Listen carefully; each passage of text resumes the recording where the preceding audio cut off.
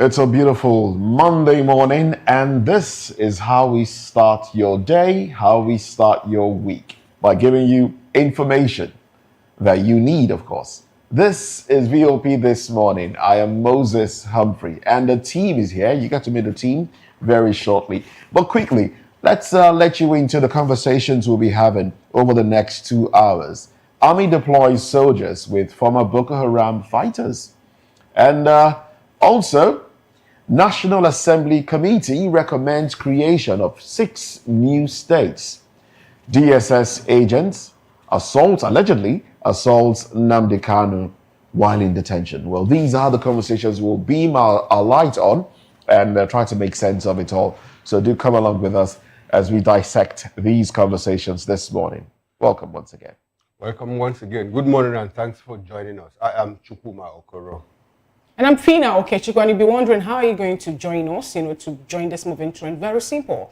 On YouTube, we are at Voice of the People TV, and on all the social media platforms, we are at VOP TV Live. We also have a website, www.vop.ng. There you have fresh and trending news.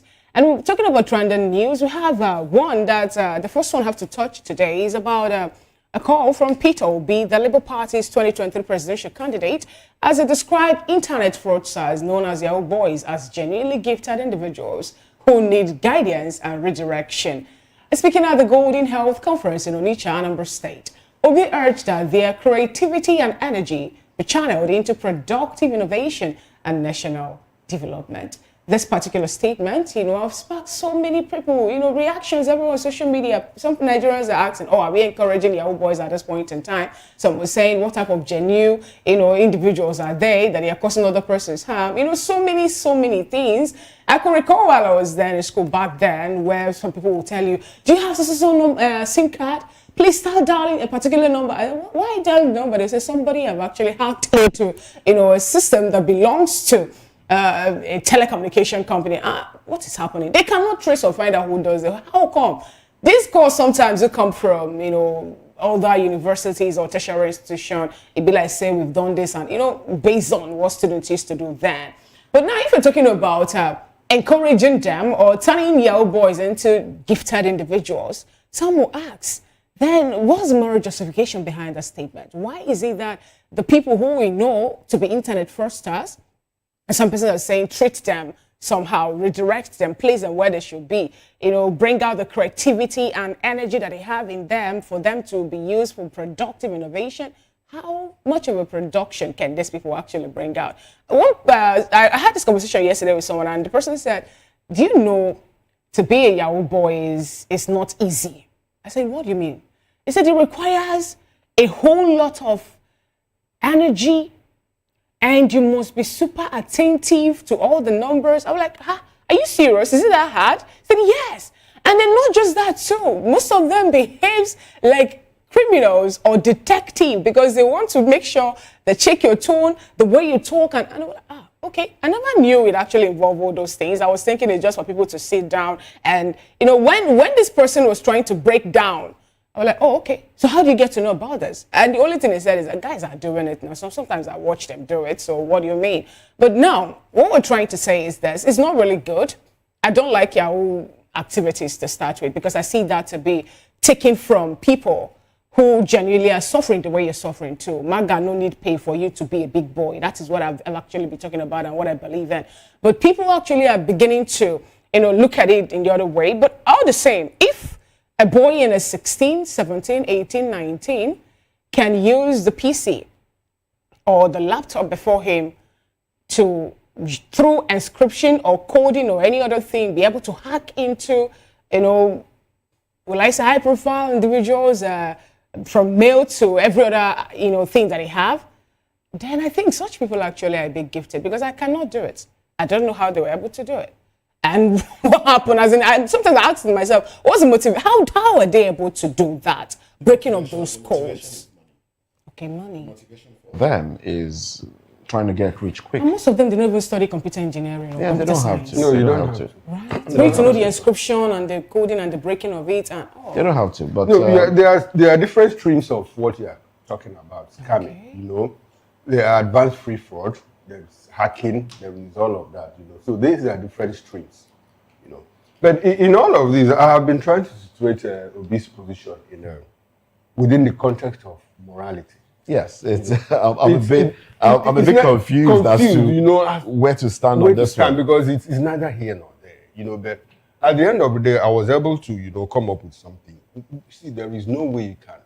This sounds more like encouraging criminality, you know, because if you have creative energies, I don't believe that there's anything called. I don't believe in evil geniuses. If you are an evil genius, you are evil. You are evil. I mean, because we have. A genius is someone who excels exceedingly, you know, at something. So if your own genius is evil genius, then you're a bad person. On negative side, then you're a bad. You know, so, and we have reached a stage where we harness our creativity in the service of evil, in the service of madness. There is no way, personally, I can explain that within the concept of, and the context of morality in society. You know, no matter how, if you are so gifted, well, then why don't you build a site? If you are hacking, if you are so gifted in that, why don't you build a site? Exactly. I mean, somebody woke up one day and did what we call YouTube today. Somebody woke up and something that is Yahoo Mail, Facebook, do all of those things. WhatsApp. So why don't you do it in such a way that it becomes more creative and contribute meaningful to society, rather than you do something and police is chasing you, security agencies are chasing you, and all of that. So, but it speaks larger to the problem in society. Yeah. Because if you had opportunities, you know, if you had opportunities in terms of technology, in terms of an IT hub, you know, if you had our own Silicon Valley, this would be the appropriate place, you know, to channel these creative energies to. But we don't have all of that. So in that, and they said that the adult mind is the devil's workshop, you know. So if it gets to a point where you cannot contribute creatively to society, then you use it negatively. It speaks to the rot in society in terms of economics, you know, in terms of development, in terms of growth. So that is where I place it. I disagree clearly with Peter Obi on this, you know. What I would rather do is let us emphasize being creative, positive. You know, if you think that you can, because at the end of the day, this thing harms somebody. Exactly. It harms a lot of people. People's earnings are taken away. Yeah. Money that they have earned all their life is taken away in one fell swoop. Okay. Fida, there's a song. You said something that just reminded me of a movie. No, a song rather. Maga No Need Pay. I think that was a song done by some Nigerian artist, Cobams, and a few others, MI in there, at a time when advanced fee fraud was really a menace in our society. So they did that song to dissuade people. But has it dissuaded people? I don't think so. In fact, we have more young people, you know, going into it. There's now a school. If you go to Benin, there's a school. If you come to Lagos, there's a school where they teach Yahoo. Yes. Are you serious? There's a school. They teach them how to. How many times have they busted Indians? Chinese and Indians teaching Nigerians. So Yahoo schools. Oh, that's so now bad. about evil genius. Also, there's this animation, this animated movie, Despicable Me. I don't know if you've ever seen it. Yeah. He's an evil genius, but you know, he got in touch with his soft side when he discovered he had daughters, and you know, they made him softer. So he did good with his evil mind. But talking seriously now, I will try to make sense of what Peter Obi has said and be on, you know, both sides of it really. On this other side, it's we should be careful with statements like that, really, because if care is not taken, it will be perceived as encouraging crime. In fact, not just perception, it will be encouraging crime, because more people that feel like, okay, they want to be noticed will go into crime, do it in a scale that they will be noticed so they can get employment. You know, and I'm sure we don't want that. There are a lot of young people, there are lots of young Nigerians who are doing great things. There are some Nigerians, off the cuff right now, I I just missed the name. I think it's Joel or something. One young Nigerian in the north who started building cars.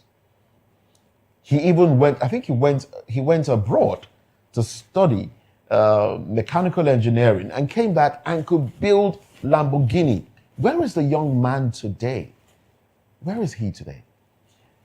Many years back, I came in contact with a man, I won't call him a young man, but you know, he is quite advanced in age, who built a very rugged car with scrap. Sunny Autos, yes, I remember Sunny Autos. Back in the day, this is more than 12, 13 years now. You know, he built the car, he drove it around Obalinde and the rest, drove it for, you know, for quite a long time with scrap, things found here. Now we have people like that we can encourage. If we start encouraging people like that, we will now, you know, encourage people to start doing good. So rather than just say, oh, if you hack into, I mean, hacking is different from fraud. You can hack into a security website or hack into the DSS to get information, and you are caught. You can now be arrested and then be convinced to work for the DSS or whatever. That is different from going out there, with an intention to defraud and you are caught. No. If you go out there, why would someone hack into a DSS website?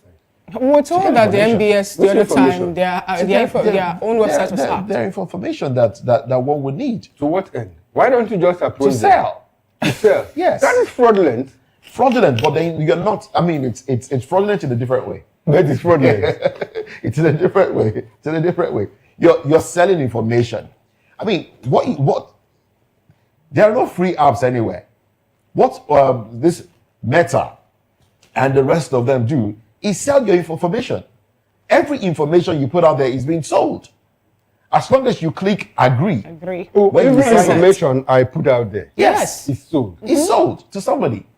You don't know. Even the encrypted one, even the one that was end-to-end encryption. It's different from. So why will you go extra mile, to look for information that DSS didn't put out? Certain information are, of course, might be interested in it's not it. out It could be there, classified. it's more expensive. They could impact national classified. security. So why would Of course, sell? yes. So now you will arrest those people. Okay.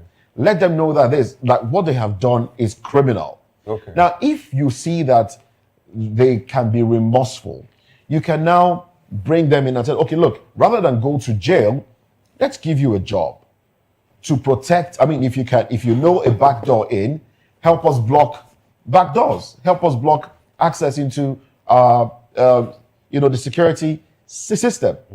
That way, he's now. You see yourself. You're struggling. You're struggling. No, I'm not. You're struggling very hard to explain away. I'm not struggling. You're struggling very hard to explain away. I'm trying to make you understand my point. No, you don't want to understand my point. struggling very hard to. You don't want to understand my point. Fraud is fraud. I know. I've said it before. Okay. Fraud is fraud. It's crime is a crime. But like I said, I'm no one say anything about genius, evil genius on both sides and help Nnamdi Kanu. I beg your pardon. Peter Obi. Peter Obi. Explain what he probably meant to explain. Okay, what he meant to say. What he probably meant to say. It's okay. I'm trying to help him explain. It's okay. So, but anyway, we shouldn't encourage crime. We should rather encourage creativity, because we do have a lot of young people who are doing great things. Positive creativity. Positive creativity, yeah. Positive, negative. We should encourage creativity. Anyway, let's move away from that. The African Democratic Congress, ADC, has called on the Independent National Electoral Commission, INEC, to take immediate criminal gestures action against Anambra State Governor Charles Soludo over his alleged cash for votes pledge. Well, Soludo announced that his party, the All Progressives Grand Alliance, APGA, will reward wards that win the upcoming November 8 governorship election with 1 million naira, while the top three performing wards will receive 5 million naira, 2 million naira, and 1 million naira respectively. Well, this has also generated a lot of controversy. There was a particular TV station yesterday that devoted close to 1 hour discussing this, and they were going back and forth. Some were for, somewhere against. And I just listened in. I was listening and I was like, how do you explain this? Cash for votes, inducement. Is it vote buying or what? And personally, I came up with the conclusion that this is clearly vote buying because I had to turn it 360 degrees. Anywhere I face, I see vote buying. Anywhere I turn, I see vote buying. That's your conclusion? Personally. Okay. Personally. Wait, some official of ABGA has said this is not vote buying. According to him, this will discourage voter apathy. Do you expect people in ABGA to say that this is vote buying? Do you think this can discourage voter apathy? Do you think people... Now, he alluded to a story of a woman who was actually given money to vote in the last election. But she refused. She refused, yes. She refused. She turned it down. Okay. And she voted for another party. Okay. Now, that should be a symbol. That should be a symbol. It probably is a one-off. Probably is a one-off. How often does that happen? You know, because what Chukwuma is trying to do is, look, to come from the back door and encourage people to go and vote. If there wasn't a cash reward to it, it would be a different thing. But this is clearly vote buying. Because, like I said, I turned it 360. Anywhere I look at, anywhere I turn it, what I see is inducement. Certainly inducing people, you know, you have to go and vote.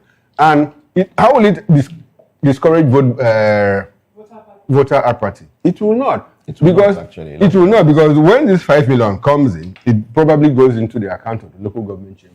Are you going to spread it into the local government itself? How are you going to spread it to get to the people?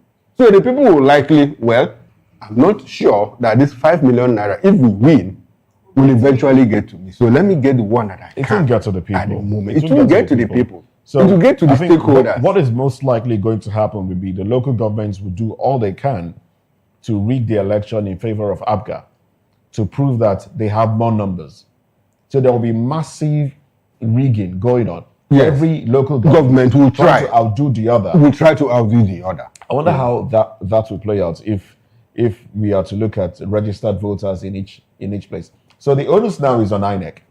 It's on INEC. Yeah. And the onus of proof now is shifted to INEC. You know, that's the new thing now, you know, about electoral malpractice and vote defense and all of that. But you know one thing, what this will do is also, I just pray that this thing, you know, that Chukwuma Soludo didn't put himself into a bind. Because somebody might just wake up one day after the election, go to court, defend it, say, look, there was evidence of vote buying before, during, and after the election. And it will become a very serious. Since when has evidence presented in court? It depends on who is presenting it. Okay. It depends on who is taking it to court. It depends on who is behind it. Well, you know, you just say something about a way for him actually to still exonerate himself from the whole thing, even if it's to get to the court. Which is? Did you see me give money to you? No, the money actually was made available to your local government for further development. No, but he made a promise. And he sent the money to the development for further development, to the local government for further development. After vote buying. It was not given to individuals. It was used as an encouragement package, a palliative for the local government actually to shine bright. You know, you see, we are discussing this as laymen. If you call like 3-4 lawyers, now they will give this to different interpretations. But like I said, I just hope that he didn't put himself into a hole, you know, that could be his undoing after the election. I've asked this question before. Let me ask again, and it's really rhetorical. It's for you now. It's for you to answer, not necessarily for my colleagues here. What is the difference between the monies that Governor Soludo has promised to give the local governments? What is the difference between that and what the Lagos state government promised? 20 million for local governments with the highest registered voters. Is there really a difference in that regard? Isn't that some sort of inducement also? Will that encourage people in the local government to go register? If people in the local government register, are they certain that they will get that money? Because it is still the local government that will get the 20 million that the Lagos state government promised. So how does it get to the people? So we're asking the same questions. Lagos, Anambra, it's basically, well, let me leave you to Because you decide. wanted to tie yourself now by Let me leave you to decide. Let me answer as a spectator, not as a colleague on this show. I think there's a very big difference. One is inducement to go and vote. Which one? Okay. The Anambra case is Anambra inducement. Is to go and vote. That is clearly vote buying. Okay, and the other This one what? is inducement to go and register. You are not buying any votes. You're inducing the local government to register who? To go and register. The local government?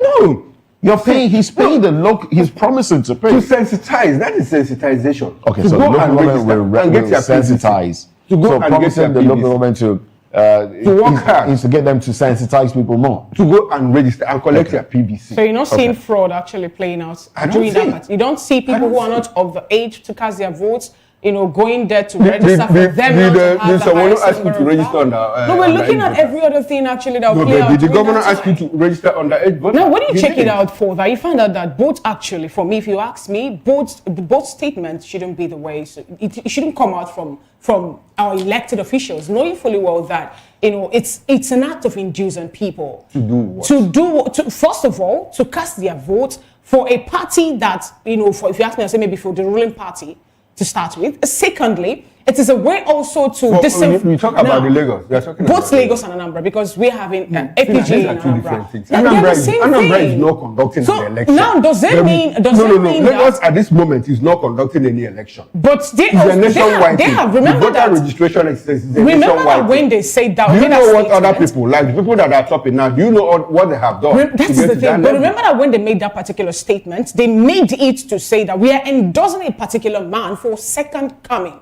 They endorsed an individual before making that statement. What is wrong in that? It Everybody is still the endorsing their same. candidates. Everyone actually is still looking at the big pie. Everybody, But that all has political nothing to do parties with vote are buying. looking at the Lagos same said it's pie. not conducting any elections. Some persons will still tell you that is actually a way to encourage people, especially those in Anambra, who have actually started not to come out to cast their vote because of one or two things. I'm talking about people who are having issues of voter apathy, for them to say, okay, fine, I'm interested in coming out to cast my vote at this point in time, at least for this benefit to get to my local government. But now the thing there is this particular statement we're trying to extray this morning speaks volume to what our political elected officials have reduced us to, you and I. You watching me and I doing the talking or speaking at this point in time. Because if they have actually done the needful by making INEC to be independent the way they should be, if they had made every other electoral activities that we have actually to be the way it should be, we wouldn't be going through this back and forth. If, for example, we decided to go through to use the Reform Act and all the other things made available by Justice Wise, then believe me, today we'll not be having this particular discussion of trying to induce a political a local government or trying to award the local government to the highest voter and everything. I think they should have actually looked deep down to make sure that Nigerians will find a way on their own. And the only way we can get this is for us to see that INEC is independent. And INEC actually, when they promise us they're going to give us a credible election, will bring it out. Because in one breath, people are actually tilting towards what they made a statement they made here in Lagos, because they believe that, okay, fine, let me go there. Let me find a way to make sure that without, whether it is good or bad, my local government actually will take the 20 million. And that is going to lead to so many frauds, which you and I might not really be aware of. So it's not a clash of the titans at this point in time, but Nigerians should have their strong and trust again with INEC. And INEC own Nigeria. That I'm happy to have new INEC chairman, the person from Mopiton. And I believe he promised us is going to look into what happened. Let BVAS and IREV work. Then I think we won't be going back and forth on the issue of election and voter party and everything. All right. So let's not go back and forth. Let's get straight to the papers right now. Let's take a minute, and when we come back, we'll be looking at headlines from the dailies this morning.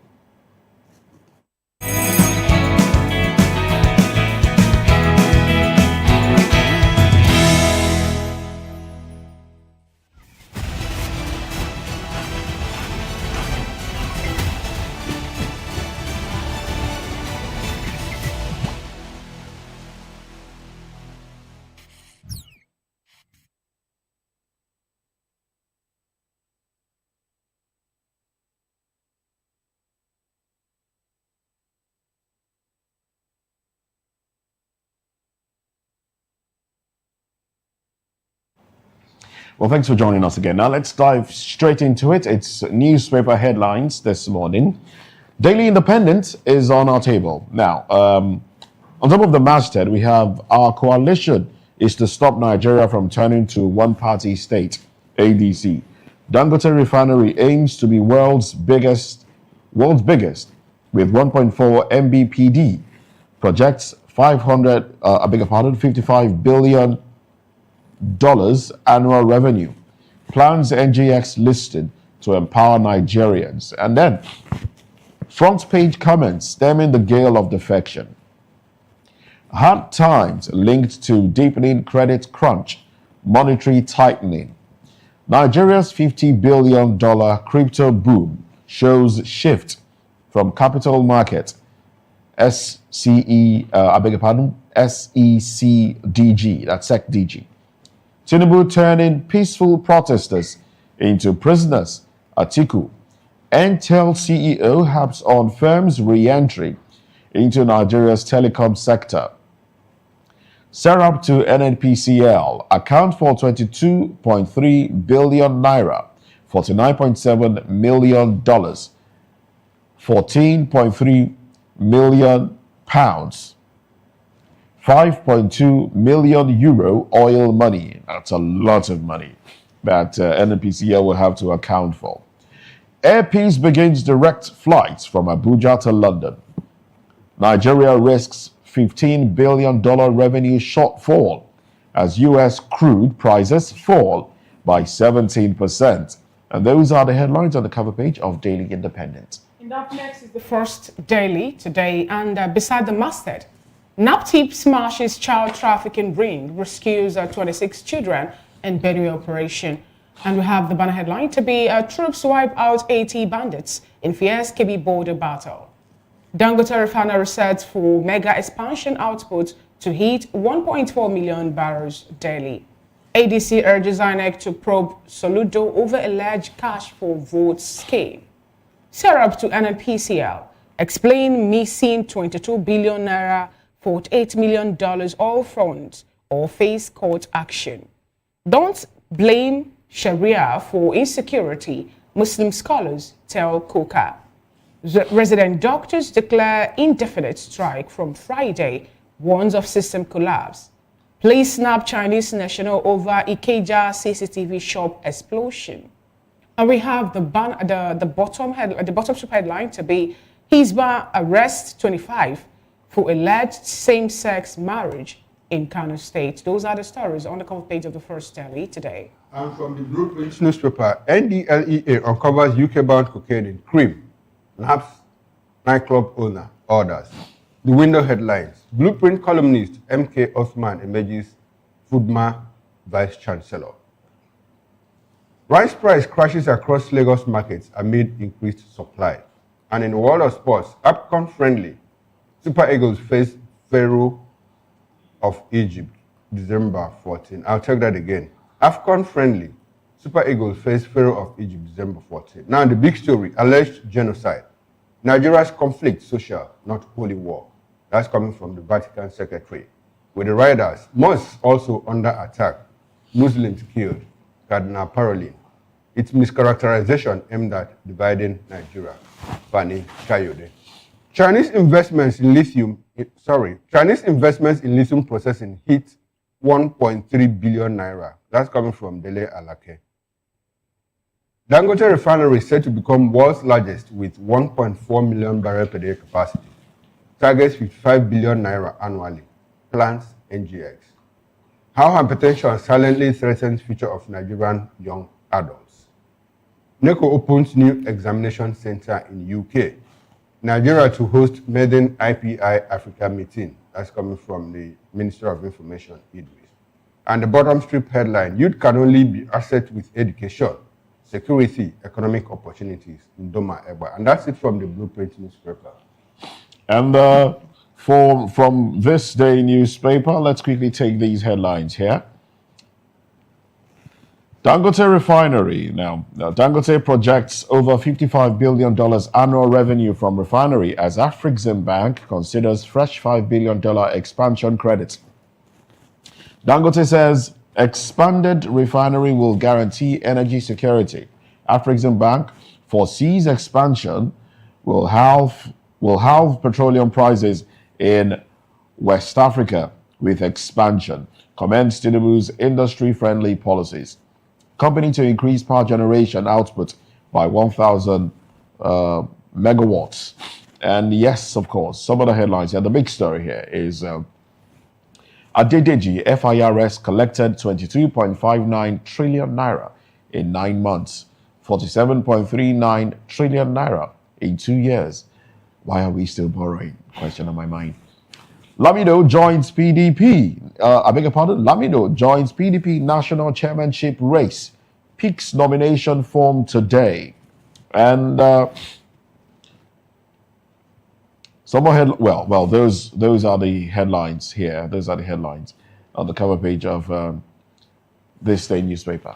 All right, and the Nigerian Tribune, we have the winning headlines to be how states waste billions on unavailable airport. Only 3 out of 30 airports profitable. That's coming from FAN. States can leverage aviation business to boost trade, according to experts. Ekiti 2026, 886 delegates to affirm Oyebanji as APC consensus candidate today. We have the banner headline to be Dangote Refinery aims to be world largest in 3 years. Plans to expand production from 650,000 to 1.1 million barrels per day to be listed on Nigerian Stock Exchange in 2026. Lagos government violated court order, demolished 100 properties in Oworoshoki. That's coming from Falano. Police deny attacking residents during demolition. NDLEA raids Lagos nightclub over drug party, arrests over 100 suspects. Resident doctor to begin indefinite strike November 1. PDP convention, Southwest leaders, zone secretary to Oyo, auditor to Ogun. Ekiti Ondo to produce deputy organizer secretary. Makinde meets BOT members. Southeast lawmakers threaten to boycott convention. Sule Lamido's loyalists vow to resist to CRIES emerges as PDP chairman. And those are the stories on the cover page of Nigerian Tribune. And those are the headlines on newspaper headlines. Join us again at 10 for newspaper review where we go deeper into those headlines. But in the meantime, let's get to our first conversation today. Army deploys soldiers with former Boko Haram fighters. Let's x-ray this when we come back. Join us again.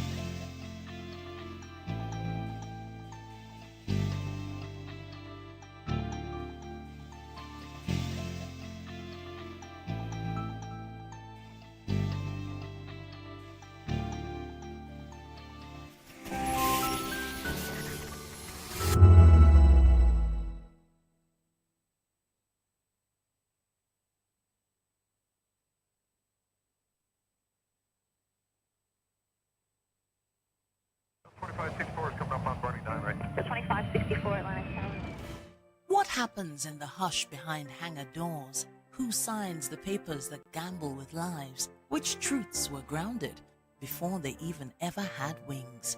If you've ever buckled a seatbelt at 30,000 feet, if you've ever stared out of that tiny window and wondered who's really in control of the skies, it isn't just flight, it's power, it's politics, it's pressure sealed in steel. We're peeling back the clouds from runway risks to sky-high secrets. We're diving deep where most dare not to look. Aviation Scope.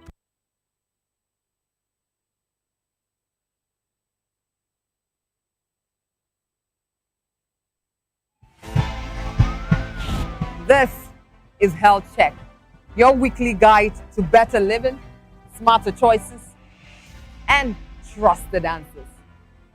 From everyday wellness to urgent health issues, we've got you covered.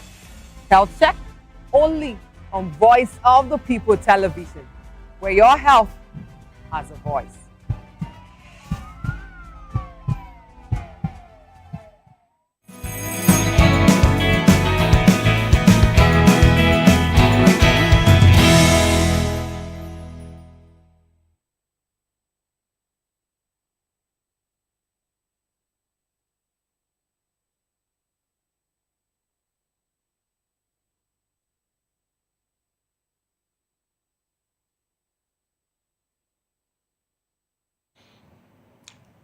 Well, thank you very much for joining us again. Now, Nigerian soldiers are expressing concern and anger over the army's decision to deploy them alongside former Boko Haram terrorists who have surrendered and then reintegrated into the military. The soldiers feel that this policy puts their lives at risk and creates distrust within the ranks. Some of the ex-terrorists have reportedly fled with weapons and motorcycles supplied by the government, further fueling the soldiers' concerns. Soldiers are worried that the former terrorists might still be loyal to Boko Haram and could potentially harm them or provide sensitive information to the enemy. There have been instances where ex-terrorists have escaped with government-supplied arms and equipment, which could be used to commit further crimes or aid terrorist activities. The government aims to reintegrate former terrorists into society and use their knowledge to help combat the insurgency.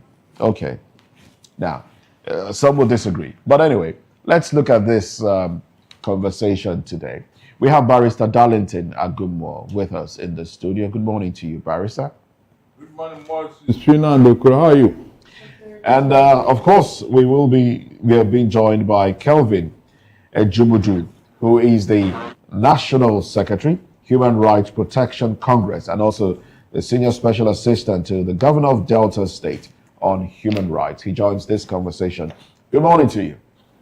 Good morning, sir. Thank you for having me, and good morning, viewers. All right, then. Now, let me start off with you now. Nigerians have complained largely about repentance, and I use that very loosely. I'm putting it in quote now. Repentant terrorists who have been de-radicalized and reintegrated into the system and having them, into the society and the army. Now, remember one time the NSA, Nuhu Ribadu, complained about sabotage within the ranks of the military, how some military officials steal weapons and supply terrorists. But now, government seems to be going deeper into that ideology that we could beef up the ranks of the military by bringing in these repentant terrorists. Help us with a possible ideology of how this can work. What is the mind behind the possibility or the workability of this action? Is this going to be, or wouldn't this be detrimental to the fight against terrorism in Nigeria? What are your thoughts, really? Personally, I think this is uncalled for. It is the wrong approach in terms of how intense Nigerian security architecture is at the moment. A leopard, they say, never changes the spot. A baby leopard is still a leopard, and it carries the spot that the adult leopard carries on their body. Having said that, it is disheartening and worrisome to see that our government have started to incorporate this repentant so-called bandit into our security architecture. The best thing you could do is to have them give you a template of their operational activities, who are their leaders, who are their suppliers of funds and ammunitions, how do they travel weaponry from one section or one region to another region, and act upon this. But putting them into the military to work side by side is dangerous and disastrous.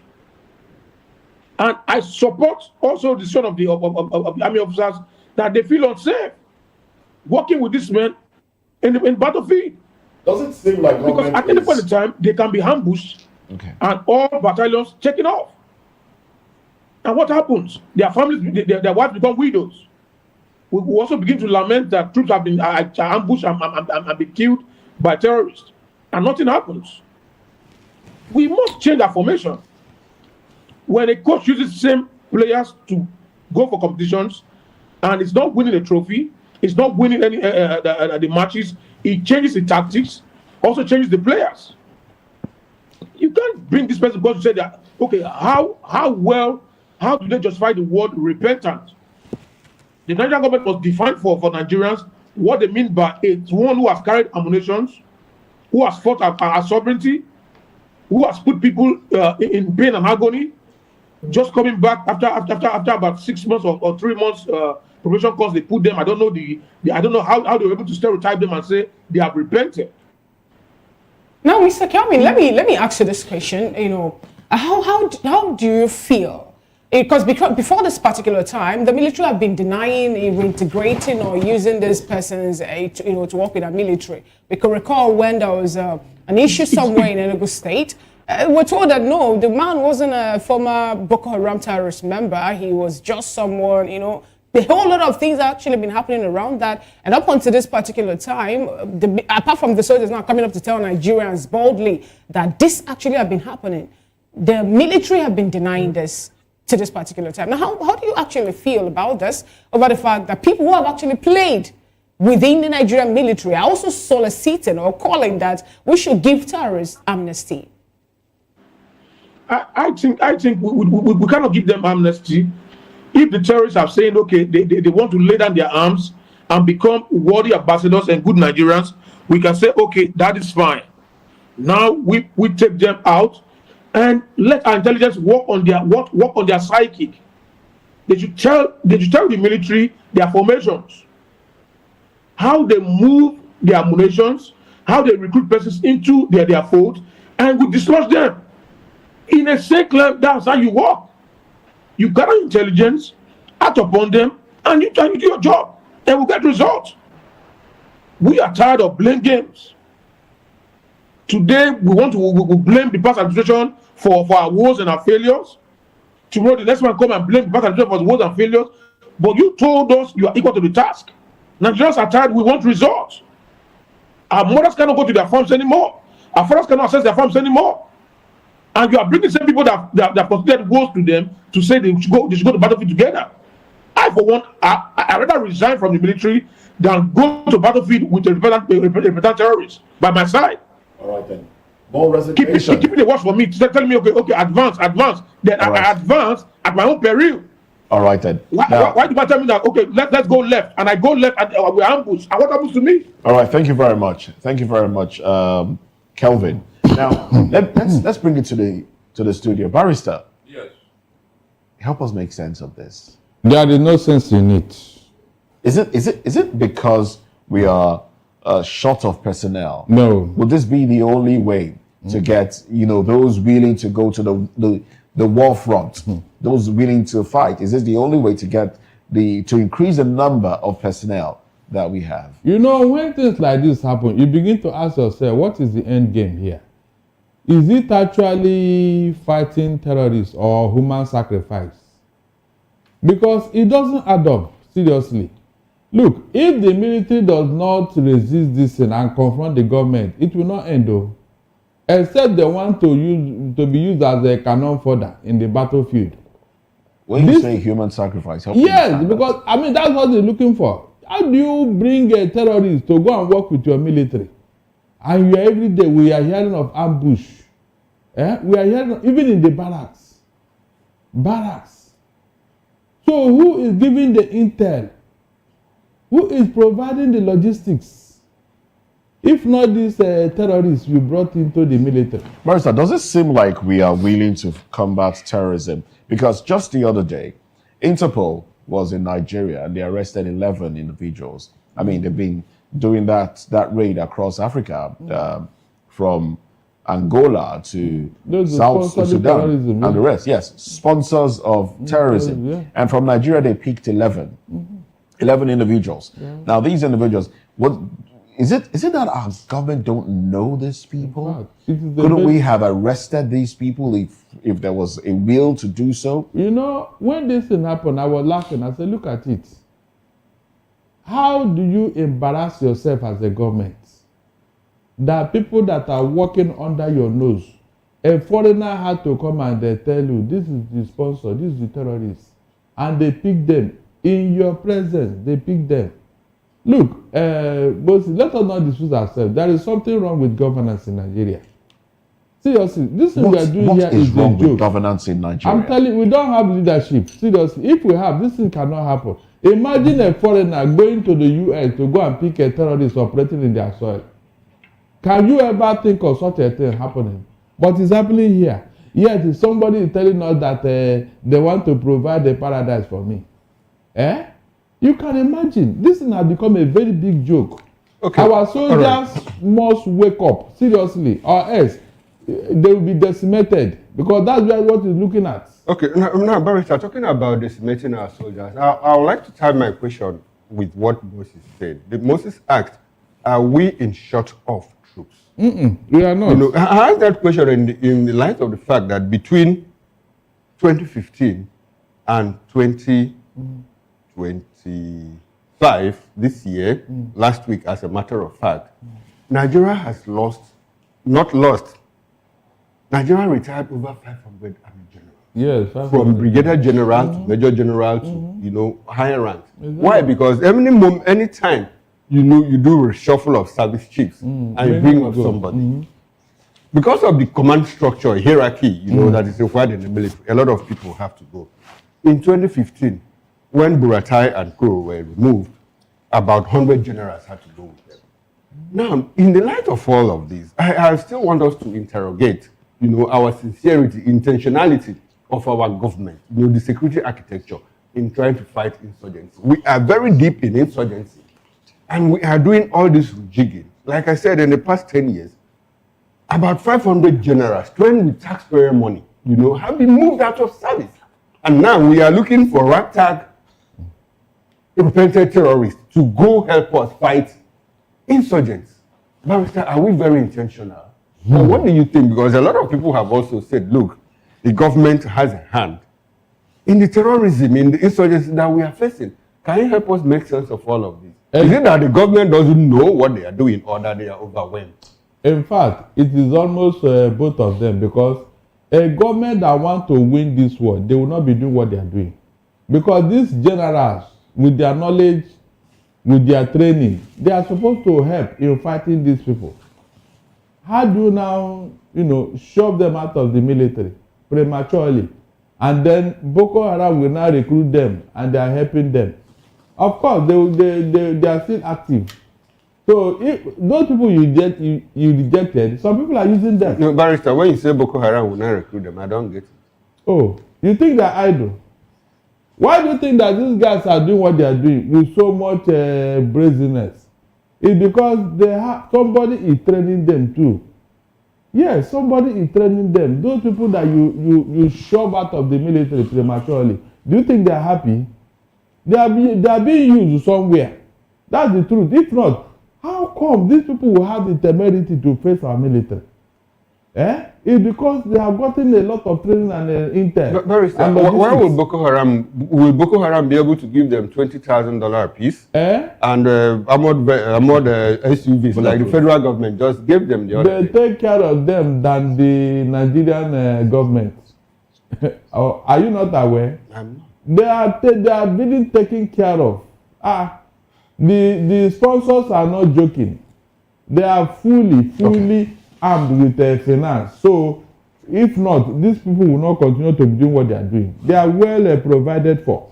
Okay. It's on record. They are provided for. All right. So don't deceive yourself. Let me go back to Kelvin now. Kelvin, now we know that there's been some reports of insecurity, people being killed around the nation, everywhere. In fact, it's basically every part of the nation.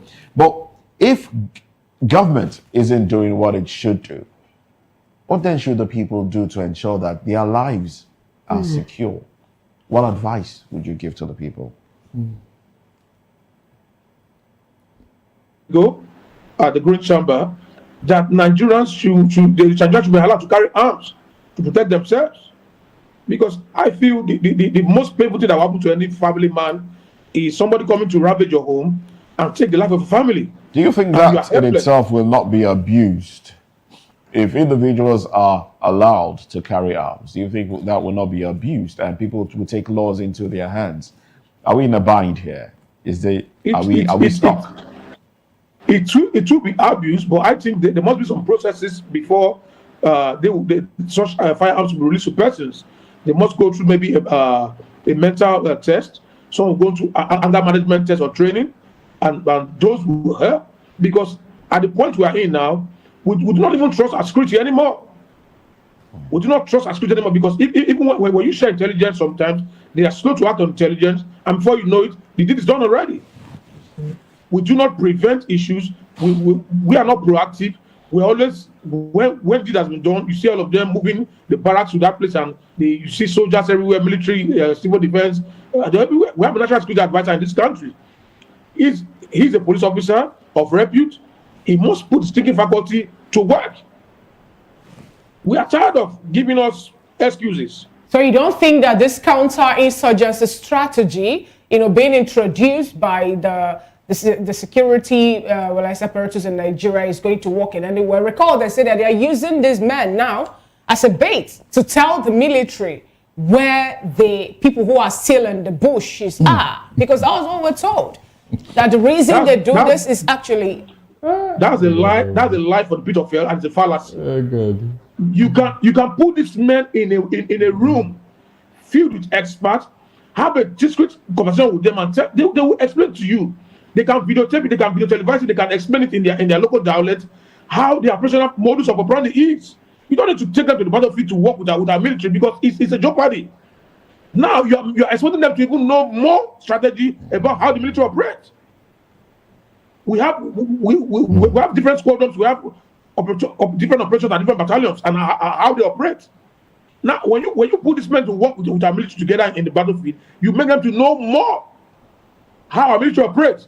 And when they escape tomorrow, they go and tell their colleagues that, okay, this information the military have adopted now. What is wrong if we use drones? Rather than using this man to tell us the bush they are, we employ drones to lock them into the forest. And your ground intelligence will tell you, okay, when your intelligence gives you a location that this is where they are, your ground intelligence will not move further.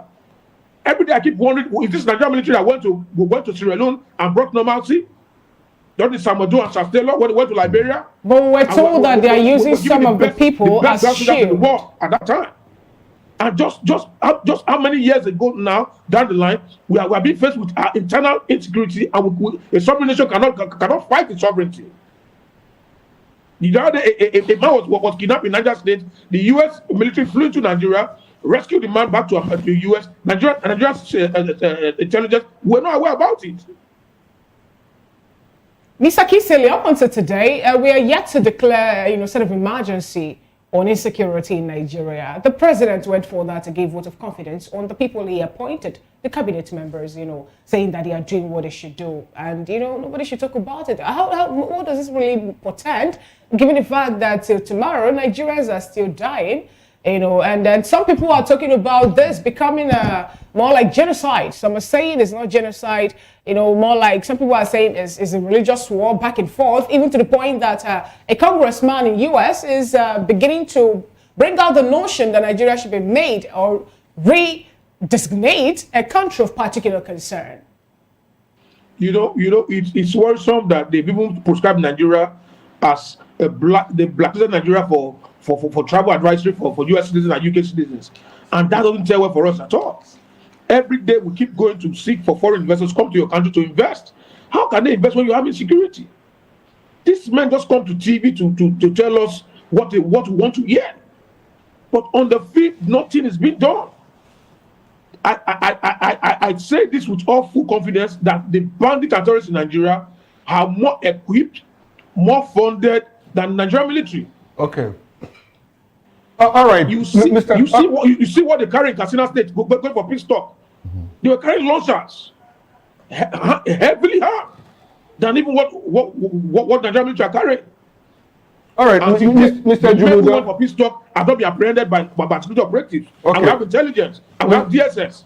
Mr. Ejumudo, if you say that we have these insurgents, the terrorists and bandits, that they are more equipped, than the Nigerian military, and we have some of them that are repentant, some of them that have repented, and now are on the other side.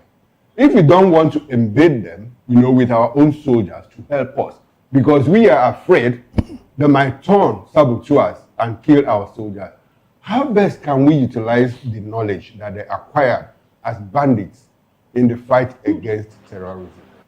Good. The first thing first is, first of all, change their mindset. Because the first call of service, when they are inducted into a terrorist camp, they tell them that Aram means, what is forbidden. They tell them that the Western knowledge and culture is forbidden. They tell them Christianity is forbidden. They tell them anything Western is forbidden. Hence the word comes Boko Haram. Haram means something that's forbidden. Now, in all of this, how do you change a man's orientation? Is work on his cognitive. Put them through series of, let's say, weekly training, monthly training, yearly training, and retraining. And when they are done with this training, the next thing, you put this man in an office and let them just be doing a reportage for you. I'm telling you, at this point, every September, they gather in Borno, for example, to attack. You say, okay, the intelligence to take a record of that. They say, okay, at every Friday, this is where they gather. The man that brings arms from Jigawa or Nasarawa, it comes in through Duse. The man that brings also food for them comes in through Mubi. And when you get all of this, you act on it. You don't need to take this man to the battlefield without security attached to it. It's disastrous, it's dangerous, it's a national threat. If you trust how do we trust the information they give as being enough, and providing security for our people? If we can't use them in the battlefield and we keep them in offices and provide this information, how trustworthy are those information? Intelligence is a two-way traffic. Okay. I'm a security expert. When you get intelligence, you run through it. While you run through it, you checkmate the intelligence they're giving to you. You're not going to just go there on Sunday and just attack. No.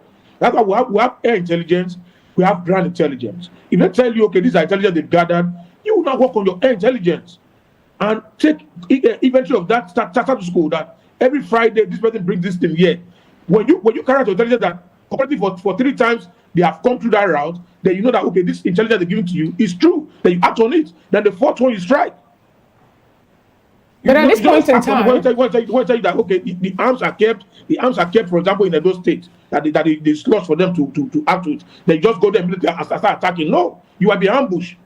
You do your air intelligence and your ground intelligence and also work with locals. Mr. Calvin, at this point, we don't really have one single, terrorist group to start with, because you just talked about Boko Haram. Then what about the Lakurawa, what about the Mahmuda, and every other one that we know now, more like is in Nigeria as a safe haven? And how are we going to be able to do this? Recall that from the mouths of some governors in Nigeria, we're told that they are not even Nigerians, they are foreigners. For example, in Benue State, the governor there, Alea Hyson, said that some of the persons that they caught during interrogation, they found that they're not even Nigerians. And also, the CDS also made a statement to that direction. So how do you think we'll be able to, end this whole issue of insecurity once and for all? Because we learned, like the likes of Tarjo Bello is from Niger, he's a Nigerian.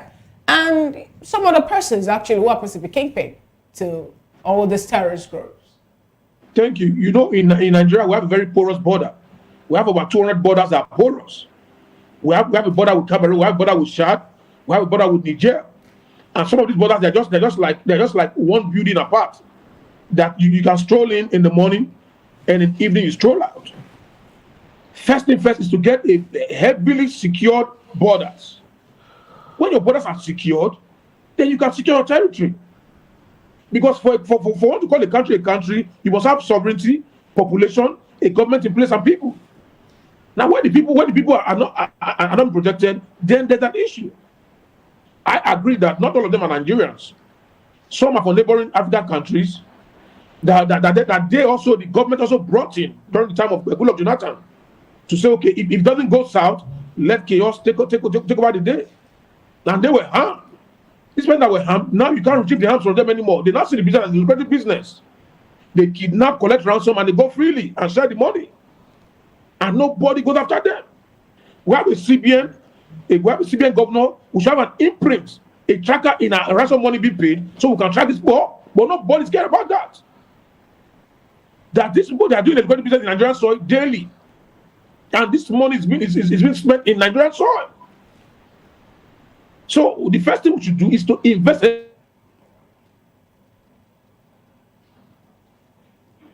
All right, we think we're having a network glitch there, so we'll bring it back to the studio. Okay, if you can hear me, let's get your thoughts. Continue with a line of thoughts, Mr. Kevin. So using modern day technology to combat crime is the best way to go. Invest heavily in drones, security drones. Have a well-structured security, and they should be well paid. Our security, our military, they have a low morale. Their morals are low. If a man dies in battlefield, what is the take-home pay? You give him 1 million naira to his family. You give him 5 million naira to his family, and that doesn't tell well. Ensure the life of our military. They don't go all out to do the job. All right then. Ensure they are well fed, they are well paid, and well catered for. You see military officers, they are approachees, and they are abandoned to suffer alone with their families. No checkup, no follow-up, no remedy. All right. Then that's what one that is treated into to fight. Ejimudu, who is National Secretary, Human Rights Protection Congress, and also the Senior Special Assistant to the Governor of Delta State on Human Rights. Thank you very much for your thoughts on this one. Barrister Darlington, what would be your final thoughts on this one? Are we going forward? Are we going backwards? We are going backwards several times, several steps backwards. Because whatever we gained before now, we have lost all of them. Seriously. Our military, I don't even know whether they are still what they used to be. All because of this policy of integration. There's no way anybody will be comfortable and happy working with somebody who was facing you in the battlefield yesterday, and now you and him are dining and wining on the same table. You will not be comfortable. There's no way. So I don't know who brought this idea. In fact, except to remove the sentiment that have gotten into this terrorism fight, it will not go away. All these people that are coming into Nigeria, on whose platform are they coming in here? If not for sentimental reason, why are they coming here? Why are they coming here? It's because of sentiment, nothing else. So rehabilitating this recapture the terror is because of sentiments. The moment you remove all these sentiments and fight this war the way it should be fought, we get the best result. But as long as we continue in this route, forget about it. Do you advocate individuals being armed? Because Senator Ned Nwoko pushed for that initially, but he asked that Nigerians be allowed to carry arms. No, it's not possible. We are not matured for it. Even America, with their level of sophistication, they are still fighting gun control. So Nigeria, I don't think so. Which kind of arm are you going to carry without abusing it? Okay. It's not possible. We are not mature for all these things. Look, let them remove sentiment. That is all. The sentiment has gotten into these fights. Yes, my tribe, my ethnicity, my religion. All these are sentiments that are driving this insecurity. Nothing else. All right then. Nothing else. All right then. Thank you very much, Barrister Darlington. I do hope you will be able to stay with us as we get into another conversation, because we'll be talking about the creation of states now. The National Assembly Committee has recommended the creation of 6 new states. Let's talk about this when we come back.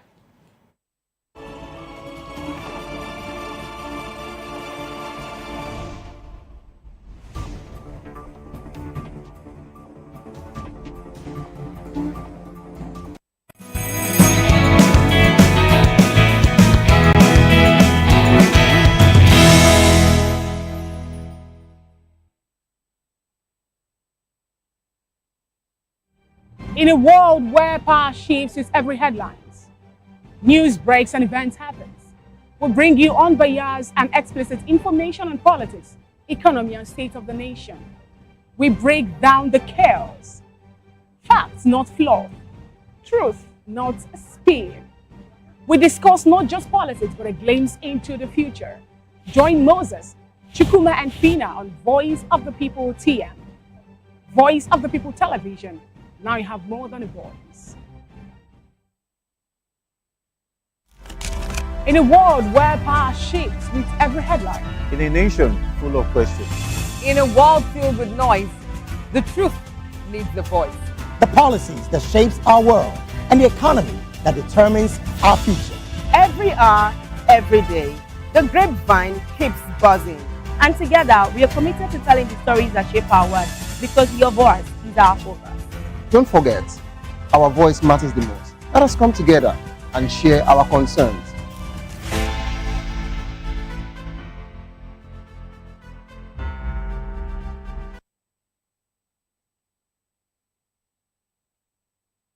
Some people's voice, where we amplify the voice of those that matters the most.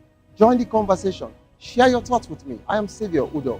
Weekdays, Monday through Friday, from 4 p.m. to 5. Don't forget, our voice matters the most. Let us come together and share our concerns. Thank you. In a world where truth is the ultimate power and opinions scream the loudest, it's time to wade through the noise. Hunger no get tribe! Hunger no get religion! And scan the human interest and trending topics that matter. Stay tuned to The Issues, your plug to the stories making the buzz, from politics to science and technology, social justice, and more. Let's tackle the tough questions and expose the truth. The Issues on Voice of the People Television. Don't just react, understand.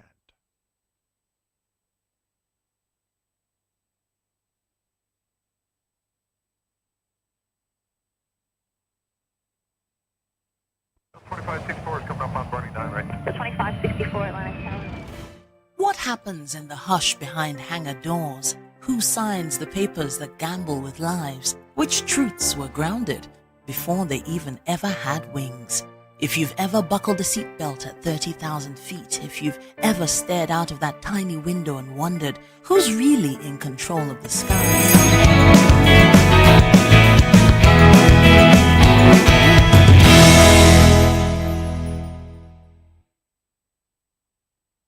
We're back as still VOP this morning. The Joint Committee of the Senate and House of Representatives on Constitutional Review has approved the creation of 6 additional states in Nigeria.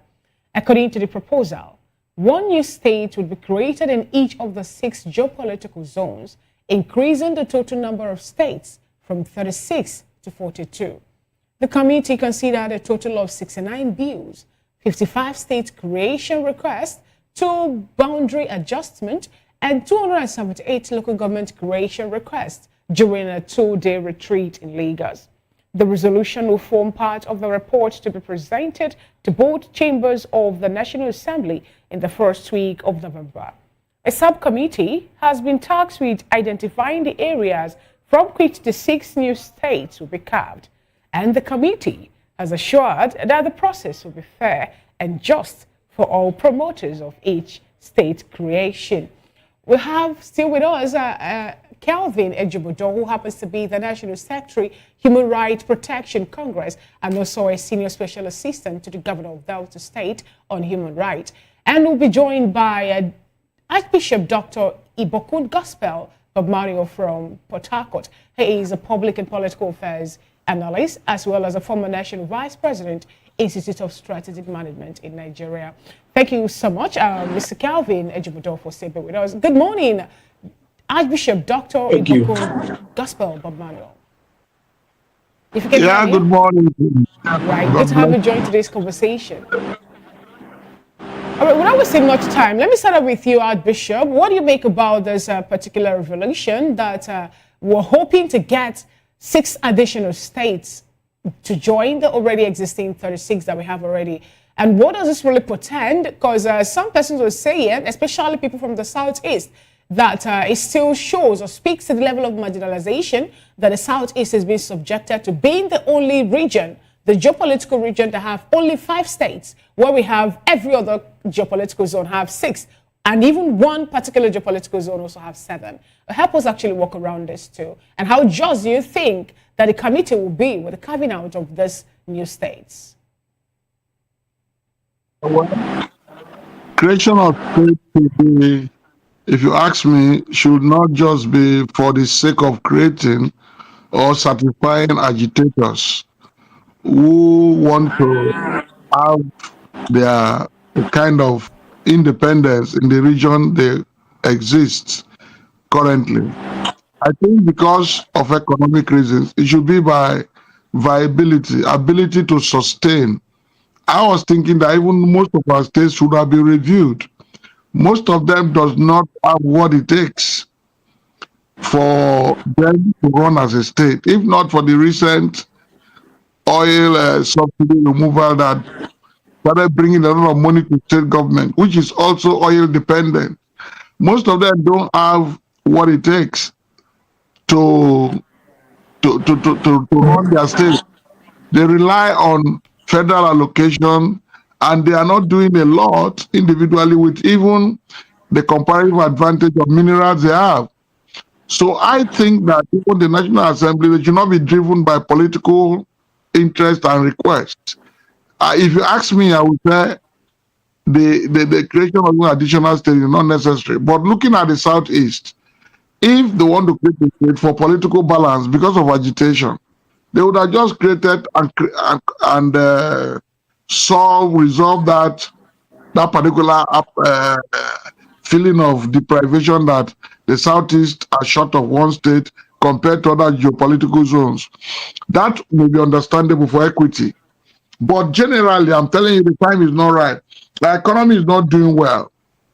You come and bring things that the federal government will take loans, and they will take loans and be running even to pay salary. So I think if we have to create state, or we have to review creation, be on viability, not just political expedience. All right. And that's going to be my position as a. Thank you so much, Archbishop. Talking about viability at this point, let me get your opinion on this. Mr. Kelvin Ejimodo, some states, in Nigeria, for example, are yet to pay the 70,000 minimum wage, saying that they don't really have enough, even with the recent increment in the FAC allocation and all that. And some persons have come up to say that instead of having more states, we should find a way to collapse it. And others are saying, no, we shouldn't collapse the ones that we have already. And then some were saying we should go for the policy of resource control, saying that that is a way to make some states now to be living up to the expectation. What do you make also of that? Do you share that line of thought? And if that actually should be the case, do you think that the federal government at this point in time, knowing that we're not really practicing true federalism, will let such actually play out?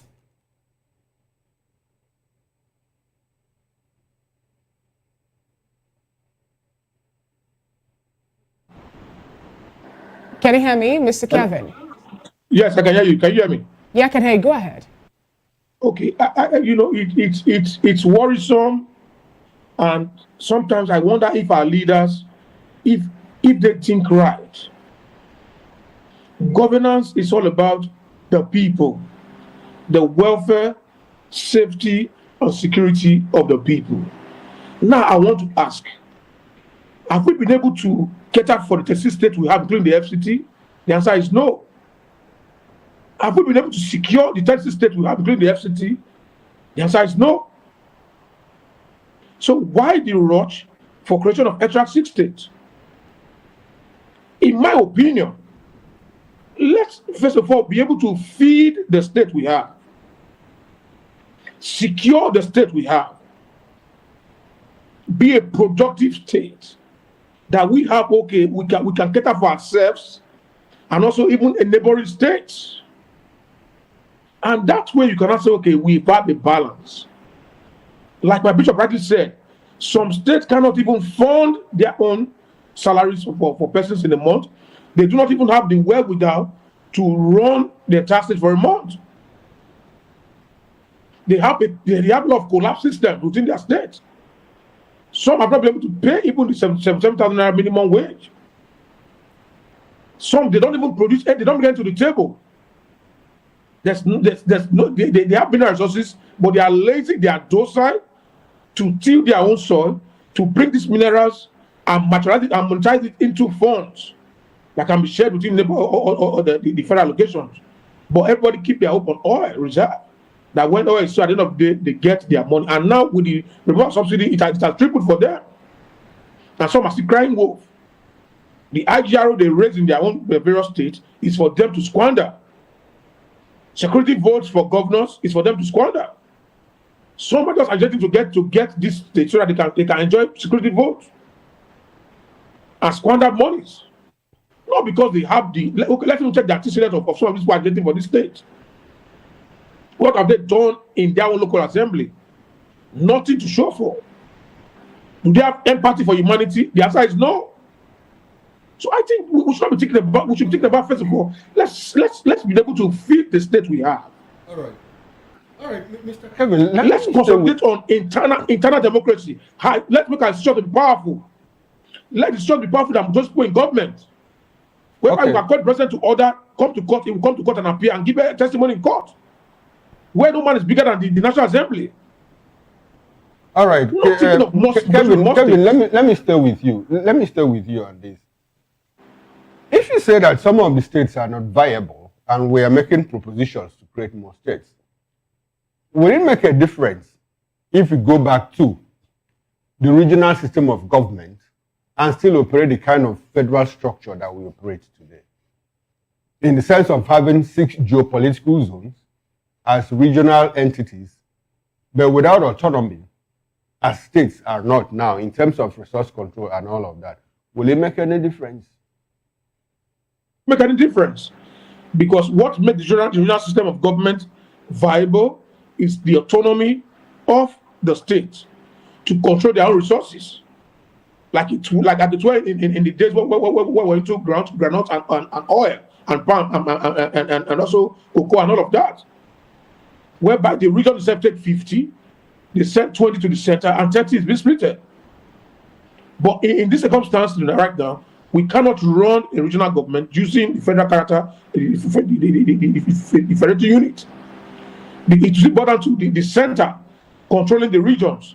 But when the rich regions are powerful to control themselves and control their resources, then it's better that way. If you are docile, you're not functional as a state, your state will go into liquidation. And it doesn't concern anybody. You don't run to the federal government for backup. Okay. We must be able to, first of all, feed the state. Now we are kind of food shortage and food insecurity. All right. Now, if you create a SRC state, how are they going to feed? Just like a man that has one wife, you're not able to feed your one wife and your 2 kids. You're moving to marry 2 more wives. How do you get to feed your one wife and your 4 kids in the house? Okay, now, so Kevin, let's go back to the proposal to create more states. If we create 6 additional states and bring it up to, that's 42 plus FCT, 43, and we go back to practicing true federalism, would that make a difference? My take, I do not want to subscribe to their proposal. What I want to see is, let's first of all consolidate on the existing state we have. Let's make something out of it. We shouldn't be thinking of creation of more states at the moment. So that proposal should be KIV, should be kept in view. Let us fix this. Let's fix what we have on ground now. Nigeria is sliding every day. And thinking of creation of more states is not the way forward. Okay. We must reunite our forces together, build on what we have, secure our boundaries, provide excess food for us to feed and export to neighboring countries. All right, then. Now we have refineries that are not working. They are not even concerned about the refineries that are not working in the country. They're thinking of more states. Okay, thank you very much, Mr. Kevin Ejimodo. Let's go back to Bishop Bob Manuel, who joined us from Port Harcourt. Now, Bishop, I want to ask you the same question I asked Kelvin, and I'd like to see how, your opinions differ. Do you think that creating more states with autonomy or going back to regionalism with the present federal system that we have, which one will it be for you? Which one will you prefer?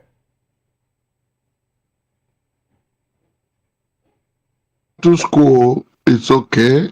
The regional government, we all had the experience. There were still pockets of agitation for the states that, or the part of the region that were oppressed. I think that led to the creation of the 12 state first by Gowon after the, and before we had the 6 states. The state creation then was as a result of expedient to be able to allow development for development purpose. And we had enough resources then. There was oil boom. And that necessitated that regime to create the first 12 states in the nation. And then the sentiment that run today in the country about ethnicity and a lot of deprivation were not like that. We are more of one country then. You know, the mantra of the Civil War, the 3 arrows, you know, was towards consolidating our unity as a nation. But now, most of the agitations that are being done are done out of personal sentiments. Like we said, when you don't have what it takes to run a state and you are requesting for that state, it means you are just looking at the federal allocation. Most of them, their states for now are not viable because they are not extracting any mineral internally to export or to bring to the Federal Reserve for the country to also have income from them or revenue. So what we are saying is that I want to be realistic. Creation of states should be for development. We know when you create states, you create institutions in the state. Right. The institutions are going to be funded, even if you are giving a take-off grant. If you look at some of the states, they are glorified local government because they run cap in hand, begging. There are no industries there. They are not having enough internal generated revenue. And it leads to more insecurity because when the people's economic rights are not massaged seriously out of production, there's always a problem. Okay, So there's always a problem. Bishop, I'd like to stay with you. I want us to talk about the economic side of it. You said that during the regional government, that is between 1960 and 1966, shortly after independence, we practiced regionalism, and there were cries for, there was agitation, cries of marginalization by certain group of people, like in some minorities. I'd like to go back to the Southeast region then, the Eastern region, where we had Dr. Michael Obara as the premier of the region at that time. Economically, he made progress, and that region was one of the fastest growing economies in the world. He was able to build 3 industrial layouts that I remember I've seen. One in Enugu, the Emene industrial layout. In Port Harcourt, he built the Transamade industrial layout. And in Cross River State, present Cross River State, there was an industrial estate, you know, the rubber estate in Calabar. How many years after the creation of those 12 states? Mind you, the creation of those 12 states was a convenience of war, you know, for Gowon, who created them, you know, to sideline the South. I don't want us to get into the war aspect of it. We're talking about the economics of it all. More than 50 years after the creation of those states, can you think of, is there any industrial layout that was created by the new government of River State in the past 50 years? Anyone that you can think of? I lived in Port Harcourt. I don't know of anyone. In the southeast, yes, there is still that Emene industrial layout.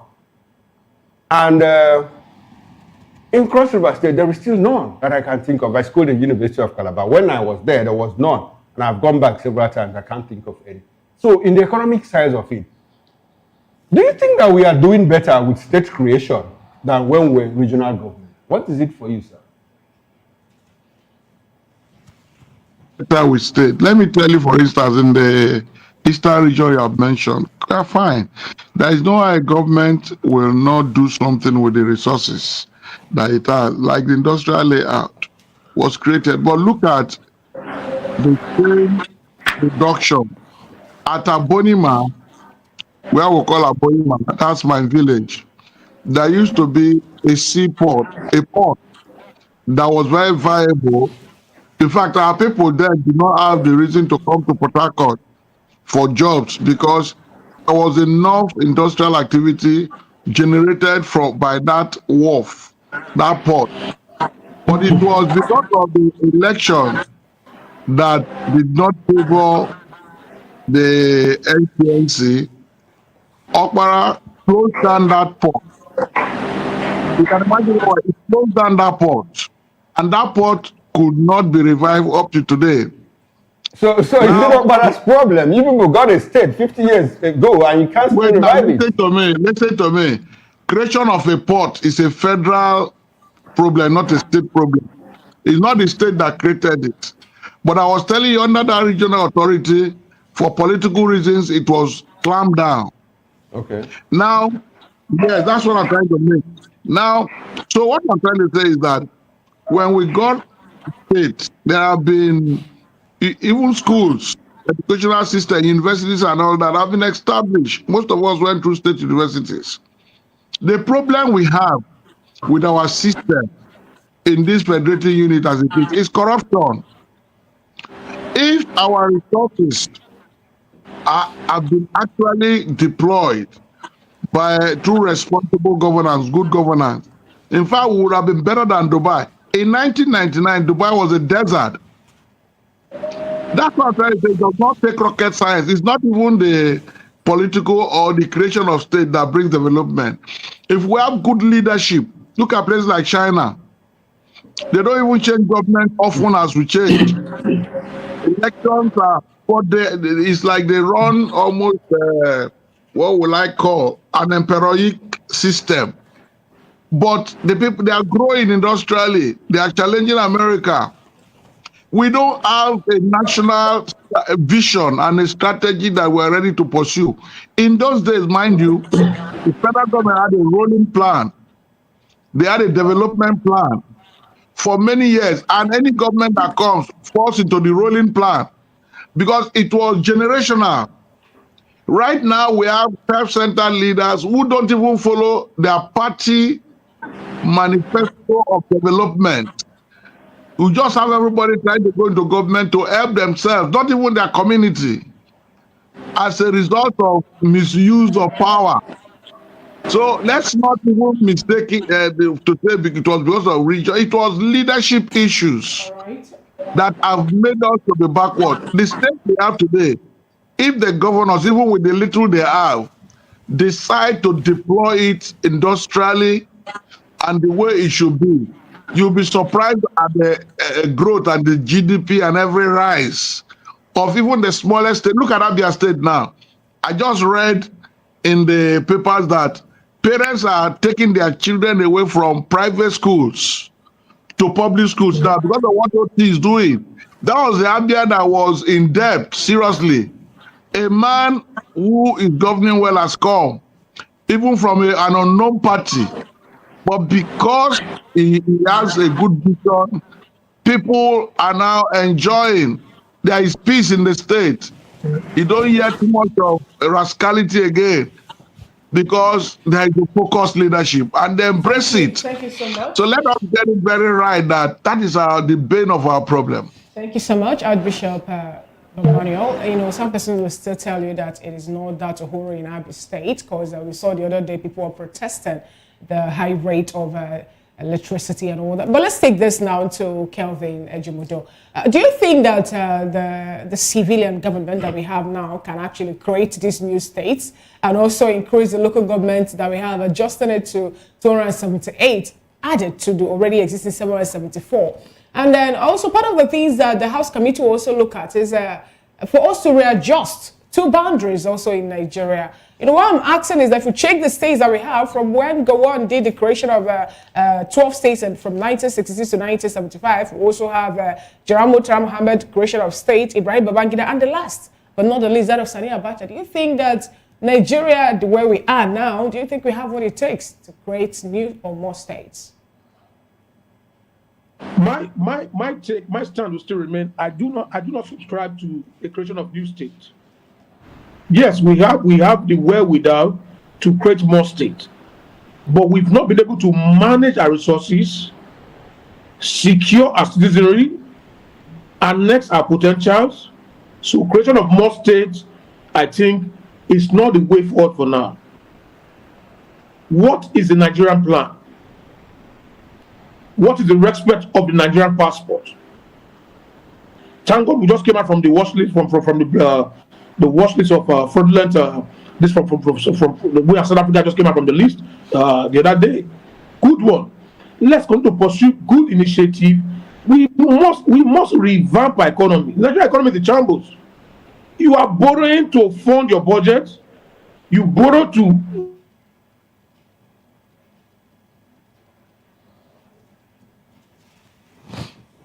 I guess we're having a network glitch there. I would sincerely believe that, if that is being rectified, you can give us your concluding thought, because that's what I wanted to ask. All right, go ahead, please. Yes, you cannot be proactive. I read that they are not accountable to the masses. A comes, squandered money. B comes and begin to blame A, that A was the one that squandered all the money, that is just trying to revamp the economy. This where we are now is not where we want to be. I can't believe that this Nigeria, that the other time Gowon was saying that we are too rich, that we don't know what we do with our money as a country. Look at Singapore.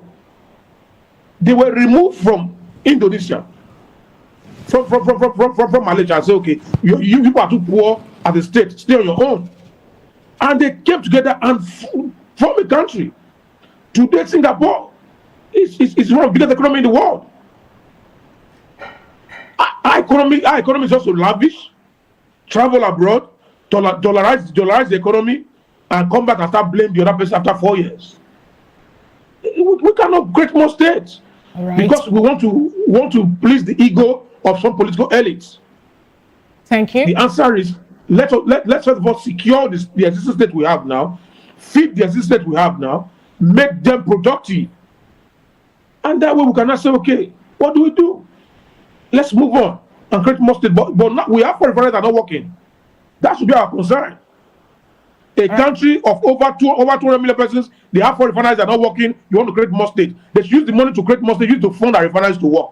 Thank you so much, Kelvin Ajibodo, for your submission. And among the people that the states that they've already created, people are individuals that are clamoring for secession. And we'll actually, encourage you guys to stay with us for the third topic of the conversation, where we'll have to look at what is happening with the indigenous people of Biafra leader Nnamdi Kanu.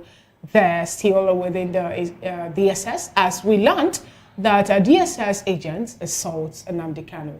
So stay with us. We'll dissect this after this break.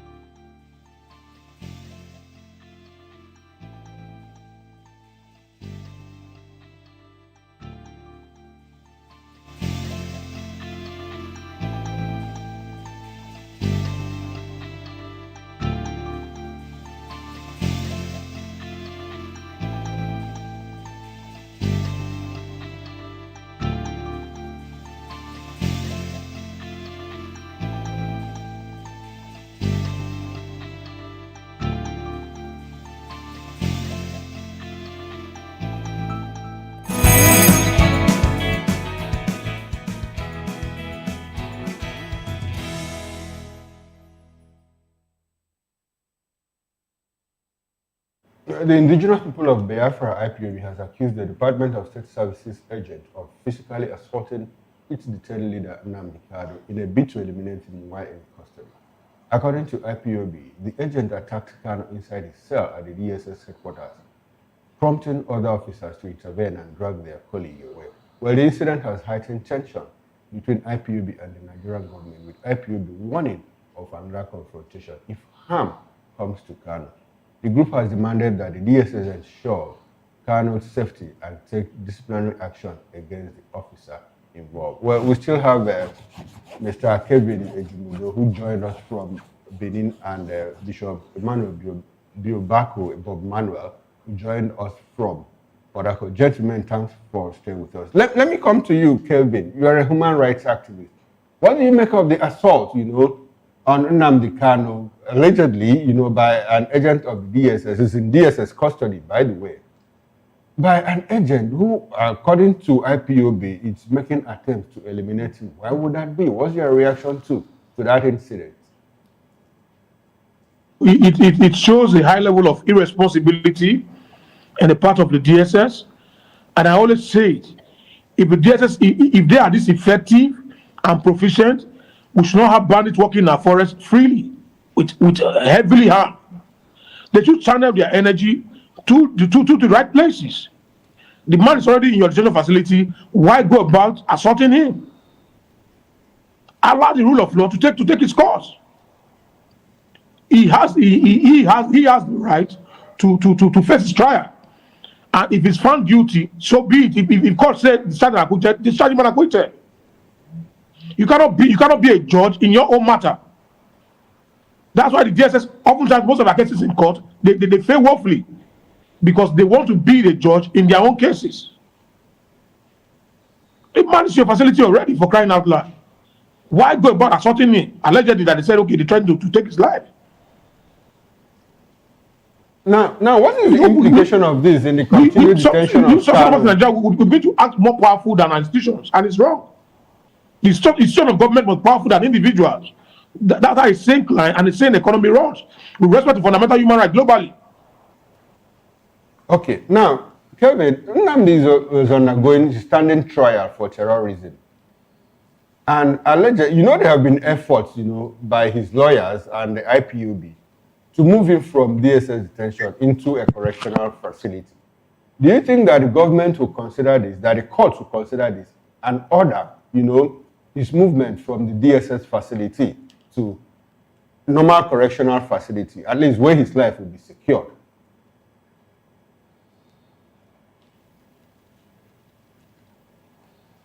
Hello, Kevin, can you hear me? Hello, Kevin, can you hear me? Okay, all right, now let's go to Bishop Bob Manuel. Bishop Bob Manuel, there's information out there that a DSS agent assaulted Nnamdi Kanu with the aim, of trying to eliminate him. What would that be? What is the need for that? Do you have an idea? Is it a state-sponsored attack or what? How will you describe all that, went between Nnamdi Kanu and the DSS agents? What will it be for you? I will not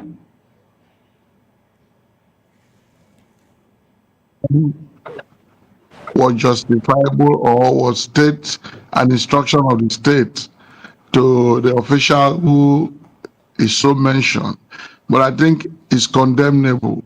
Whenever anybody, whether it's Nnamdi Kanu or any other citizen, local or foreign, is in any custody, it behoves that institution to ensure that they are safe, because peradventure anything happens to them, that institution will be held liable. But I think that the level the Nnamdi Kanu case has come to, even he said it, while he was debriefing his lawyers in the matter, he said that he wants a situation whereby he will stand to defend himself. And after he has said all he's going to say, then he will wait for his death.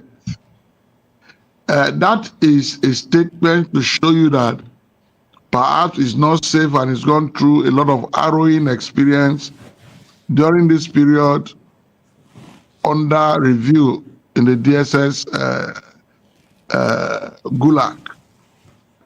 It is not good, I must say it. The DSS, well, with due respect to their leadership, they are fast turning into the secret police of the government.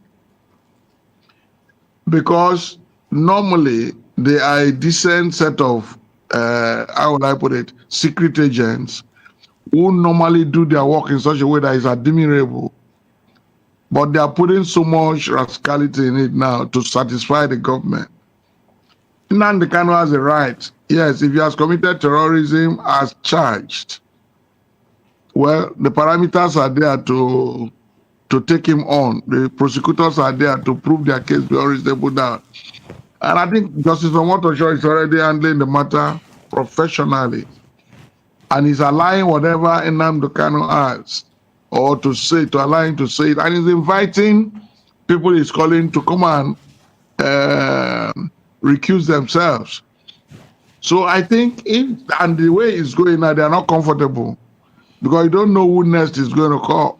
All right, Bishop. And that is why, Bishop, there's another. Can you hear me, Bishop? Yes. There's another school of thought that this might be IPOB painting a picture to attract sympathy. That's another school of thought. Do you see the possibility of that? The schools of thought is a given, because in a civil society battle or agitation, everybody will have their strategy. But the common line is that Nnamdi Kanu should be set free, either by the state or by the legal process, and it should be accelerated. If you look at it, there are cases where expeditiously, look at the cases of our post-election cases, even up to the presidency, the way they dispense with it. Why is it that this particular case, even if it is an act against the state, even if it is a felony, why don't you decide the matter based on the evidence before you? If you look well, it's like a deliberate attempt to keep this man behind the bars so that the government will not have any problem. They will continue to maybe manipulate the Southeast, because Southeast people themselves are not united. If you look, there are different groups that are doing the same thing. And different leaders, even within the IPOB, we're having cracks and all that. So we have some people outside the country and all that. So they need to consolidate and come out. For me, agitation is a right. But how you agitate, that could define whether you are take laws into your hand. Archbishop, but if today I say, let me stay with you for a little longer on this one. With Nnamdi Kanu sacking his legal team, how do you think that? What is the optics of that, and how do you see that play out? I mean, without us trying to be subjudice on the matter, just trying to analyze from the outside. How do you see this play out for him? Of frustration. He did that out of frustration. The only thing that makes most of us not to go to the open court is because we are not lawyers that have been called to the bar. At times you discover that you see lawyers who defend you making very serious mistakes. I've done a matter where what our lawyer said in terms of his submission was what the other lawyer used to win the case. Now, if you're a brilliant person, when your lawyers are talking, you will know that at times they are not helping your matter. They are just there gesticulating. And now the Kanu has been looking at them, he goes to court, he has been frustrated. Most of them are not present. There are facts and there are logic.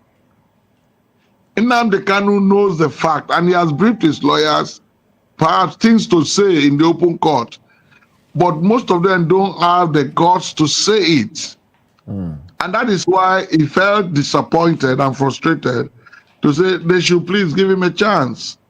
After saying all this, if it will take his life, let it take. And now you can see threats after that comment. So it was dissatisfaction. And anytime you push a man to the wall, he will react. And it's already made history. Somebody in that kind of situation, not minding whether he has the legal capability or temerity, saying, I want to go it all alone. It shows that there's something wrong with our legal system, something wrong with our prosecutionary system, something wrong with even the way at times even the most senior lawyers present our matters. And he wants to finish this matter.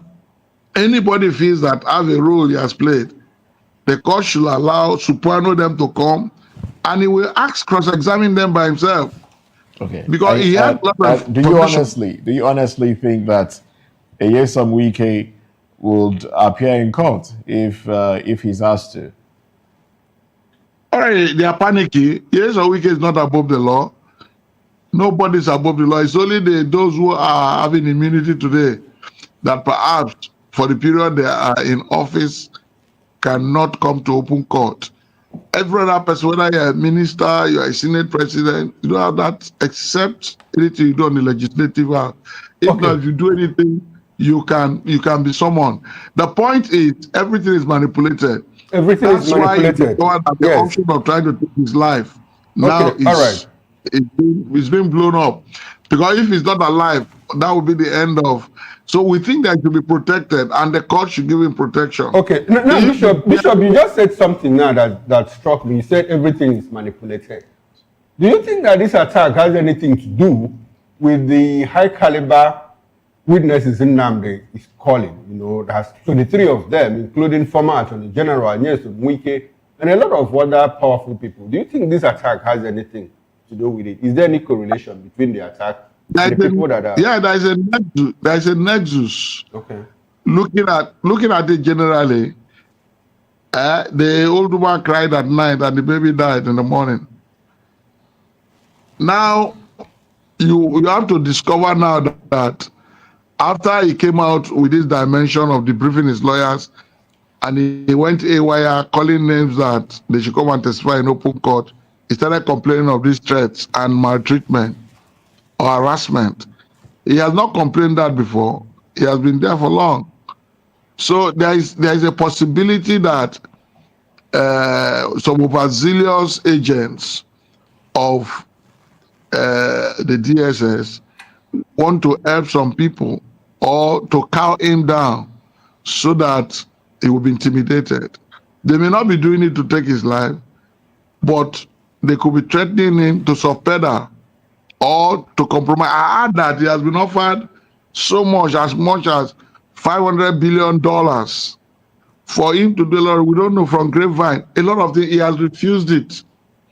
For him to calm down and forget about the agitation and all that. But he has, so it's such a man, what else do you think they can do to him? That's why he himself said that after he has finished whatever I want to parrot, then he will be ready, not talking about being released. He said he'll be ready to die in peace. So there are things that he wants to be on record while he's alive.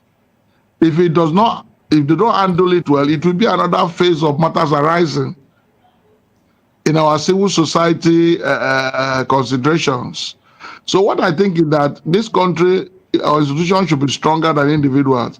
We have built so much strong men that today our country does not have direction. People who is Nyesom Wike. Nyesom Wike yesterday was just the local government chairman. The same state has helped him to get to where he is. Even the president of a country is a servant to the people.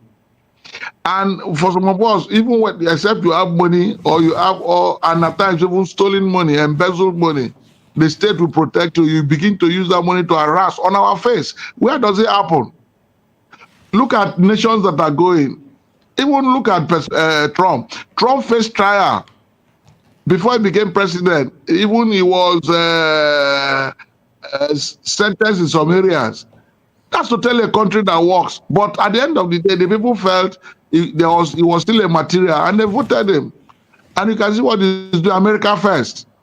The people must come first. Enough of this thing. We are going into elections.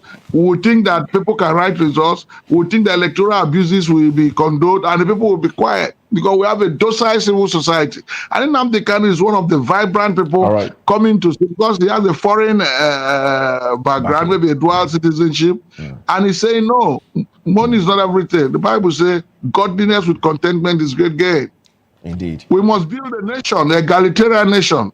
Indeed. For that. Well, thank you very much. Thank you very much, Archbishop Ibioku Bob Manuel. Thank you very much for your contribution on the program. And we must say a very big thank you to Kelvin Ejumudo, who is the National Secretary, Human Rights Protection Congress, Senior Special Assistant to the Governor of Delta State on Human Rights. Unfortunately, we are out of time for the conversation. But we must appreciate you, gentlemen, for your contribution to the program. This is where we draw the curtains on VOP this morning, but newspaper review comes up next. I'm Moses Humphrey. Thank you for being part of the show. Asking that you join us again at 10. Bye for now. And I'm Fino Kechiku. Enjoy the rest of your day. Also, be a patriotic citizen. Nigeria will be great again. I am Chukuma. We'll see you again at 10 o'clock. Bye for now.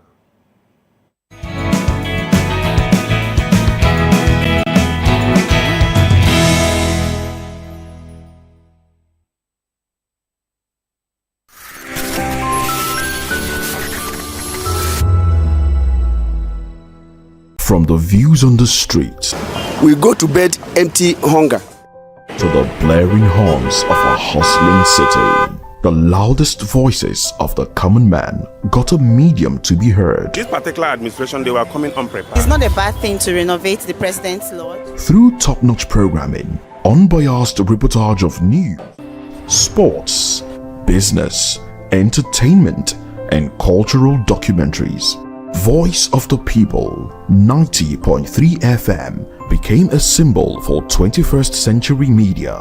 And now, a new baby is born. Voice of the People Television, VOP TV, youthful, full of vigor and penchant for excellence in the continent's media space, exposing the wrongs, applauding the rights, dissecting the news without fear or favor, through factual and accurate stories and contents. Corruption kills three things that makes a society. Representing the interests of the people and giving them a voice. Voice of the People TV is here to stay towards building a fair society. VOP TV, Voice of the People Television, truly a voice for the people.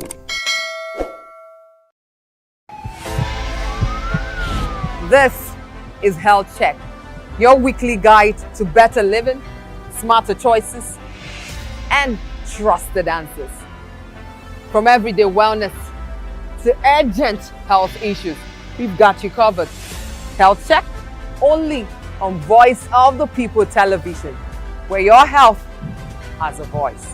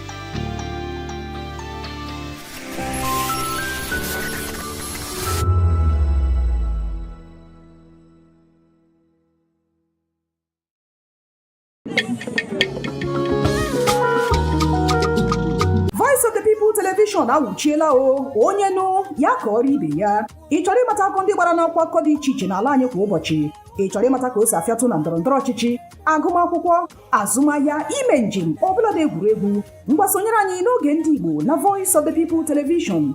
Anyị nwere ndị ọbịa bụ ọkachamara, bụkwa ndị ga-enye aka tapịa isiokwu ndị anyị jiri bịa kwa ụbọchị. Anyị ga-eji ka o siri gbaa n'akwụkwọ akụkọ dị iche iche wee malite tupu anyị akọzie n'uju n'ubi onye anyị bịara na nke ya. Ịgbamụrụ nzem ọzọ kedu ka o si aga ya gaziere onye ukwu ma gaziere onye nta. Mkparịta ụka tọrọ atọ ka anyị ga-ewetara gị bụkwa nke ga-eme ka ịmata ka ihe si aga n'ala anyị bụ Naịjirịa ọbụla dị na mba ofesi. Oge ndị Igbo na Voice of the People Television ga na-abịara gị site n'ụbọchị Mọnde ruo Fraịde na SLTV Channel 264. Ekwekwala ka akọrọ gị ya akọrọ. Chetakwa na ọ bụ na SLTV Channel 264 ka ị ga-ekiri Voice of the People Television. Voice of the People Television, ugbu a ị nwere karịa olu.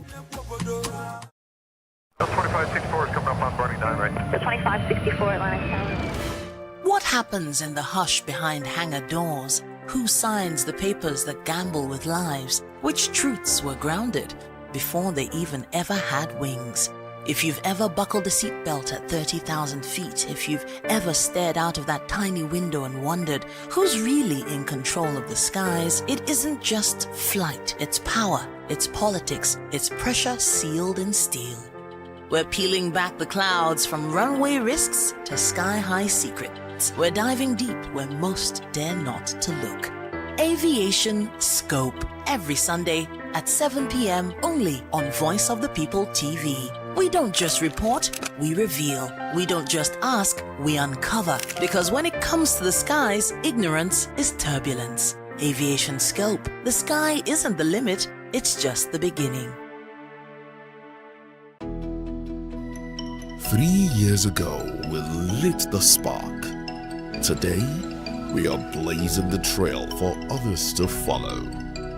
VOP Media is 3 years of breaking boundaries.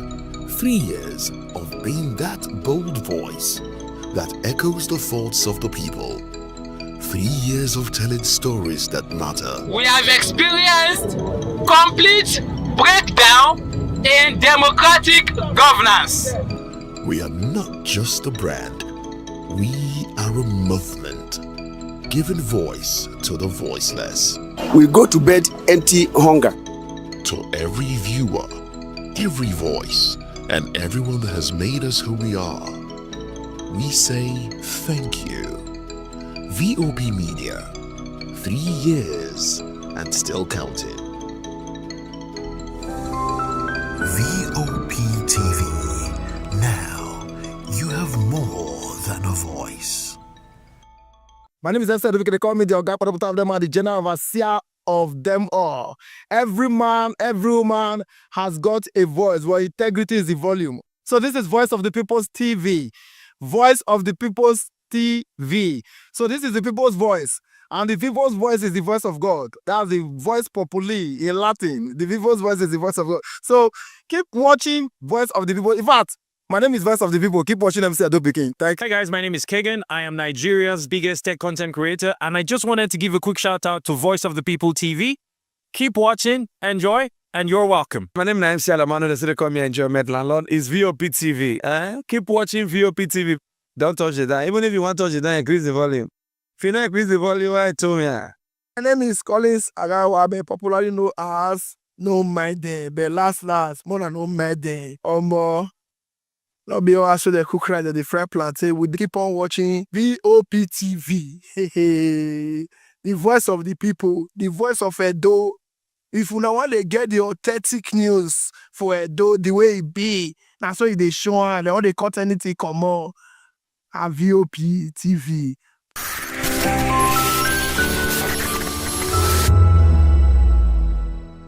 Voice of the people. You can hear me now. My name is Patrick Doyle, and I wish that you continue to echo the voices of the people. Big up VOP TV. My name is Soibifa Dokobo. Please keep watching VOP TV. Hi, my name is Kwekumali Ikenda Onyekwena, and I am with the Voice of the People TV.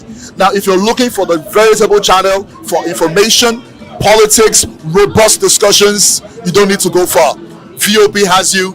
VOP will always have you. Thank you. Hi, my name is Patrick Diabwa, aka Ibani Chuka, Amayanabo the Eagle King, and you are watching VOP TV. Stay with us. Behind every broken desk lies a broken promise. Education shapes the nations. But who is asking the right questions? Introducing Edu Dialogue, the show that goes beyond the surface, exposes the cracks, the corruption, and the silence in Nigeria's education system.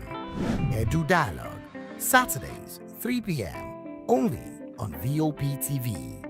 We break the biggest stories, from missing funds to policy failures. We ask the tough questions and demand real answers. Edu Dialogue, this Saturday, 3 p.m. on Voice of the People Television.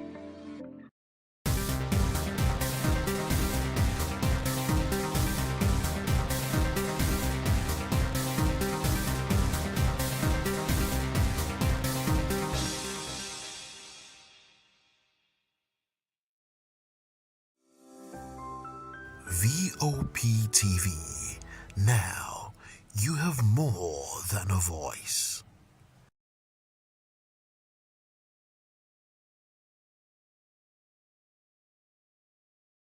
Morning! It's the start of a beautiful day. Or start your day right with a healthy dose of news, fun, and inspiration. Join us on VOP this morning for the latest news, trending topics, and uplifting stories to set your day on the right vibe. From news and current events to lifestyle and entertainment, you are covered. VOP This Morning, 8 a.m., Monday through Friday.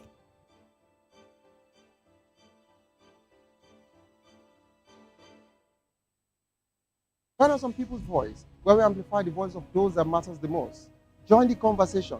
Share your thoughts with me. I am Xavier Udo. Weekdays, Monday through Friday, from 4 p.m. to 5. Don't forget, our voice matters the most. Let us come together and share our concerns. Thank you. 2564 is coming up on Burning 9, right? 2564 Atlantic Tower. What happens in the hush behind hangar doors? Who signs?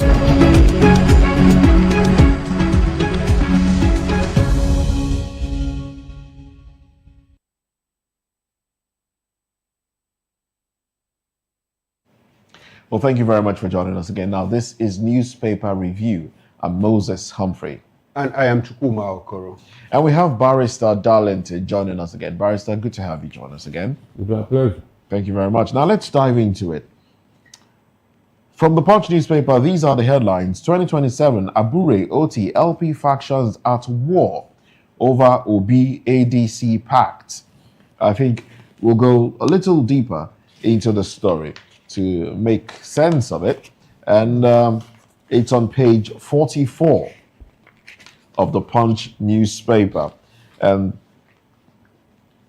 the lingering crisis rocking the Labour Party has taken a fresh twist as loyalists of the embattled national chairman, Julius Abure, and the faction backing Abia State Governor Alex Otti clashed again over the question of former presidential candidate Peter Obi to pick the presidential ticket of the African Democratic Congress coalition ahead of the 2027 elections.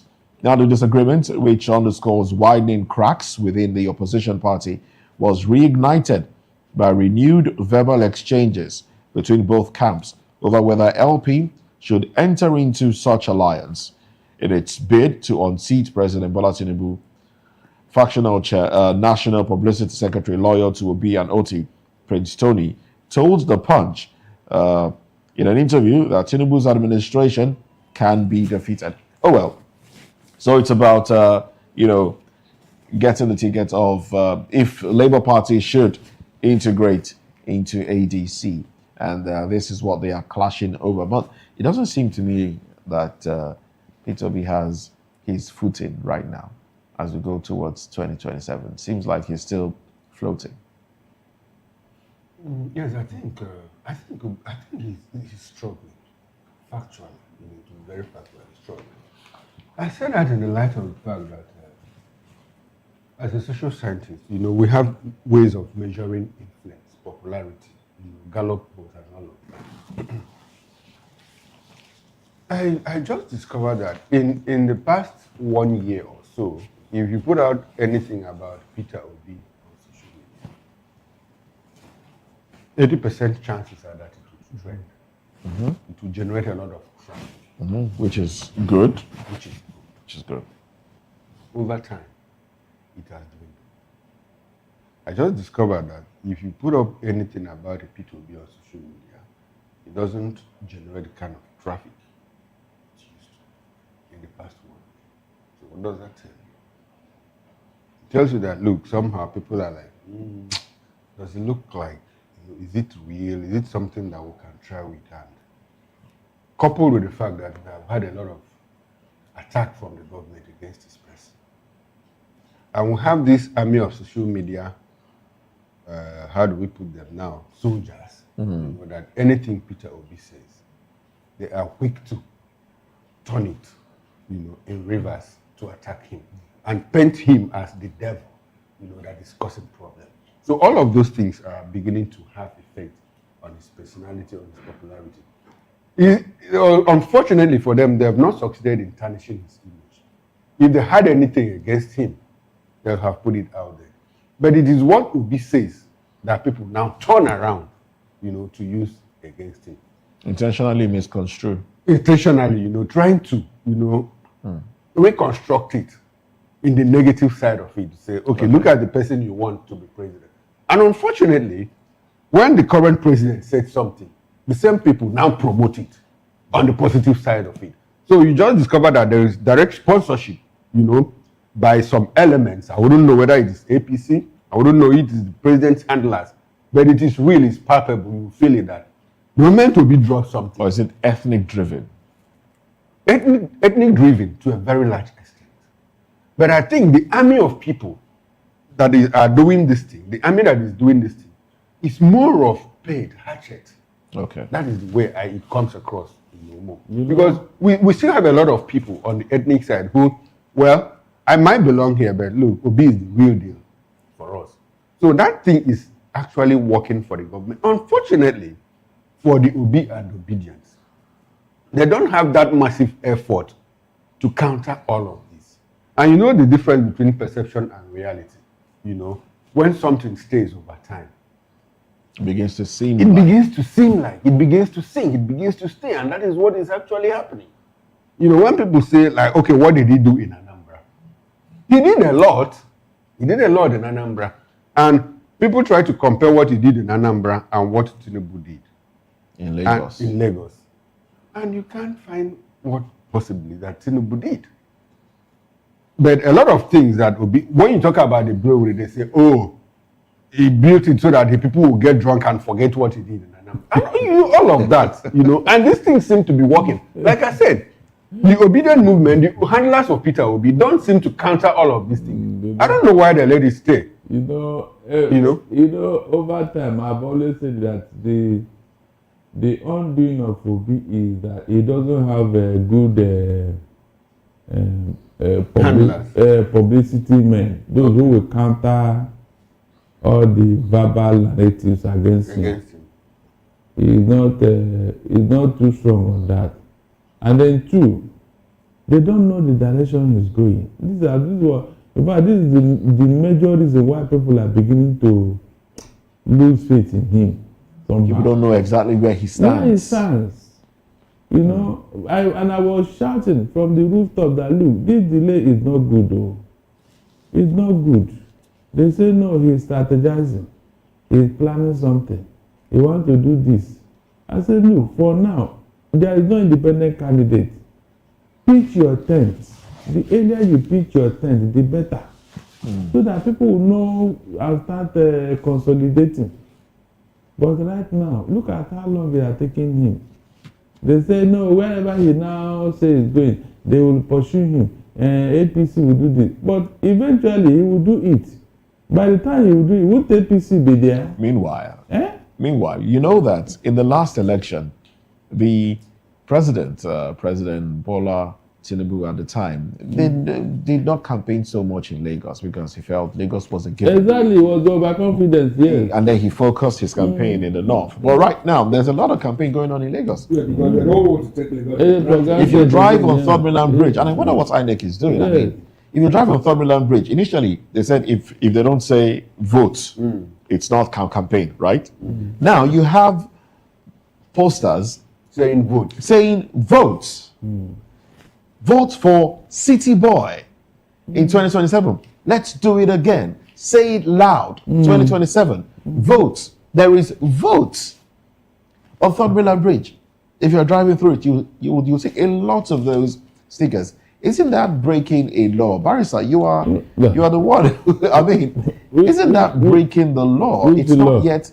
Is it 150 days to election? That's when campaigns are supposed to start. Exactly. What is going on? Because APC broke that law. It started from APC. That's why, if you check, APC is at the forefront here. I don't think there's any other party that is there. No other party, actually. So, who is in charge of the law? APC is the law themselves. Who will challenge them? Nobody. the new annex chairman, is he not seeing it? What will he say? He will overlook it, and when they ask the person, we are not the one, no. Maybe some unknown persons. In fact, they will accuse what do you call it now, P2B, or sponsoring those campaigns, to tarnish the image of APC. They will find a way to blame somebody but themselves. That is APC for you. They broke the electoral law here. But who will challenge them? Nobody. Nobody. So the earlier they believe that the earlier they start campaign, the better. So that this thing will be in the consciousness of people. That's the truth. I think it speaks to the capture, the state capture. Yes. You know, if you have captured the police by way of appointment, retention, and extension of certain officers, by way of the judiciary, by way of appointment, you constitute the Supreme Court justices. Now, the institution itself, that is the umpire, that is looking the other way when the ruling party, infracts on the law and all of that. That's what we talk about total state capture. When you have a National Assembly that the president steps in to deliver a budget, to deliver a speech on the floor of the National Assembly, and the chant in chorus on your mandate, we shall stand. The National Assembly. The National Assembly. Even people that belong to other political parties. Now that they have a majority in the Senate, they have 73 over 109. Well, that's a clear majority, which means they can pass even contentious legislation, bills. Without opposition. Without opposition, doing anything and nothing about it. So it speaks to the state capture that Nigerians have been scared of. Now it is real.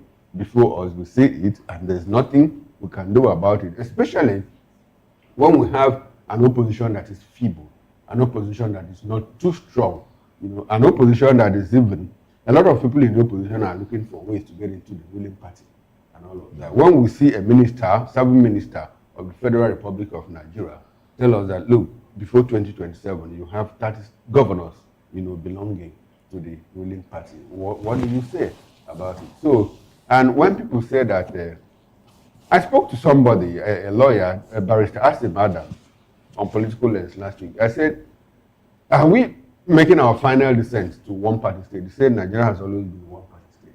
I said, why? And when I spoke to Deji Adeyanju, he said the same thing. He said, in fact, Deji said that all the governors belong to the APC. I said, why? He said, because none of them criticizes the president. I said, why would you criticize the president just for the sake of criticizing him? If he has not done something wrong, the governors are getting more money. He says that's exactly why they are not criticizing him. And I asked him, if it is not broken, why do you need to mend it?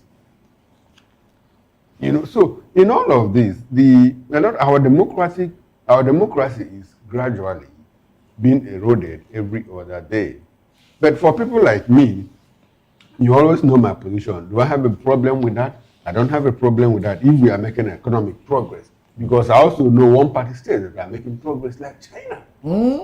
Yes. They are making progress economically. And I also talk about between democracy and economic well-being. Where will a Nigerian be? Nigerian will, like ordinarily. And I say that the average German, doesn't care about democracy. The average Singaporean doesn't care about democracy. They care more about the economic well-being. If I get home and touch the wall, will I have light in my room? If I open the faucet, will there be water? If I go to the market, will my pay be able to buy me food? If I go to hospital, am I able to get treated at a very low cost? That is what matters most to people. And not that you have 100 parties that cannot even aggregate their ideas and opinions to make society move forward. But that's it for me. There are democratic countries that can provide all these things. Okay. Or have been providing all these things. Okay. Is that not true? It is true. Very true. So it depends on the way we want to travel. So why don't you emulate those countries and leave China alone? Why would we leave China when we are borrowing so much money from China? Because when you are talking of China, the governance in China, Nigerians will not fit in. Why? You mean you guard the Nigerians? Barrister, what is happening in Nigeria? Is it different from what's going on in China? We will not is it different? Look at how about over 50 to 100 soldiers went into a courtroom to bundle Omoyele Sowore. We arrested him when he had been granted, but he was trying to meet the bail conditions and all of that. How many journalists are on the run? Yes, anytime P2B said something, they say you have crossed the line And you should be careful, because otherwise there'll be consequences. Is that different from what is going on in China? Somehow there is still freedom of speech. Somehow. Yes, there's still freedom of speech, unlike in China. You can't even mention the leader's name. You can't mention him, not to talk of criticizing him. And so, what we need to do... No, but I'm clearly not saying that we should take that route. But my concern is, in the midst of all this, the larger problem for us is that the economy is not even making progress. If it were making progress, it would be a different thing altogether. But we are losing on two ends. We are losing on the economic side of it. We are losing on the democracy side of it. No, so where does that leave us? Somebody will tell you it's work in progress. Yes. It's work in progress. There are things that happened many years ago in this country that will never happen again. Because of the democracy. Yes. It will never happen again. Will not experience. I mean, where people go and stuff ballot box, and then write results. With this electoral law, which electoral? We are improving on it. Like the improvement, the proposal they brought out the other day.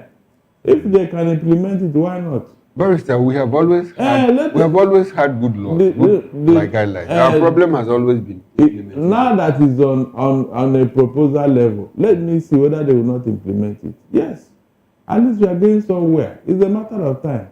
Barrister, if you say we are going somewhere, do you actually, in all honesty, think that we have made progress in our democracy? No, it's slow. It's very slow. It's very slow, but it will happen. Okay. A leader will come that will now, aggregate all these things. Okay, so we don't have that leader. I like the optimism. Yes, optimism that he's putting forward. I think I like it. We just have to keep hope alive. Yes, hope is the only fiber that drives us. Otherwise, we'll get it right. We'll get it right. I think there is that will, to do the right thing. Will to do which right thing is that? There is that will to do the right thing. It needs a leader. Thank God for this democracy. It's turn by turn. After 4 years now, Tinubu will leave office. Maybe somebody will come in that will say, these people, they have suffered enough. Let me improve on what they have been talking about.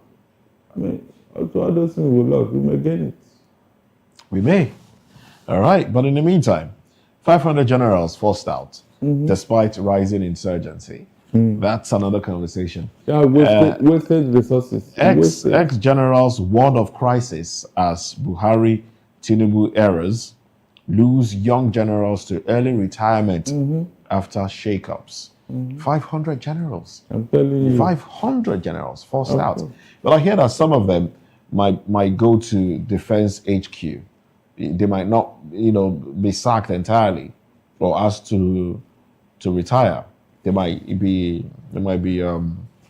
taken into Defense HQ. No. Regardless of. So we not even agree to that because the thing is that it's not even a matter of. But if you go to Defense headquarters, you are still in service. We are not talking about what will happen. We are talking about what has already happened. 500 in 2015 when Tukur Buratai left, over 100 generals had to go because somebody was propped up, as the chief of army staff, and he wasn't in the hierarchy. He was brought from below, promoted, and now made chief of army staff. And if you are cost 33 and you are cost 36, you are coming to be my chief of army staff. It's military tradition. Nobody takes that. So you have to go. It has always happened. It's not just between Buhari and Tinubu. Even during the Bangida era, during the Abacha era, if somebody gets promoted as chief of army staff, chief of defense staff, it is natural in military command system, that people that were his superior will not now start taking orders from him. It's a different ballgame. If we are the same cost level, cost 33, you become a major general before me, and I'm a brigadier, and all of a sudden, or normally, you are made chief of army staff, and I'm a major general. It's okay. But not when I'm cost 31, and I've been a brigadier or a major general before you. All of a sudden, you become a lieutenant general and chief of defense staff. You are now ahead of me. It doesn't happen. Even in the police, it happens. Yes. When you prop up somebody from a lower rank to the IGP, A class is Now, in as much as away. government has said this has nothing to do with the alleged coup attempt, it's difficult to look beyond that. I mean, it's difficult to look away from the possibility. It cannot be looked. Because we've seen who has come up as the chief of defense staff, Oluyede. Oluyede was chief of army staff when Taurid passed on. Yes. He was acting chief of army staff, and some would say the president probably has some sort of trust in this individual, especially because he's from the southwest as well. Yes. It's difficult to avoid those angles to the conversation. It's really tough. And mostly when you have done something outstanding, like this school rumor, the person that leaked it and then brought it to the fore will be seen as a good boy. Is that So not who's the person? We don't know now. I said that's part of the promotion. When you have done something like that, the authorities will say, yeah, that's a trusted friend. For him to have done this and this and this, that means it's more reliable. They will give him double promotion. And you don't have anything to say. You just accept it. That's the truth.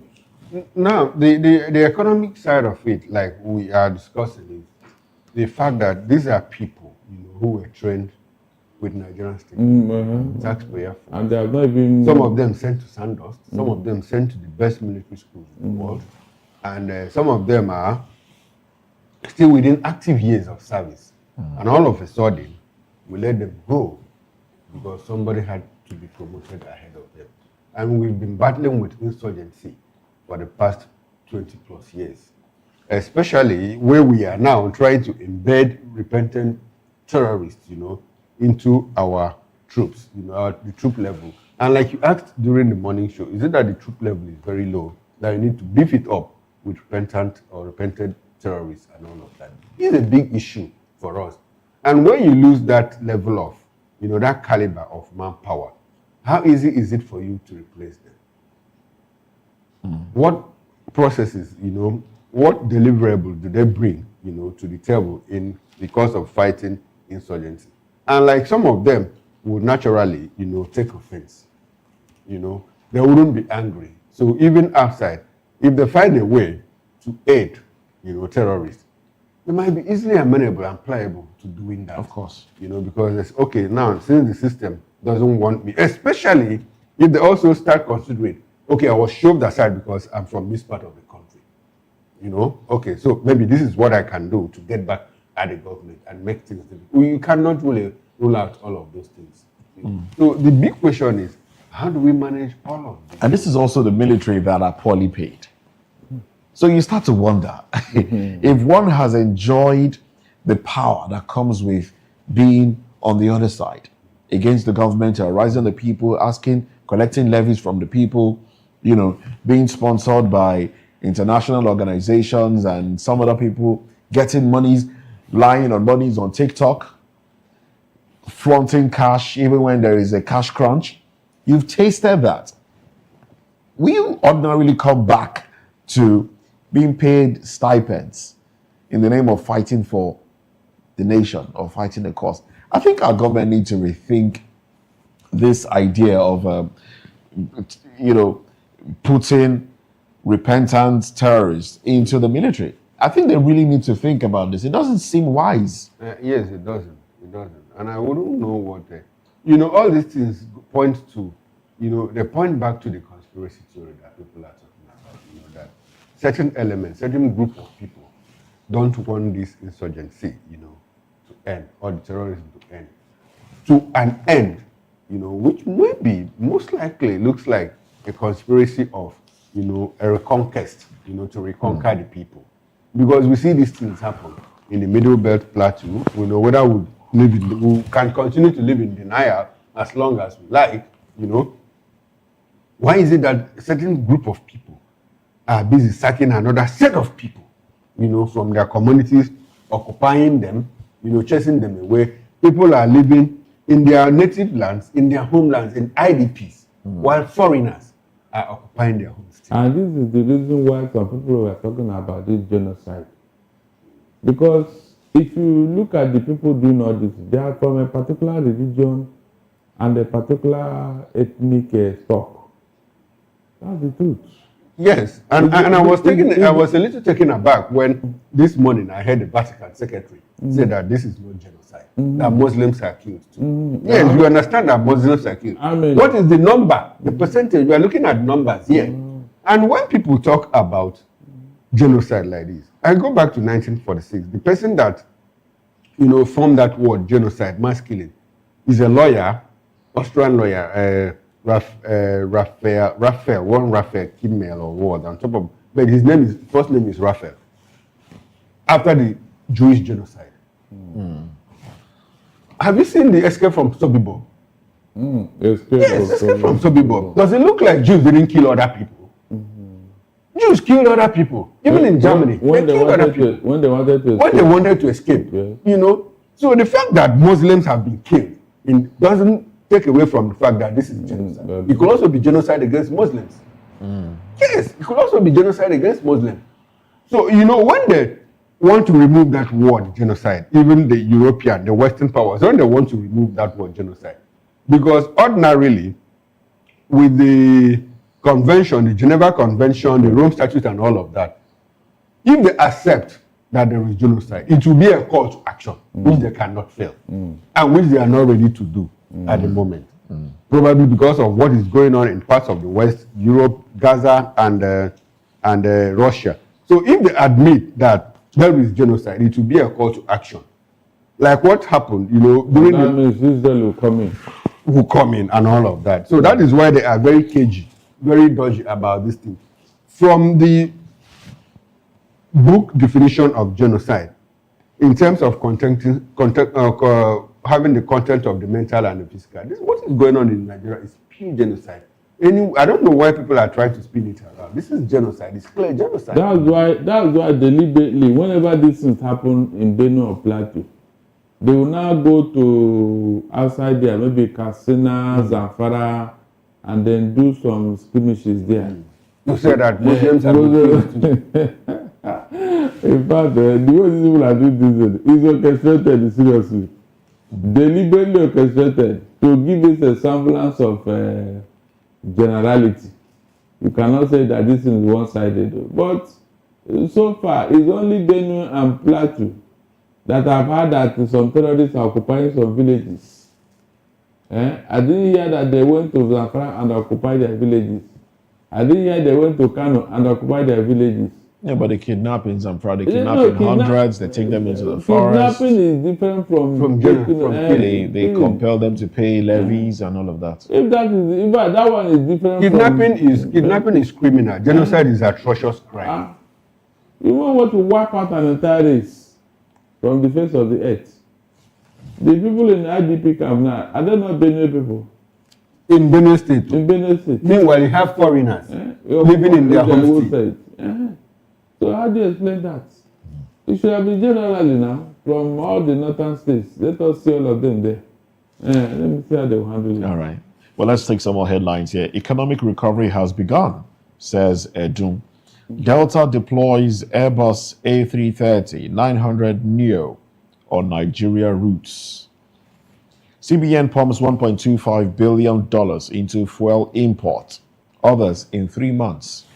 5 pregnant Ondo girls rescued from baby factory. Soludo's 1 million naira promise for voters to curb apathy. ABGA. Now, Barrister, make your pick.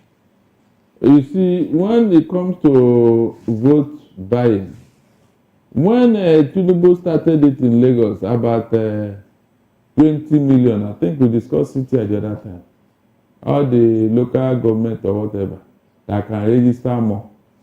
We frown at it, because when you set a precedent, others will definitely follow. But Chukwumado doesn't see that as vote buying. Yes, but Barrister, we had a conversation on that. At what point, do we start exercising our franchise? Is it when we go to the INEC registration center to register, or when we go to the polling units to vote? It is when you register, because if you not register, you cannot even vote. Okay. And if you register, bear in mind that right now they are not registering certain kinds of people. I mean, you're very much aware that if you're from a particular part of the country and you reside in Lagos and you go to register, if it is discovered that you are from a part of the country, they will tell you that you cannot. They cannot register you, except you make it plain that you are a supporter of the APC. We've seen that happen. So it's still happening, and it's happening. And yet nobody paying attention. So isn't that some sort of if you tie that to the monetary inducement or whatever, wouldn't that encourage more of such disenfranchisement? You see, my position in all of this is that there's a difference between going to acquire a territory. But wouldn't that action, the promise by the governor to have people, registered more CVRs from a particular business, wouldn't it lead to further disenfranchisement of people that are not negotiables? When you bring it up, they will not even agree. They will tell you, where is the person? Where did you see that? Do you have proof? Do you have proof? But it's going on underground. It's going on underground. Who will come and tell you? Who will come? And mostly this is affected by people who don't have a say. The ordinary folks who don't even know what is going on under their work. They will tell you there's no whatever. All sorts of excuses just to frustrate you. But if you're intelligent, you know that something is happening here. Why would you now tell me that this and this and this are not available? But this other person is available for him, and you are registering him. So these are issues. They will do it underground. That means all these people have been brainwashed or bought over to carry out this responsibility, all because of election. I told you here. You see, there are three things that are disturbing us here: tribalism, ethnicity, and religion. If these things can leave Nigeria, Nigeria will become a paradise. But unfortunately, politicians want to make a political capital out of these things. They will never succeed without these things. They will not. That's the problem here. And when you raise it, they say, no, we don't want such a thing. Meanwhile, they are the head. They are the arrowhead. That's what they live on. That's what they believe in. But when you say it, they say, no, we don't want tribalism. How can somebody who has been gaining from tribalism be accusing you of tribalism? This thing that is happening in Lagos here that everyone is talking about, what does that tell you, Mr. Okoro? We want to one Nigeria, but look at what they are doing. Look at what they are doing. And now, if other states now copy it, like in Imo State now, you can see that Nigeria is heading somewhere. You can see. This is why we have been saying it, that look, these people should stop this thing they are doing. You can't build any country like that. Go and ask Rwanda. It was after that genocide that they learned their lesson. And they remove all these things from their history, from their national life. You cannot tell anybody that you are from a Tutsi or you are a Hutu in Rwanda today. You are just a Rwanda. Barrister, let's leave the Rwandan story. If you go to Rwanda now, people that have visited to Rwanda, if you read literature about Rwanda, they will tell you that the kind of peace that exists in Rwanda is peace of the graveyard. Because since after the Rwandan genocide, what they have seen is the Tutsiization of Rwanda itself. In terms of the commanding heights of the military, the commanding heights of Rwandan economy, it has always been like that. So that was even what caused the war. Exactly. So it's gone back to it. So nothing has changed as far as Rwanda is concerned. It's more like a piece of the graveyard. When we talk about multi-ethnic society, we look at where we are able to moderate and modulate our differences and be able to live together as a people. There is no multi-ethnic society. There is no multicultural society that you have what is called absolute peace. So what we try to do is, but our own problem is that we on our own compound the problem. We created it. We create it and compound it more. Why can't we have true federalism? If we had a true federal system, some of these things, will quietly, ordinarily die down. You know, if you have your own state police, if you have your own economy, you are in control. How can you look at the economy of, we keep talking about the economy of California being the 5th largest in the world. No. Do you think that if there was federal incursion that they would do all of that? Lie. They will not. They will not. Why? Because they're able to get whatever they want, use it, harness it, you know, and plow back to that same and contribute just a little, you know, to the central government. And that is because a leader in America don't have control over the states. Over the states. Or over the national resources. But here, if you're a president of Nigeria, you have the key to finance ministry, you have the key to CBN. You have the key to the Ministry of Petroleum Resources. Everything. So, you know, so that is the problem that we have Unfortunately, here as a people. Unfortunately, that is what it is. But there's one headline right out there. Delta, you know, Delta Airlines, you know, trying to put an Airbus, you know, Yes. A330. Delta deploys Airbus A330. A330. 900 new on Nigerian routes. Nigerian routes. That to tell you that business is good. They are doing very well. So I'm trying to factor in with the cost of air ticket and all of that, and the reduction, you know, because I know a couple of people that have gone to the embassy and they were rejected, you know. So how do we factor in all of that? And Airbus, you know, putting in more airlines, you know, into Nigerian routes. Meanwhile, Nigeria don't have an airline. We don't have a national carrier. What is it called? The Minister of Aviation is saying there should be a law that every state official must fly Nigerian Air. Which Nigerian Air? Which Nigerian Air?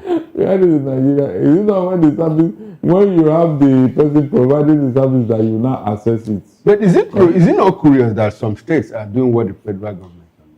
We have Igbo Air that happens, you know, looks like Cali Air also just acquired about 3 aircrafts. Which one? Cali Air. Cali Air.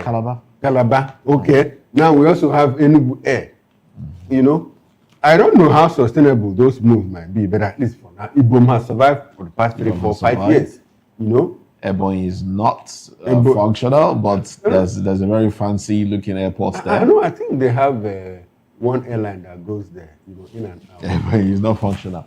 But the airport looks good. It looks good. Yes, you know. it's a beautiful. Because of traffic. It's a beautiful airport. Maybe because of traffic. Yes. So what do people? There's go no traffic. There's traffic. With the kind of money available to Agbabio, he should have done better than that. Agbabio in Akwa Ibom. Yes, in Akwa Ibom. Yes. But he didn't. It was Emmanuel Odom that did it. No, he started with Agbabio. No, it was Odom. He started Emmanuel with Odom. Agbabio left government more than 10 years ago. It was Odom Emmanuel that did it. Agbabio did something. Agbabio built the stadium. The stadium. The stadium, yeah. And he has his name. He has the name to it, but that is not even the issue. The issue here is that whether you are the one that finished a project or not, or the one that started it, the important thing is that let the project be there to uplift you. That's the truth. Uplift you. Most times, most government officials, they want a project that they will collect some 10% and kickback and abandon the project because there will be no money. How did you start a project? Nobody is talking about 10%. Let's talk about this local government issue. No, it's not 50%. It's even more than that. NDDC told you there was an investigation into NDDC projects, and they discovered that 85% of the jobs awarded were awarded to members of the National Assembly, and that 90% of those 85% jobs have been paid upfront with less than 10% execution in this country. And those people are still sitting pretty well in the chambers of the National Assembly. Seriously. It's only in this country that a whopping sum of 210 trillion naira will be missing, and nobody is raising eyebrow. And our national debt exposure is 152 trillion naira. Nobody is talking. So a group of people just took. That means somebody what you are owing plus more. That means that you are sitting here now, somebody has pocketed over 50 trillion naira. A Nigerian must have pocketed 50 trillion naira to himself. There's something you want to. Oh well, yes. About the local government autonomy. Okay. It's on the cover page of the Guardian. It says 767 LGAs without active website amid autonomy. 3 trillion naira yearly windfall. Now, the riders to it: transparency, accountability at risk amid stunted digitalization. Expert puts Nigeria's 15-year digital growth at 17%. Rural internet access restricted to 23%. Projects on the way to connect LGAs. But basically, 767 LGAs without active websites amid autonomy, 3 trillion naira yearly windfall. That's the big story, actually, on the cover page of the Guardian newspaper. And they have a breakdown. They have a breakdown of it here, percentage and areas. There was a governor that said his critics are always writing about him in the newspaper, that he doesn't care, that after all, his people do not read. Yesterday paper gets to them today in that particular part of the country. That they are always behind the news. That yesterday paper, they see it today. Then today's one, they will see it tomorrow. But at least they get to see it, so they know. But at the point it was like that.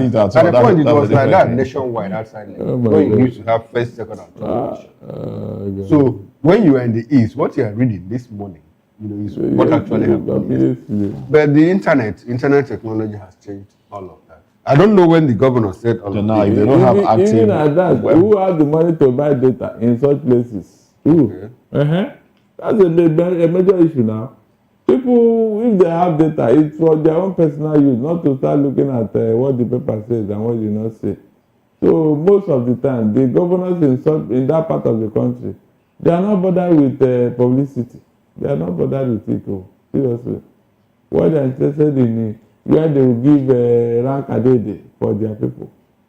And if you do that, you can send them to go and kill and they will go immediately. They are not interested in looking at issues. And that is where illiteracy is very high. Very, very high.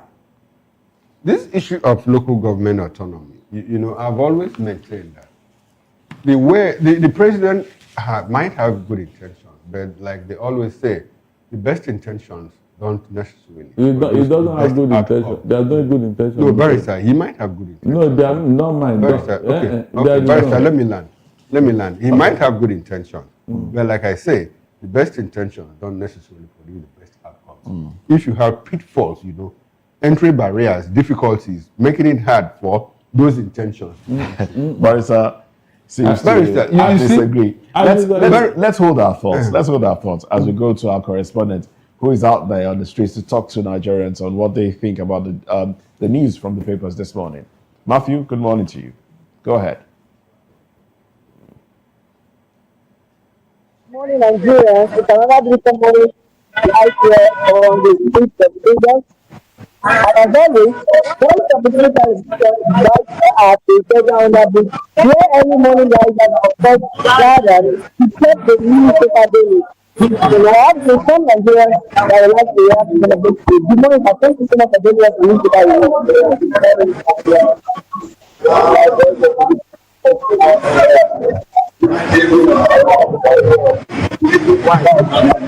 beautiful. Let's get your thoughts on any of these things.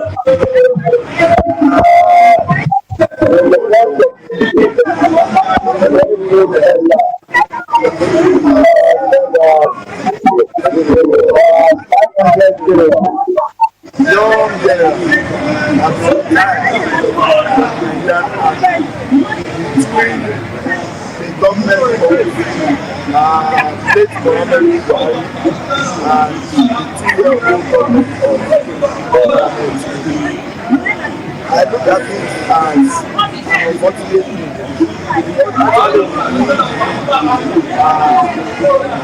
fight insurgency, banditry, terrorism. That is going down. And we did all this actually, to coordinate fight against as it is now, the cost of hiring general on time now cannot bring in a colonel to head the position, and then you need a general that is that position or replacement for any other position. There will be a counter what you call it now, structures and direction. That is why the result is, but it's not good for us. Honestly, it's not good for us. We need a corruption.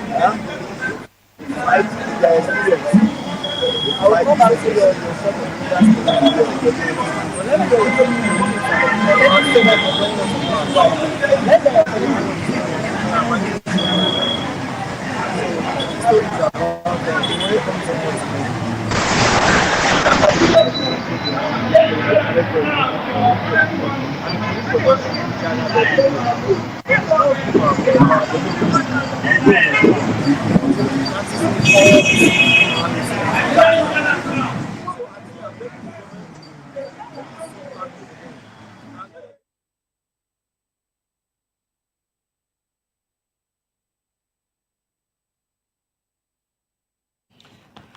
All right, and unfortunately, the quality of audio made it difficult for us to continue with that one. But Machi will be out there again to get the thoughts of Nigerians, because this is Voice of the People, and your voice matters right here.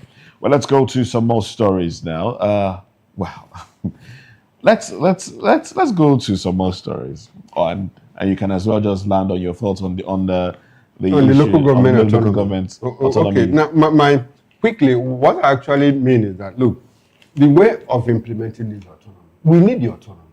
Everybody understands that local government is the closest to the people. You know, if you have local government rules, they are more in number than the state rules, and the state rules, they are more in number than the federal rules.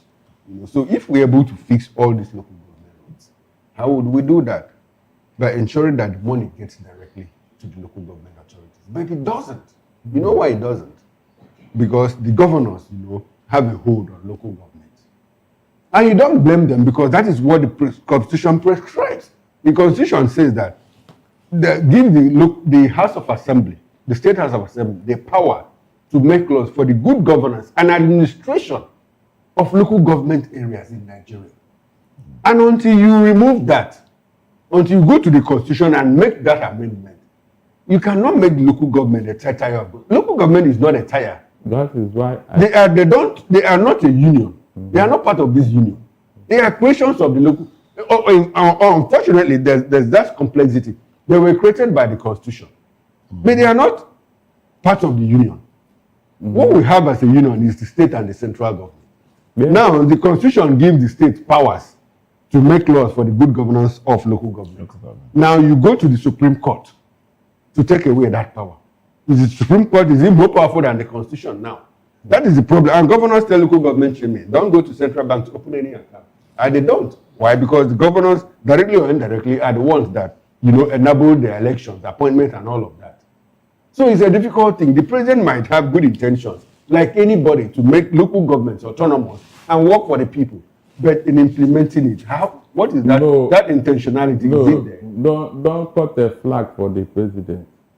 He just did that thing for publicity stunts. He knows it will not work, and it will never work. If not, why can't he use fiat and say, oh yeah, local government, collect your money direct? He can't do that. Yeah, he can't do that. He can't do that. The governors will be waiting for him. He can't do that. Why can't he even take a bill to the National Assembly? Exactly. He still can't do that. Why won't he? He can't. But sir, we are going through a process of constitutional amendment. Hold on. If he can do that, he would have done it since. No, is it because he can't do that or he doesn't want to do it? The ruling by the Supreme Court, has anything happened? If they are just at the whims and caprices of the states, even if they even go through that route to amend it and all that, the state will still be breathing down the neck of the local government chairman. That's the truth. You can't do without if that section of the Constitution is amended, you know, to take away that power to make laws for the good governance and administration of local government. You see some local government chairmen, administrators that will call the bluff of the governor. They will go to court and it will end in court. And the court will decide in their favor. But for now, they cannot do that because the governors can easily go to court with a copy of the constitution and say, now this is it. Is it not this? Even at that, no federation can run 3 tiers of no, it's not possible. It can never happen. That's why I told you that Tinubu knows. If not, look at how he's hanging it. Tomorrow now he count it as part of his achievement that he very sure the local government has financial autonomy. Did it work? It's on paper. It's on paper. Oh well, this will be a good place to anchor the conversation because we're absolutely out of time. But I must say very thank you to Barrister Darlington Nagumo for coming on the program. Thank you very much, Barrister. Well, Chukwumakoro makes a comeback at 6 p.m. Later tonight on Political Lens. You want to share? Yes, I will be joined by Barrister Darlington Nagumo, and we're going to take a tour, around the country to see what is happening politically. Join us then. It promises to be quite interesting. There's something bigger did not happen between now and then.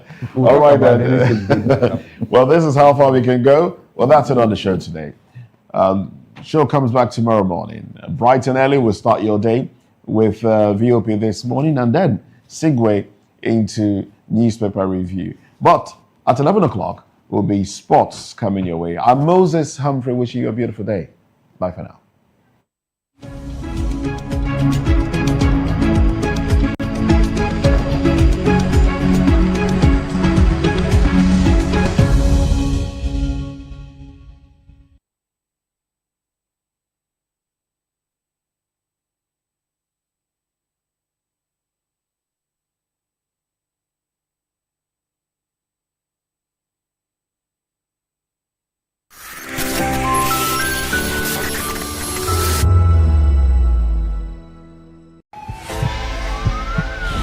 This is Health Check, your weekly guide to better living, smarter choices, and trusted answers.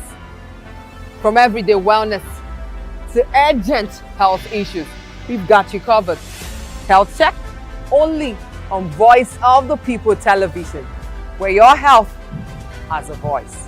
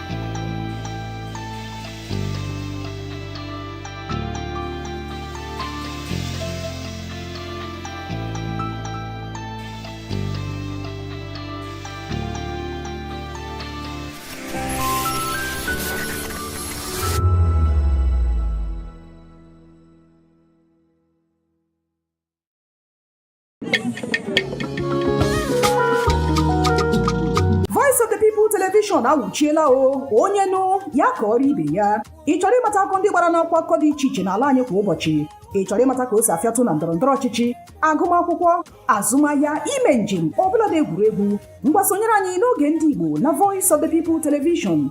Anyị nwere ndị ọbịa bụ ọkachamara, bụkwa ndị ga-enye aka tapịa isiokwu ndị anyị jiri bịa kwa ụbọchị. Anyị ga-eji ka o siri gbaa n'akwụkwọ akụkọ dị iche iche wee malite tupu anyị akọzie n'uju n'ubi onye anyị bịara na nke ya. Ịgbamụrụ nzem ọzọ kedụkosi aga ya gaziere onye ukwu ma gaziere onye nta. Mkparịta ụka tọrọ atọ ka anyị ga-ewetara gị bụkwa nke ga-eme ka ịmata ka ihe si aga n'ala anyị bụ Naịjirịa ọbụla dị na mba ofesi. Oge ndị Igbo na Voice of the People television ga na-abịara gị site n'ụbọchị Mọnde ruo Fraịde na SLTV Channel 264. Ekwekwala ka akọrọ gị ya akọrọ. Chetakwa na ọ bụ na SLTV Channel 264 ka ị ga-ekiri Voice of the People television. Voice of the People television. Ugbu a ị nwere karịa olu. 2564 is coming up on Barney 9, right? 2564 Atlantic Tower. What happens in the hush behind hangar doors? Who signs the papers that gamble with lives? Which truths were grounded before they even ever had wings? If you've ever buckled a seatbelt at 30,000 feet, if you've ever stared out of that tiny window and wondered who's really in control of the skies, it isn't just flight, it's power, it's politics, it's pressure sealed in steel. We're peeling back the clouds from runway risks to sky-high secrets. We're diving deep where most dare not to look. Aviation Scope, every Sunday at 7 p.m. only on Voice of the People TV. We don't just report, we reveal. We don't just ask, we uncover. Because when it comes to the skies, ignorance is turbulence. Aviation Scope, the sky isn't the limit, it's just the beginning. 3 years ago, we lit the spark. Today, we are blazing the trail for others to follow. VOP Media is 3 years of breaking boundaries. 3 years of being that bold voice that echoes the thoughts of the people. 3 years of telling stories that matter. We have experienced complete breakdown in democratic governance. We are not just a brand. We are a movement, giving voice to the voiceless. We go to bed empty hunger. To every viewer, every voice, and everyone that has made us who we are, we say thank you. VOP Media, 3 years and still counting. VOP TV, now you have more than a voice. My name is Esther. They call me the Oga of them are the general overseer of them all. Every man, every woman has got a voice where integrity is the volume. So this is Voice of the People's TV. Voice of the People's TV. So this is the people's voice. And the people's voice is the voice of God. That's the voice populi in Latin. The people's voice is the voice of God. So keep watching Voice of the People. In fact, my name is Voice of the People. Keep watching MC Adobe King. Thank you. Hi guys, my name is Kegan. I am Nigeria's biggest tech content creator, and I just wanted to give a quick shout out to Voice of the People TV. Keep watching, enjoy, and you're welcome. My name is MC Alamano. They call me Enjoy Medlandlord. It's VOP TV. Keep watching VOP TV. Don't touch it down. Even if you want to touch it down, increase the volume. If you don't increase the volume, why told me? My name is Collins Agawabe, popularly known as No Mind Day, but last, more than No Mind Day. More. Not be all so the cook right at the fry plantain. We keep on watching VOP TV. The voice of the people, the voice of Edo. If you want to get the authentic news for Edo, the way it be, that's why they show and all they cut anything come on. A VOP TV.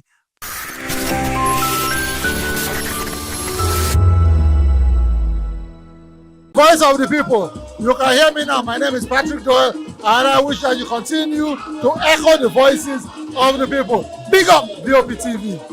My name is Ibifa Dokubo. Please keep watching VOP TV.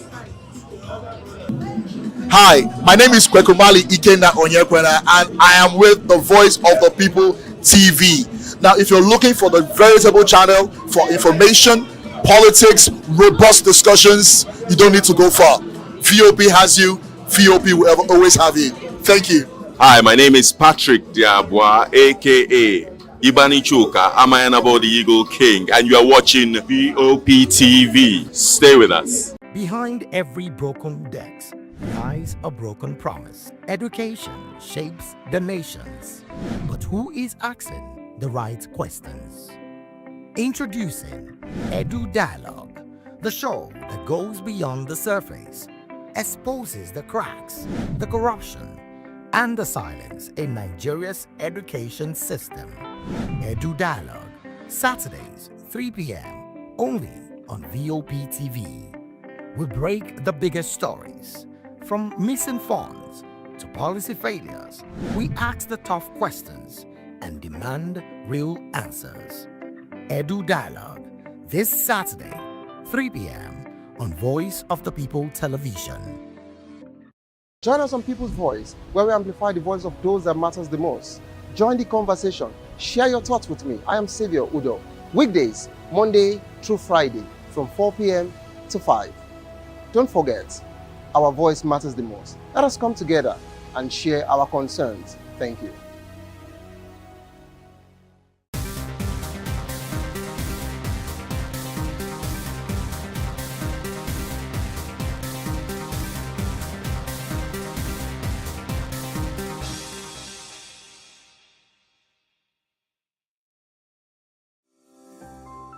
VOP TV.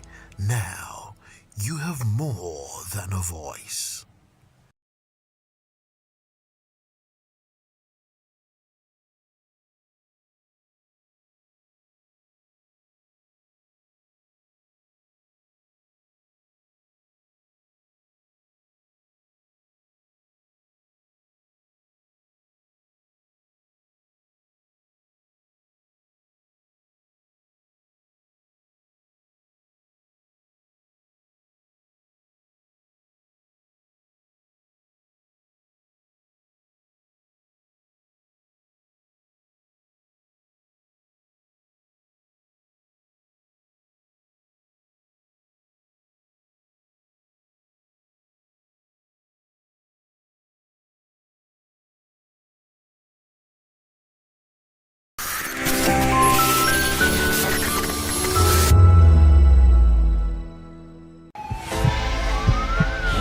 This is health.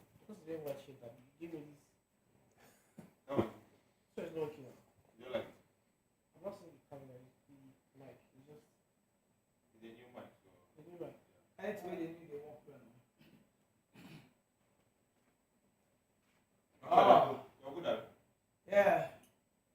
But that's my cash. You need bank massage, you know, sir. I'm telling you, Joe.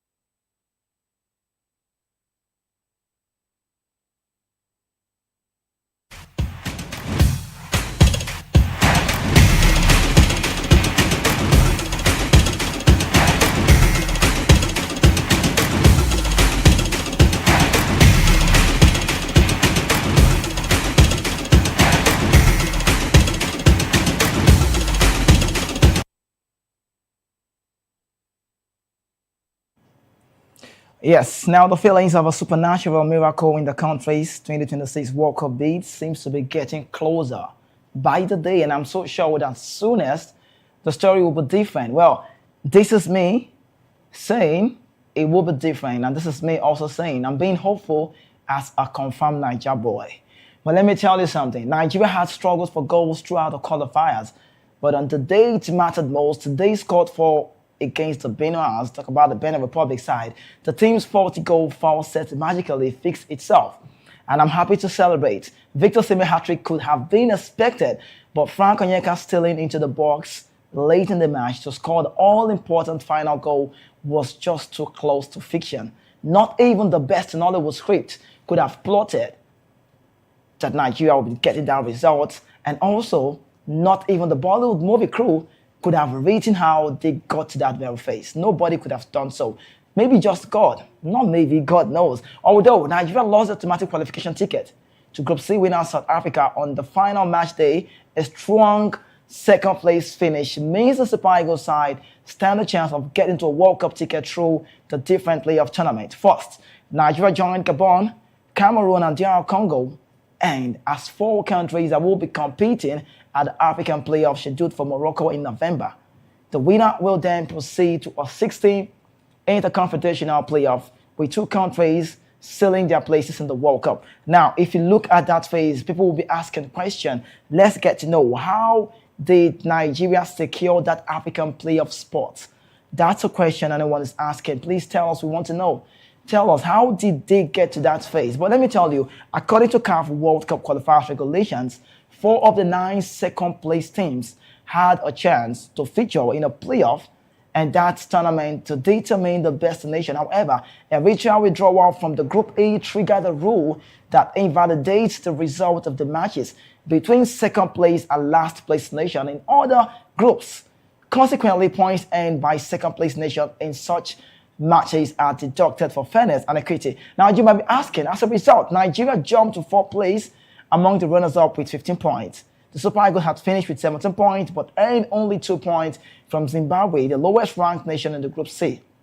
And I tell you, Gabon, Cameroon, DR Congo occupy the top 3 spot in the runners-up table ahead of Nigeria. Notably, Nigeria qualified ahead of Burkina Faso, who had the same points tally due to our superior goal defense. Now, we talk about it. It's more like just explaining on the show this day. How did this happen?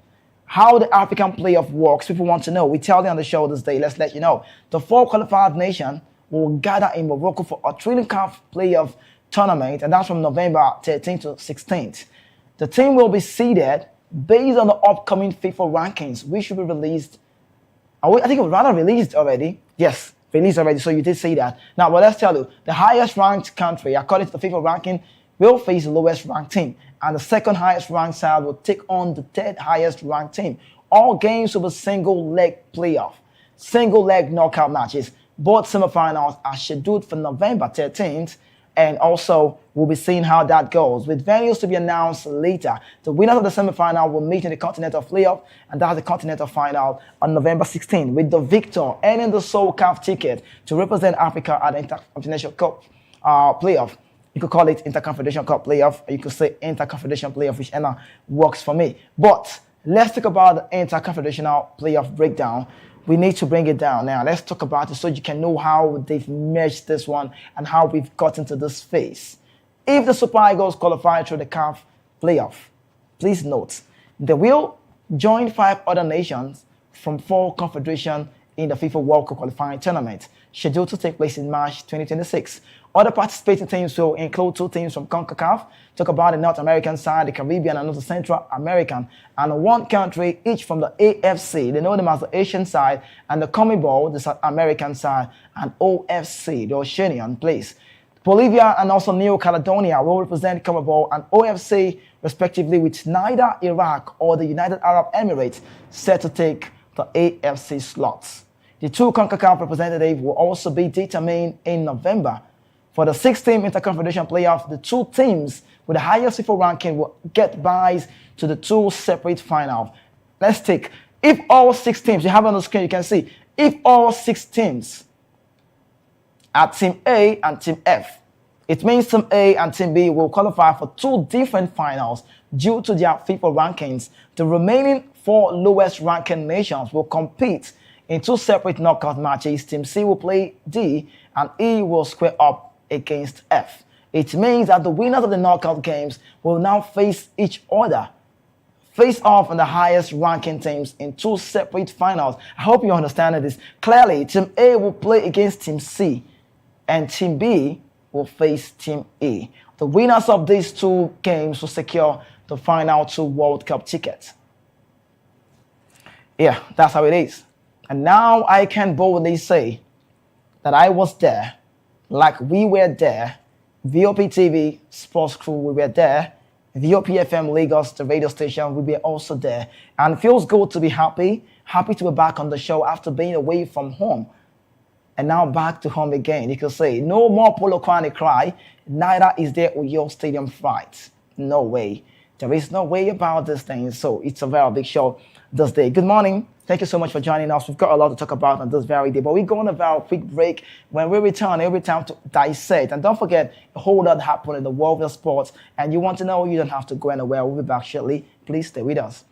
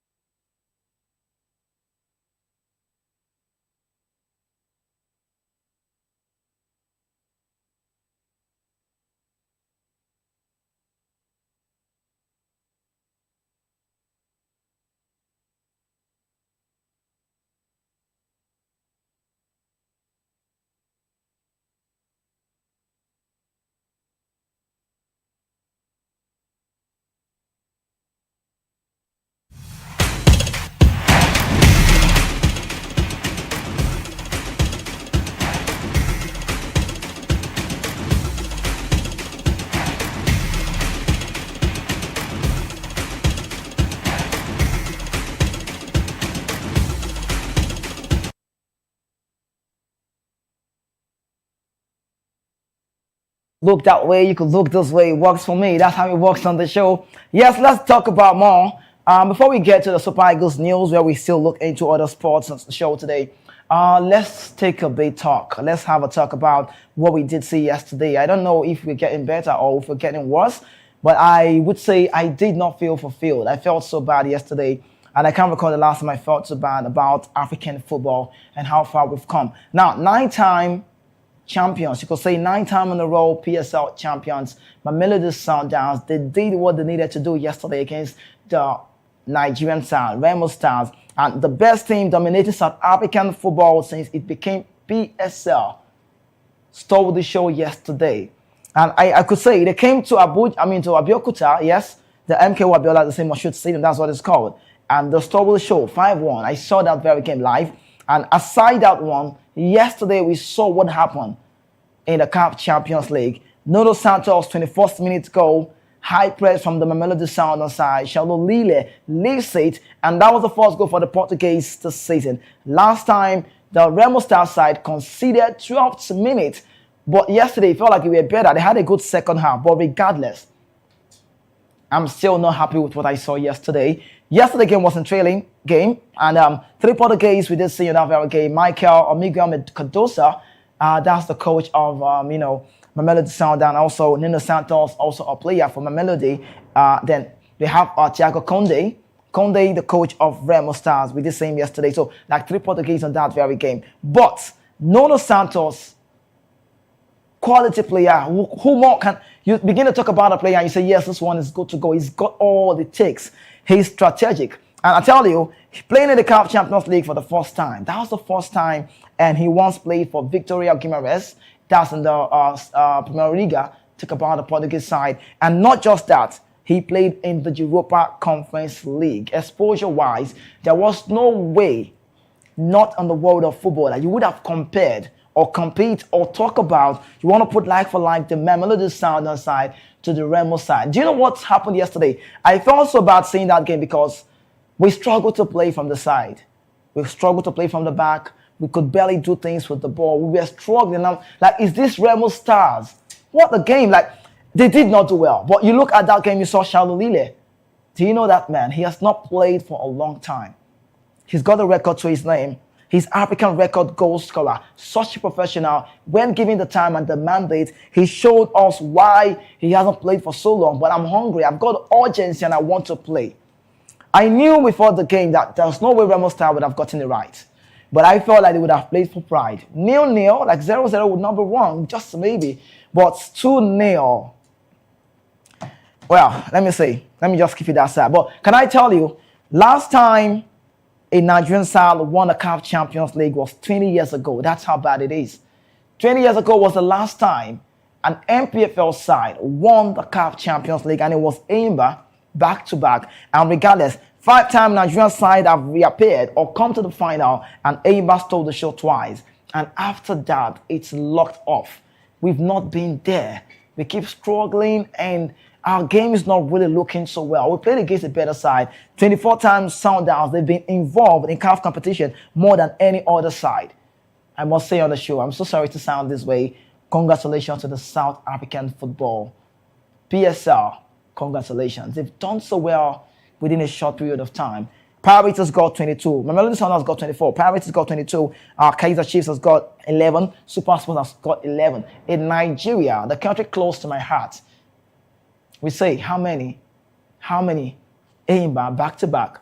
So are we going to see any side? With what I saw yesterday, I don't think this is the Remo Stars that I want to watch. I cannot pay to watch them. I'm sorry to sound this way. I cannot pay to watch Remo Stars play. They did so bad. Second half, maybe, just maybe, I saw Samson missing that goal. He wanted to score a goal. And I'm like, this team can be better off. They did not do well yesterday. I felt like they should be the side to own the game. There's no way you can compete them. You can't compare. Remo Stars will always play second fiddle to Mamelodi Sundowns, a team that are 24 times champions in the CAF competition. What more can be talked about the side? But let me tell you, in this 2025, currently, only one side have won them at home. Now, only defeats in 23 home matches. I think they've played 23 home matches. Yes, they've got just one defeat And that's Kaizer Chiefs who did that strong one to them. But for Remo Stars, a lot of people, when I saw the break, and I'm like, what a team. There was a break in between the game. And I felt like it was a Conde talking to the boys. And I looked around and I saw a lot of people talking to the boys. I was asking how many people are talking to those boys. A lot of people are talking to the boys. Blah, blah, blah. It doesn't work like that. We can be better. But regardless, Peter Shololile, who made 2-0, and then this guy did so well. Shololile, I like to talk about that very man. You saw his goal with the celebration, made it 2-0, 21 goal in all Total Energies CAF Champions League tournament, and then 3 goals, 12 appearances, 2 goals, and in 2 matches. That's about Shololile. He scored the goal. You saw the celebration. He had to place his hand on his waist, and he did it. It worked so well. So what more can be talked about a team like the Mamelodi Sundowns? Now, I said, and I would like to reiterate again, there was no way you can compare the Remo Stars side with the Mamelodi Sundowns. And I'll tell you the reason. We all saw the Chan tournament. You saw it, right? How woefully we were. It was Eric Chiao. You saw Sudan demolishing Nigeria. And that record would be there. The upcoming case will talk about that record. Now, let's keep that on the sideline. Let's talk more, right? The Bafana national team, that's the South African team. Many of those boys that played their trade at Mamelodi, the Sundowns team, are playing for the national team. It's not my fault that they don't travel away from home. They said they've got good quality. We've seen the PSL, how good they've been. You see quality team with Kekana. You saw Motiba. Motiba wasn't the team yesterday. You saw, what's the name? Teboho Macoina. They had some Brazilians in the mix. Sales, Brazilian. They had Nuno Santos, the Portuguese. There's also one man in the midfield again. I think another Brazilian. So they've got a quality team. And I saw Mudau, and I'm like, Mudau, you sabi play ball. You're so good. So good that you have to play the right back row. Assist-wise, is the king. He's scoring goals for himself. They've got all the ticks. And I'm not surprised to see them at the World Cup. You saw them at the FIFA Club World Cup. That's about the Sundowns team. They've done so well. And if you look at their team well, now you see, Enyimba has won them before. Do you know? Nigerian club side, MPFL, Enyimba has won them before. I think that was back in 2015-16 season. And I think Lobi Star also for 2018-19 seasons. But let me tell you this, like a shocking fact. 8 African teams have visited Nigeria before that very game. 8. None of them were able to get the results in 13 games. Just Sundowns. They've done it to us. And I'm like, South African is dominating Nigerian football. I'm sorry to say this. Shololile, he's got a record for himself. CAF Champions League highest goal scorer now. He just got past Tem Bazwani. And that's a record. Big players come alive from big moments. But for Remo Stars, yesterday, bad result. 3 wins from 7. That's how poor they are. Lost 3, 1 win in last 4. Conceded 10 goals in all domestic competition. Scored just 4. That's how bad it is. It doesn't sound good to talk about. But if you look at our league, the MPFL, in the MPFL, Nigeria Premier Football League, many South Africans call it Professional Football League. We've changed it, please. You guys should take notes, right? We call it now Nigerian Premier Football League. And if you look at the way it starts now, in the last 5 years, 5 different winners. Last was Rainbow. We saw Rangers. We saw Enyimba, and keep going like that. So it's a different one to a side that dominated South African football. When you see Sundowns, please get scared of a team like that. 1994 was the last time a Mamelodi Sundowns lost at this stage. And then we saw Motiba played in Europa League as well in Strasbourg. These players are exposed. Exposure-wise, they are big. There's no way you can compare them to the MPFL players. You're playing for Chan team, Remo Stars, and that's all. Motiba is a South African. He once played for Strasbourg in the Ligue 1. Now he's back home. I think football just grew in the family. His dad was also a club owner. And you see a team like that, they are dominating. One of the last time I saw a Brazilian in the MPFL was Ifan Yobas, thereabout. I can't recall then, back in the time. But MPFL can be better, please. We can do well. But before I leave the face and bring in my guest on this day, let's quickly say congratulations to Finidi George. I must congratulate Finidi George. Yes, I must say. He is the first Nigerian coach. You need to know in 7 years to qualify a Nigerian team for the group stage of the CAF Champions League. Rivers United side defeated Black Bulls of Mozambique 3-1 to become the Nigerian first team to reach that stage since 2018. So we cannot talk about this game without referencing Finidi George and then saying how far they've come. Yes, so Rivers United you have on your screen. They've done so well for themselves, and then we should give them all of the glory that they deserve, and they've done so well. So All right, so that's what it is. But quickly, let's get to connect and bring in just our guests on the show today so we can talk about all of these. So a lot to talk into, and then we begin to look at where we are and where we want to be. It's a great feeling. The last man I had on the show was you, right? It was you. So Adeni has been a runaway man. But Adeni, feeling very great to have you on the show today. And also, Nestor, I'm happy to have you guys. Welcome. Yeah, thanks for having me. Good to be back. Yes, so let's talk. I was talking about the Mamelodi Sanders game, and I was saying you're nodding your head like, yeah. You're not so impressed. Everybody knows about the Remo Star. But let's talk about the big one coming very soon. November 13th will be there. Nigeria. And it's the Gabon side. So Adeni, I'd like to start with you. When you saw Gabon as our opponent, for the World Cup playoff, what came to your mind? Any pressure? The pressure is an informed Aubameyang.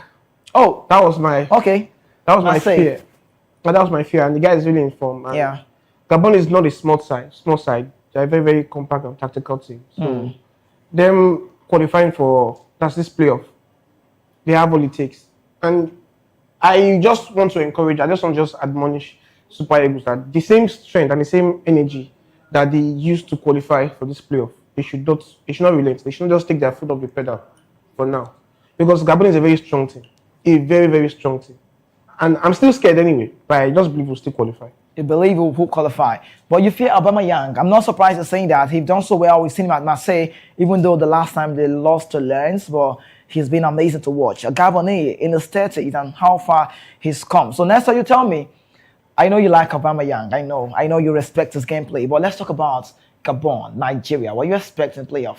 Okay, I think it will be a nice game from the kickoff. What I'm expecting on that very day will be Nigeria trying to come out of that shell to do something positive. Likewise, Gabonese players as well, because I've seen them play several times. I really liked the way they play. I mean, the cohesion between these guys. I mean, 1, 2, 3, 4 passes. I mean, they hit the back of the post. I mean, I love to see, like you said rightly, Adeni Aubameyang is on top form and he's shooting from all cylinders. I mean, but nothing to take away. We have people like Osimhen, we have Lookman, we have great players, Victor Moses, Isaac Simon, right? Yeah. Is it Isaac Simon? Moses Simon there. So, I mean, I think we can hold our own on the day, like when it matters most. You saw what happened against the Benin team and the Lesotho boys. I mean, I believe Super Eagles will come out on the day tops. Okay, so that's about Gabon. We will come out. If you ask every Nigerian, they will tell you they are being patriotic. Everybody knows. But the game mentality is what I talk about on the show. Now, the game mentality is one thing to be looked into and the quality of the team. Victor Osimhen, many pundits and football lovers, I mean Super Eagles fans, have differentiated Victor Osimhen as a special kind of a player. A special being, a special talent. And then they are saying we want all the Nigerian players to be like Victor Osimhen. I was saying on TV, I think it was, one of the big name on the field. I talk about the name on the shows, Chisom Bono. I think Chisom's show. Yeah, I was watching Chisom's show and I was watching from home. I think Ekong scored the goal. Was it Ekong that scored the goal? The penalty? Ekong scored the penalty and then Victor Osimhen ran to the post. He got on the ball like, let's go and pass. Let them pass. That's how a player's mentality can be. But Ekong was celebrating. So Chisom's guests, I don't want to call names, but they know themselves. Shout out to them though.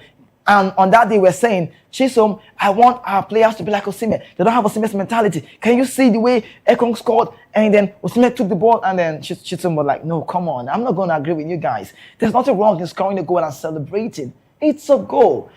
It should be celebrated. That Victor Osimhen got the ball and ran to drop the ball at the middle of the pitch for the other side to, pass the ball. Doesn't really mean the rest of the guys don't have the mentality, but we can see it. It's vividly clear. You can all see how Victor Osimhen is hungry to play. And that's a player everybody wants to emulate. Now, do you buy into this notion as a Nigerian that the rest of the guys don't have the mentality? Yeah, now, talking about mentality, quite all right. I would say most of these boys are not groomed here in Nigeria. But Osimhen has that heart. I remember the last time I spoke to you, I told you, I said, if you never play for Lagos State, if you never play for Lagos, you know how to be. Most of these boys, they grow outside of the country and they don't really have that passion, the zeal. But it's a World Cup here. Just the World Cup. Okay, the game. Osimhen has the heart. Osimhen wants to play. He has the passion. He wants to win every single game, just like Cristiano Ronaldo. I keep making guess every now and then. You see somebody who has that kind of quality, maybe close to Victor Osimhen, is a certain Lookman. Certain Lookman. So you agree with that notion that says Osimhen's mentality is different? Yes. You want to go contrary to that? He has a different mentality, but I can still mention like few other players. Okay. They have same zeal and enthusiasm as Osimhen. Likes of Calvin Bassey. Yeah. When the guy is playing, you could see how he dominates the field. His body, his mind, everything. Another player again is what's his name? Akko Adams. Yeah, that guy too. Yeah, the new player. And Iwobi too is starting to surprise me so late. Iwobi too is starting to surprise me after all the criticisms. And again, this Moses Simon too. And Chukwueze too. Yeah, all of a sudden. But I mean, Chukwueze for now. If Chukwueze is talented, no doubt. But if Chukwueze can come out tops in every game like this, I tell you, with what he has, we'll win every game. These boys, they've got what it takes, honestly speaking. But I love the way Osimhen is taking the charge. Yes. He's taking, I'm the points man, I'm the front man. Yeah. Let's take the fight to these people. And he's doing a very good Funny job. enough how Osimhen has played, how he has evolved from the under-17 to the under-20 to the Super Eagles setup. I mean, I saw his game against, was it Liverpool? The Champions League game against Istanbul. I mean, and Slot had so many things to say about Osimhen, from being a very porous player who came into the fray and trying to, even was the captain of Virgil van Dijk did say something about Victor Osimhen. He said, very hard to play with, very hard to play against even as a player. For Gary Lineker to actually come out and apologize to Osimhen, he speaks a lot. He says a lot about his energy and his performances over the past couple of months. So you're proud to have Osimhen as a Nigerian. Yeah, of course, yes. He's a talisman now. Every single day. Every single day. Osimhen is not the poster boy of Nigerian football now. Conte is still looking at like, okay, if I had an Osimhen, maybe. I'm sure he's regretting. Okay, who knows? Who knows if Antonio Conte is regretting that very one? But quickly, let's get to talk about this now. What people are asking are saying, if Nigeria makes it to the World Cup, how do we go from here? Looking at what we've seen so far, the stats, the players' football methodology, and also does Eric Chell have what it takes to take the Super Eagles to that very big face? It's the biggest fiesta of football world. It's the biggest tournament. Talk about the World Cup. And I cannot wait to see Nigeria, the USA, Canada, Mexico, 2026. Eric Chell, my friend, Adeni. I've always liked Eric Chell. From the first day, even prior to the appointment, I was a bit skeptical because they said they used the phrase business as usual, that they were going to get us an enterprising manager. So I'm like, these people don't start again. Hey, God. So when I saw this guy's appointment, Eric Chell, I was like, this guy's different. So I went back, I saw his game when he was coaching Mali. So I'm like, this is a very, very good manager. And from that day, I give it to him. Like, this guy will do amazing things for Super Eagles. And look how we are today. So you believe Eric Chell, if we make it to the World Cup, just if he takes us, you like him to take us? We might even win the AFCON concept. This, for real. This is the best manager we've had. We still have teams like Morocco to go. This is the best manager we've had since Gennett Roa, yeah. Honestly, this is the best manager. Look at him. He's yet to lose a game. Of course, and I'm not sure he's going to lose. Okay, let's see. Eric Chell, you think about Eric Chell, World Cup face. It's a big face. Like Adeni rightly said, I've always, remember the last time I spoke to you, I said Eric Chell is one coach who, he's reserved. He knows what he wants. I mean, his technical inputs. I mean, I saw his World Cup heroics. Yeah. The Nations Cup heroics with Mali. You saw what he did. The passion he brought into that team. I mean, they played against the Super Eagles. I think during one of the friendlies. Yeah. They humiliated us 3-0. Yeah, Desert was in the game, I recall. Yes. I mean, we had better players on the night who was going to give us the result. But I don't know how they did it. I mean, they came out tops. They played very good game. So from that first day, I told a friend of mine, Kingsley, I said, Kingsley, if you're watching, I said, Kingsley, I mean, no sad anything, but I just said, Kingsley, how about we, Super Eagles, making this guy? Wait, you mean you said this during that time? Yes, I said, how? But I told Kingsley, I wish he was watching. I said, Kingsley, I mean, if NFF can bring this guy to Nigeria and make him our head coach, and you see some changes.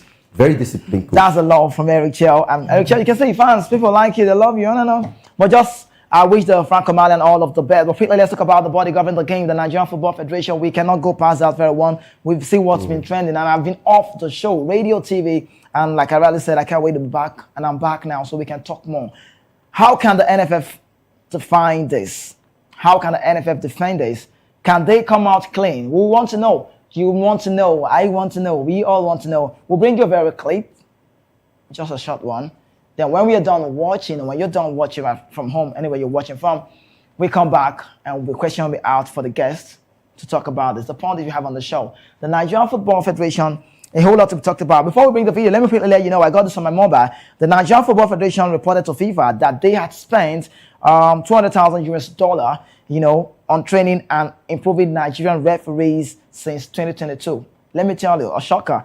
Now, 2023 AFCON, no Nigerian referee. 2025 AFCON, recently, coming December 21, no Nigerian referee. So how exactly was the money spent? It's a question.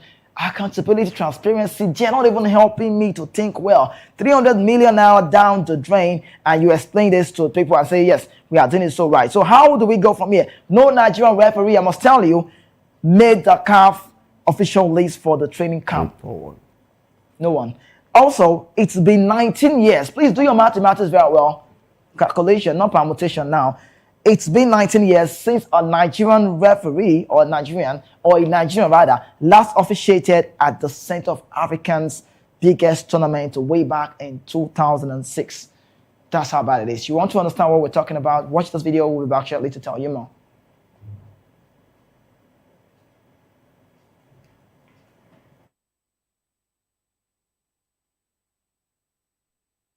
On the $10 million where FIFA, the FIFA Forward project, where the aim of this project now for sports and infrastructural development for Nigeria. Now FIFA give us $10 million under the FIFA Forward project. The account NFF give say how they take spend the $10 million where FIFA give us. Then say on infrastructure, they spend $2.6 million to build 2 mini stadiums, which is this one now where they build for Benin Kebbi for approximately $1.2 million. See the stadium for Benin Kebbi. Then the second one where they supposed build for Delta State for Warri. They say on national teams, say they spend $2.3 million on our national teams. I don't know where this money go because no be NFF they provide jersey, no be anyway now them talk say they spend $2.3 million on our national team. Then on administration and governance, as in salary and all the things, they spend $1.9 million on administration and governance. Say on our women's football, they spent $700,000 on our women's football. Then on uncategorized competition, say they host some kind of competitions for Nigeria, they host competitions. Say they spend $200,000 for some competitions where they host for us for Nigeria. Then on equipment, say they spend $200,000 on equipment. With equipment,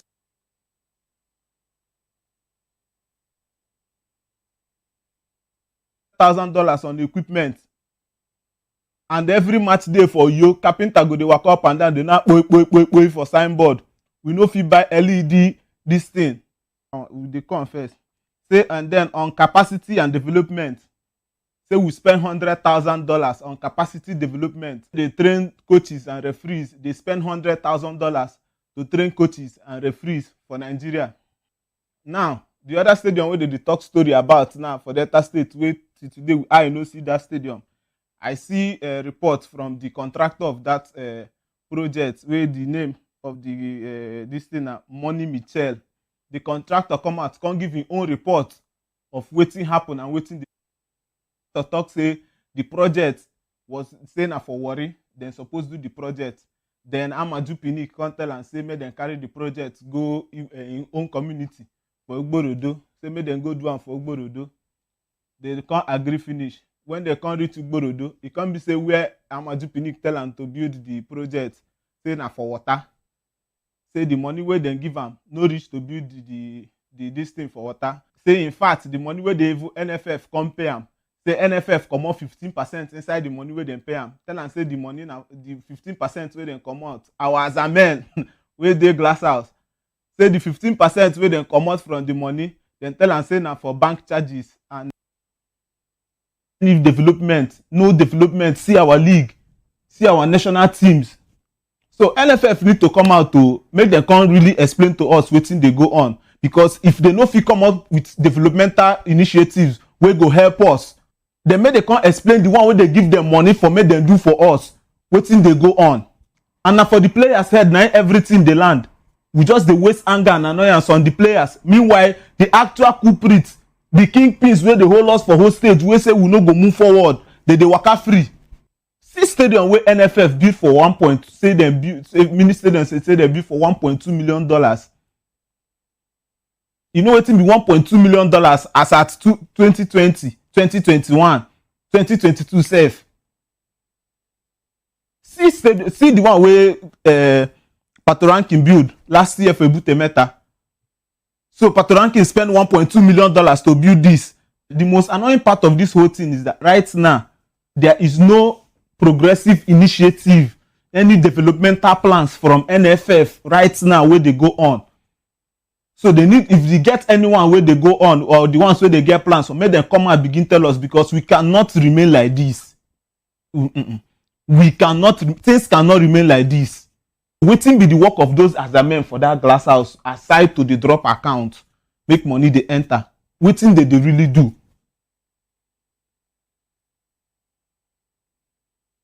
Bring it back, just bring it up.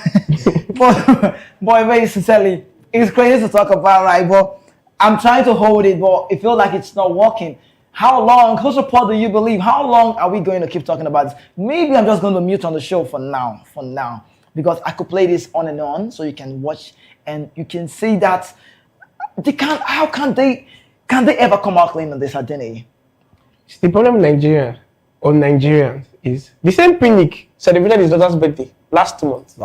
And people came out to celebrate him. Yes, it's his daughter's birthday. But until we stop celebrating thieves in this country. Wait, I don't understand what you're saying. You call them thieves? Because for you to misappropriate public funds, the money that was allocated for grassroots football, for infrastructure, and you can misuse that money. Look at what they built. Where I play football in Ikeja, it's the same ground though. And I'm very sure that school did not spend that kind of money for that kind of surface, for that kind of pitch. You saw the part of ranking. $1.2 million. That's a whole lot of money. And look at what he did. And he even diverted the one that was meant for Warri to his own village. Is that a corruption to the highest level? See Nigeria, our problem is fundamental. So this is someone that should be in jail, for God's sake. It should be probed. It's just without bail. Just put him in prison. If they want to have bail, give him like maybe 500 million, maybe $1 billion bail. So that money they're actually stealing, they'll be taking it back to the courts. Yeah, true. Because this is a bad image. I don't know. See, honestly, if I just want to just say what's in my mind on TV, I'll just be saying some very offensive words, and that's why I just reserve my comment. Well, I already know your face. For people to put the same stadium as their DP. On their social media handle. It's a far cry. No, this is absurd. It's a far cry. So absurd. Nestor, you didn't ask me any question. Like you said, like you rightly said.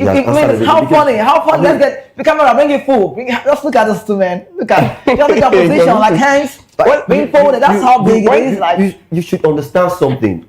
Grassroots football can be very, very hard. And now when FIFA gives you money to do something, you should come out and do something. Kizzy, he said something.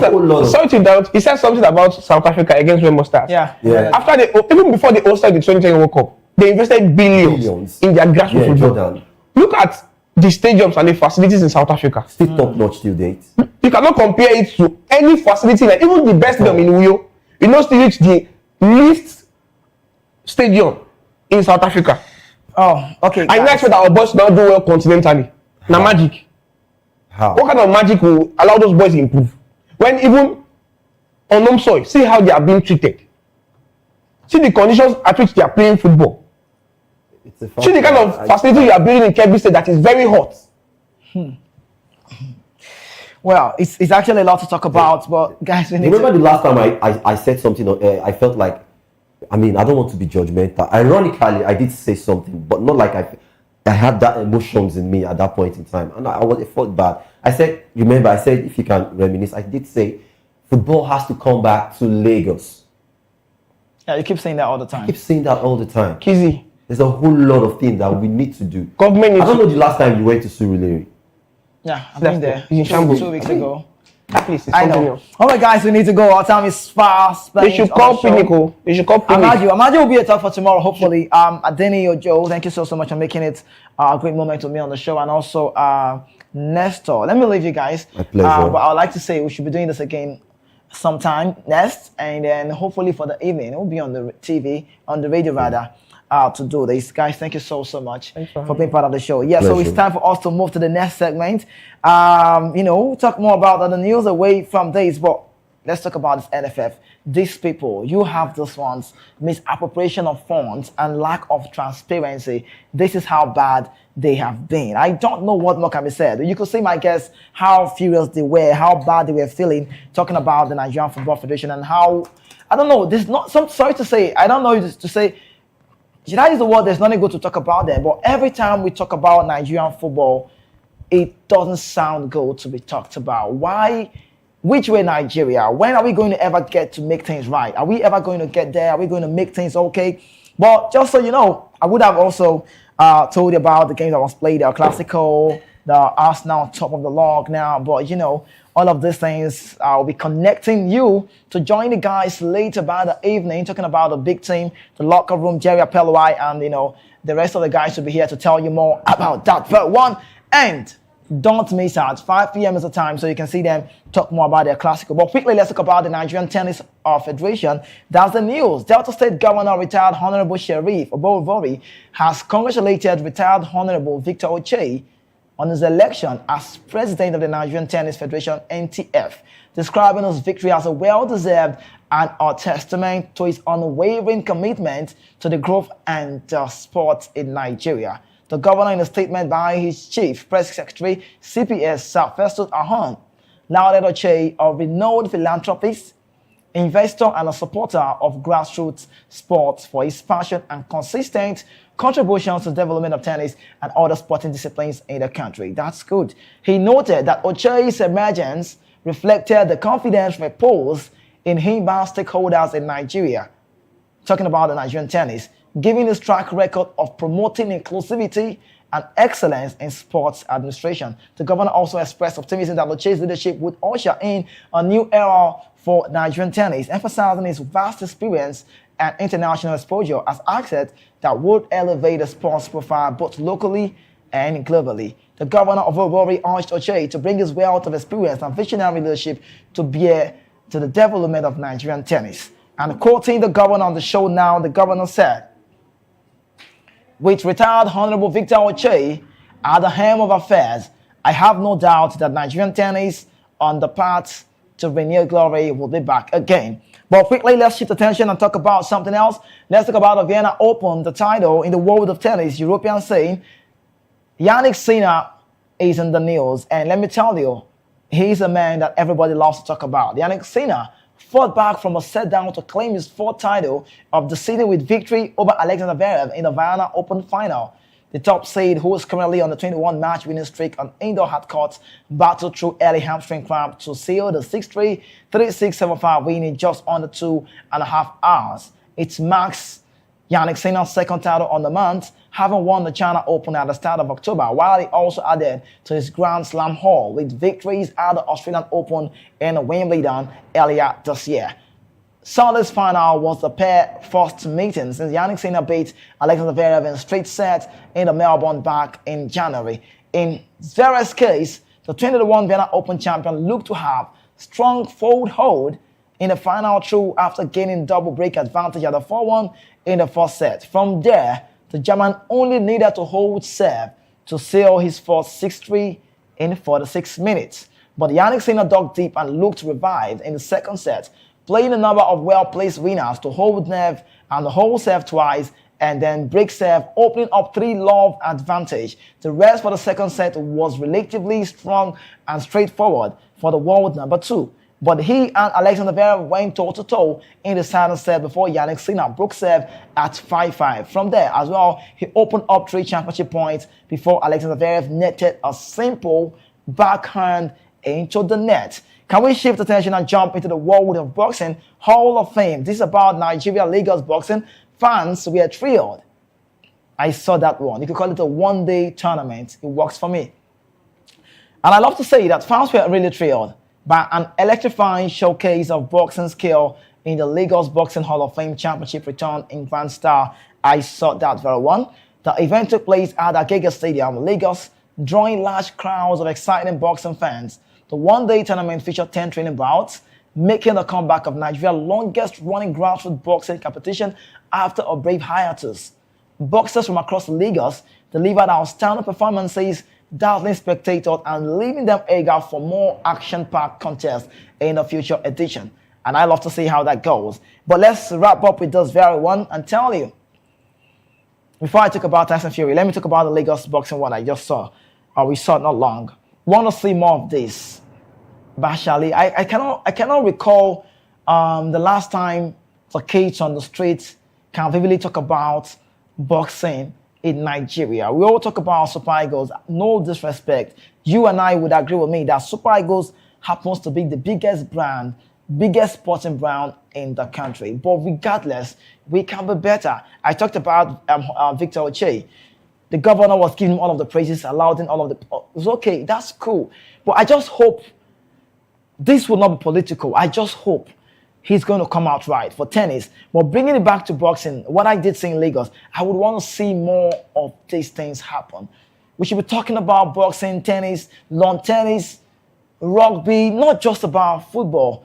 If you say football, I'm not going to fault you. I understand how big the game is as well. But the basketball world, the other day I had DK Medina, the basketballer on the show, and I was asking him a question. He was telling me about the infrastructure of Nigerian sports. This is not about the NFF. This is where I feel His Excellency, Madam Shehu Diko, should look into. And I'm so sure he knows how sports runs in the affairs of this game. So I believe the NSC will do so well. But wrapping up on the show, let's talk about Tyson Fury. Tyson Fury has spoken out after YBO talk about the Fabio Wildly defeated Joseph Parker via a controversial stoppage on Saturday night. British fighter Wildly stopped Parker in the round 11 to win the WBO interim heavyweight championship. The 30-year-old is now a double champion at the heavyweight, being in that very phase and also defeating Justice Honey to win the vacant WBA interim crown back in July. His New Zealander opponent was ahead of Wildly on the scorecard as the 11th round got off on the way. But Wildly trapped Parker in the corner midway through the round and began unloading a series of punches. You have on your screen, you can see Parker managed to retreat and also retreat towards the ropes. But that's how it went on. But we need to go. We have the media news coming up next right here. But I'd like to say again, join the guys for the evening, and it will be in the locker room, and that's 5 p.m. But this is me signing out. Thank you so much for being with us. Tomorrow happens to be another day. Have yourself a great day.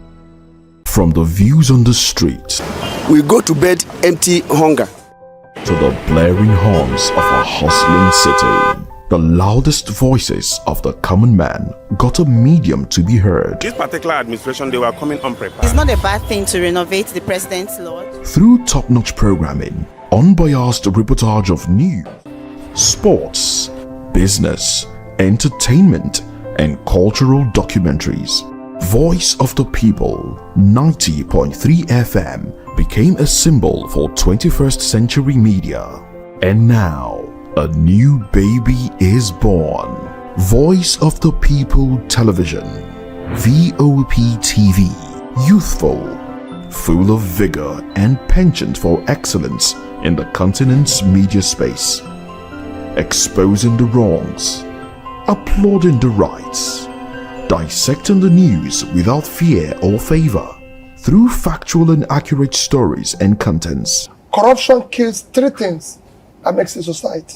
Representing the interests of the people and giving them a voice. Voice of the People TV is here to stay towards building a fair society. VOP TV, Voice of the People Television, truly a voice for the people. Are you ready for the extraordinary? Something big is happening on your screen.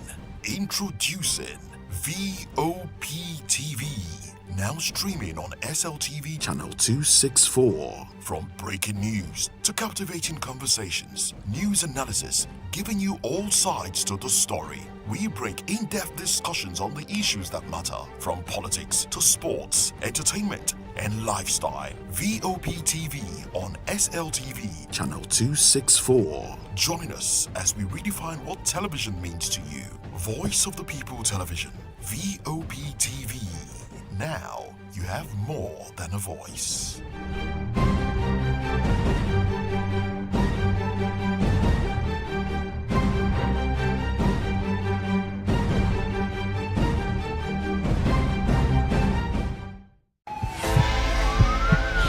This is Health Check, your weekly guide to better living, smarter choices, and trusted answers. From everyday wellness to urgent health issues, we've got you covered. Health Check, only on Voice of the People Television, where your health has a voice.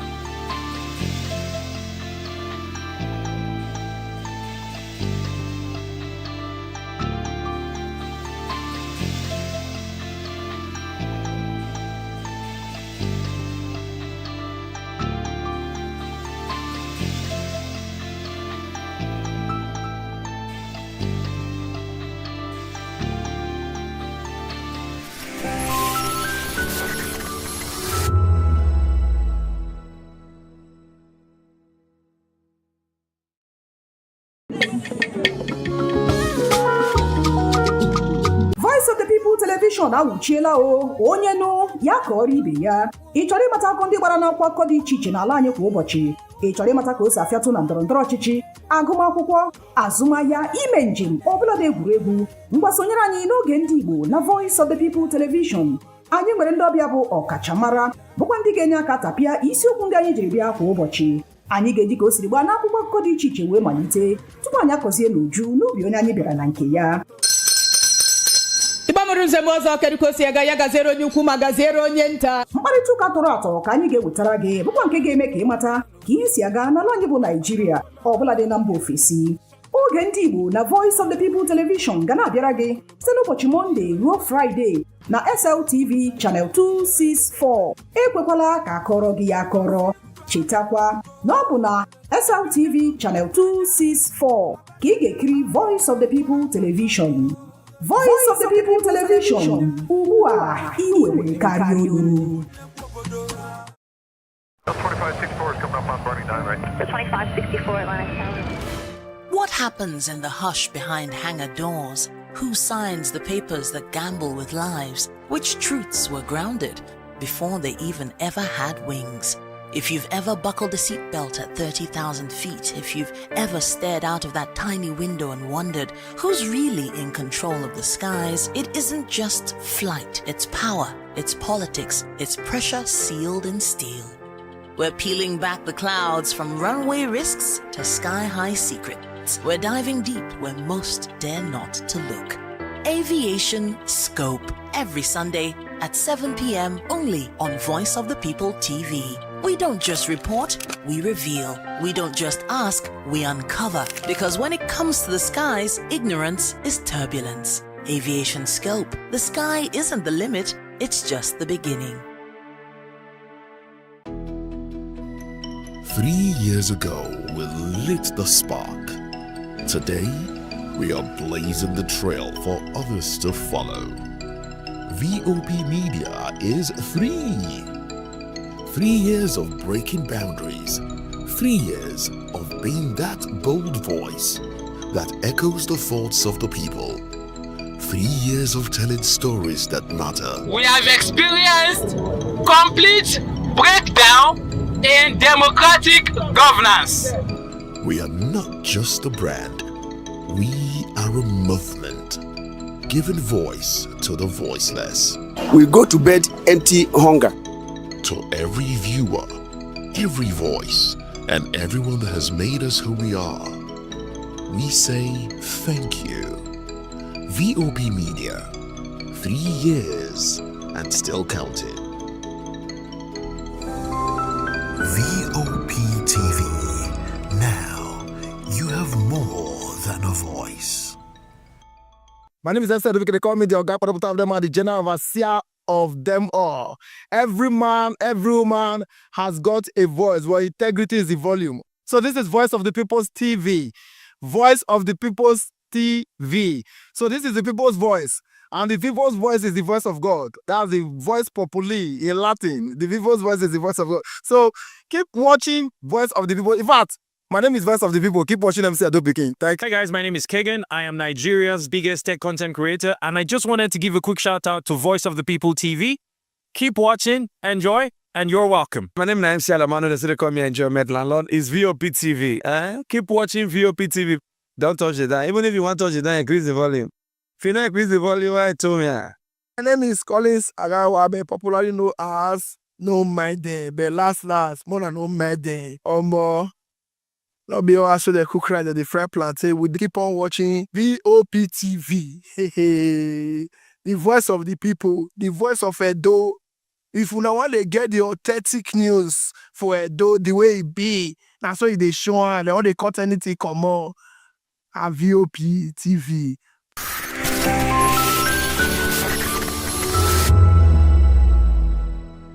Voice of the people, you can hear me now. My name is Patrick Doyle, and I wish that you continue to echo the voices of the people. Big up VOP TV. My name is Suibifa Dokubo. Please keep watching VOP TV. Hi, my name is Kwekumali Ikenna Onyekwena, and I am with the Voice of the People TV. Now, if you're looking for the veritable channel for information, politics, robust discussions, you don't need to go far. VOP has you. VOP will always have you. Thank you. Hi, my name is Patrick Diabwa, aka Ibani Chuka, Amayana the Eagle King, and you are watching VOP TV. Stay with us. Behind every broken deck lies a broken promise. Education shapes the nations. But who is asking the right questions? Introducing Edu Dialogue, the show that goes beyond the surface, exposes the cracks, the corruption, and the silence in Nigeria's education system. Edu Dialogue, Saturdays, 3 p.m., only on VOP TV. We break the biggest stories, from missing funds to policy failures. We ask the tough questions and demand real answers. Edu Dialogue, this Saturday, 3 p.m. on Voice of the People Television. The red carpets, awards, the razzmatazz, music, fashion, interviews, and more. Spotlight on Voice of the People Television. Let's feed you with all the juicy stories in the global entertainment space, bringing you the glitz and glamour as they hot. Stay tuned to Spotlight, 1 p.m. Monday to Friday. Spotlight on VOP TV. Entertainment like never before.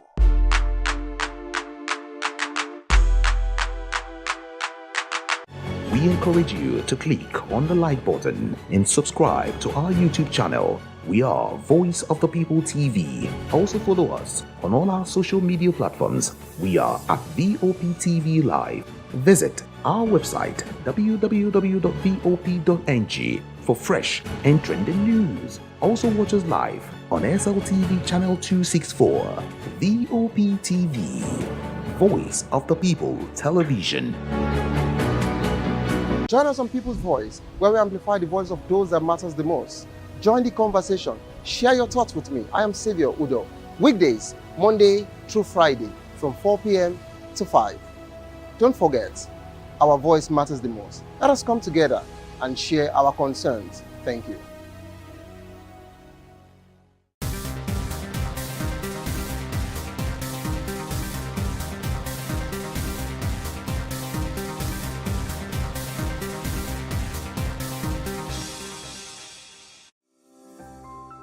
VOP TV. Now, you have more than a voice.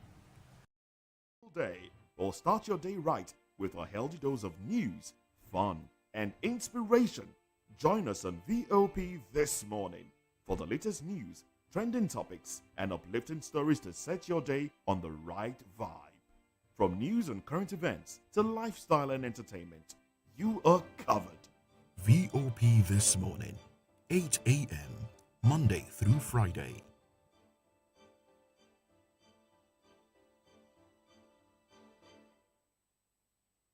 Join us on People's Voice, where we amplify the voice of those that matters the most. Join the conversation. Share your thoughts with me. I am Xavier Udo. Weekdays, Monday through Friday, from 4 p.m. to 5. Don't forget, our voice matters the most. Let us come together and share our concerns. Thank you. 2564 is coming up on Barney 9, right? 2564 Atlantic Tower. What happens in the hush behind hangar doors? Who signs the paper?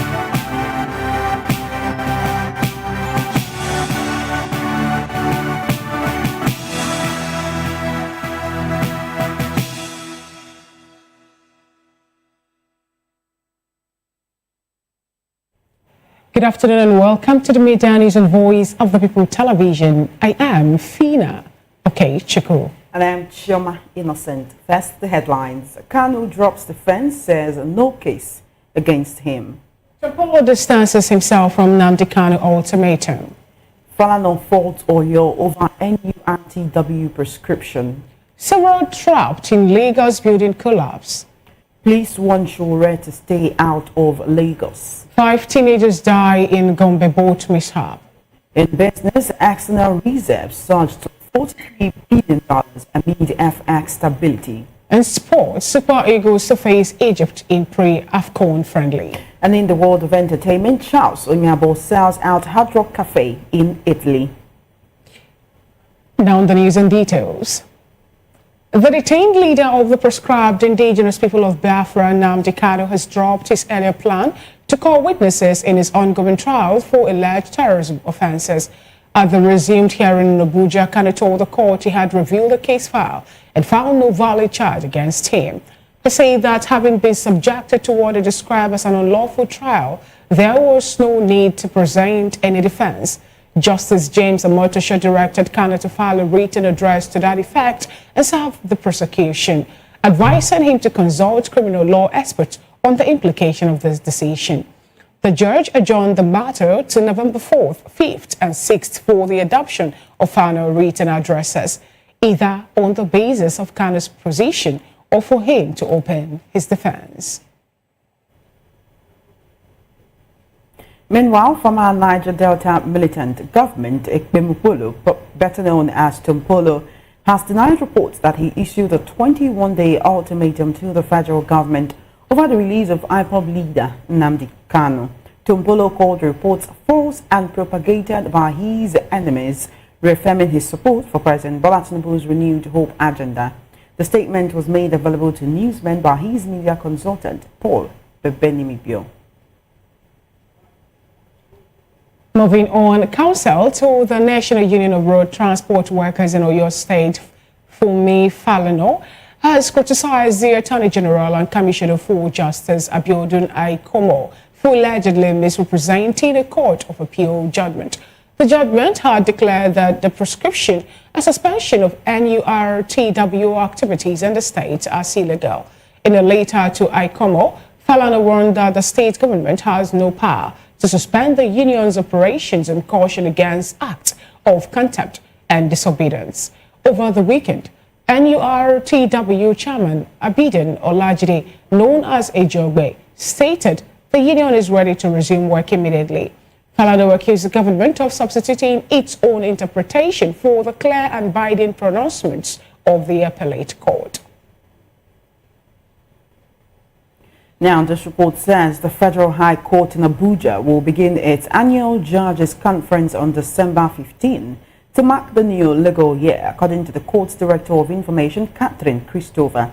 The event, outlined in a circular by the Chief Judge, Justice John Soho, will end on December 18. Christopher said the conference provides an opportunity for reflection, evaluation, and strategic planning aimed at improving justice delivery and judicial efficiency. Here in Lagos, a building has collapsed, trapping an undisclosed number of people in the early hours of today. According to the Lagos State Fire and Rescue Service, the two-story building at 54 Coker Street and the Metro bus stop in Oyimbo gave way around 12:20 a.m. The agency's director, Margaret Adesanya, said firefighters from the Sari Igamu station responded immediately after receiving a distress call.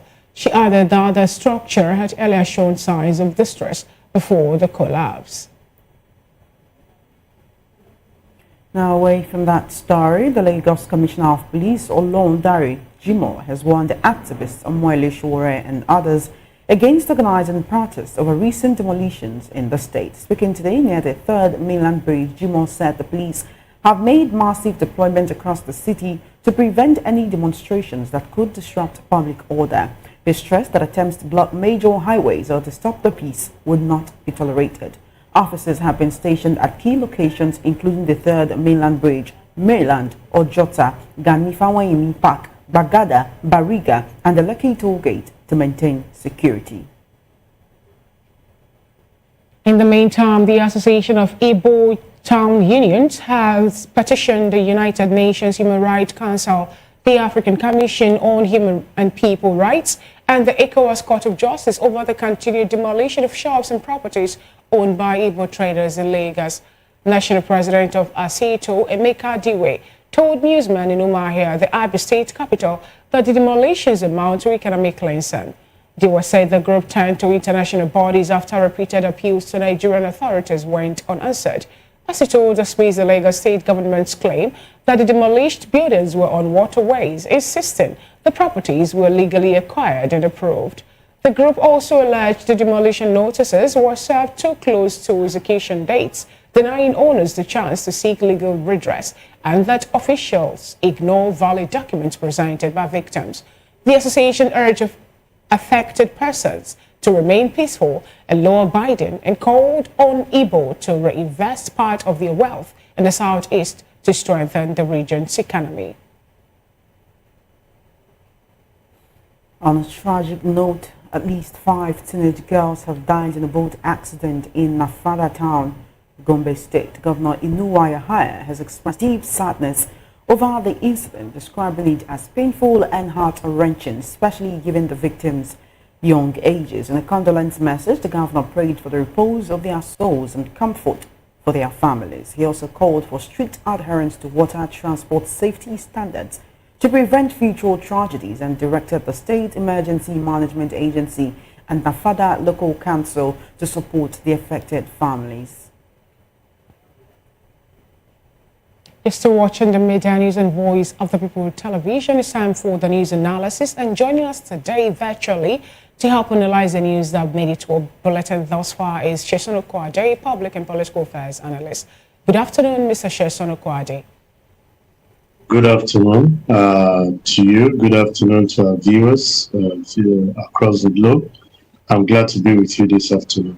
Same here. Good to have you join today's Media News. Let's start off, although this particular news, a sad note, where we learned that 5 teenagers died in Gombe over the boat mishap that happened there during the weekend. And then let's also look at the fact that even some persons who are trying to run away from insurgent attack from Borno State sometime still this month also lost their life too to a boat mishap. What do you have to say about this, over the fact that it's more like the Nigerian waterway is not really, well, I say, up to the way it should be? We're looking at life jackets not being made available to people who bought the boats or who are to be passengers on boats and all that. And what do you think at this point you can do to mitigate such happening from recurring? Thank you very much, Evelyn. First and foremost, my condolences to the family of the loved ones that lost their life at this boat mishap. Quite unfortunate that they have to pay for the negligence or the ignorance or the failure of our government in making responsibility for other means of transportation. First and foremost, I have this to say that I always tell every individual that safety first, and safety starts with you. Before you embark on waterways, there are supposed to be provision of life jackets. There are two things, either provided by yourself or those that are saddled with the responsibility of carrying out the business are meant to provide this for the people. But one thing is actually there. Are there agencies responsible to man our waterways in the states? The answer is yes. When issues like this happen, which is as a result of their failure, how do we actually treat the issue? Are there consequences for some of the wrongdoings that they have actually done to serve as deterrent to others that will not have a repeat of such occurrence? That's the problem we have. I'm sure you witnessed with me that in Lagos, it's part of the areas where the government is actually promoting because there are agencies, the Lagos State Waterways is saddled with that responsibility, and they have their monitors who actually guide people. You dare not embark on a boat ride without you having the approval and making sure that everyone is safekeeping. So I think that is a gap. People take laws into their hands when there are no effective monitoring from the people. And I think the governor just needs to take a decisive action on the agency responsible.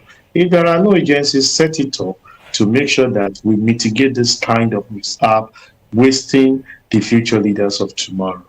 Thank you so much, Mr. Sheson Okwade, for your submission on that particular topic.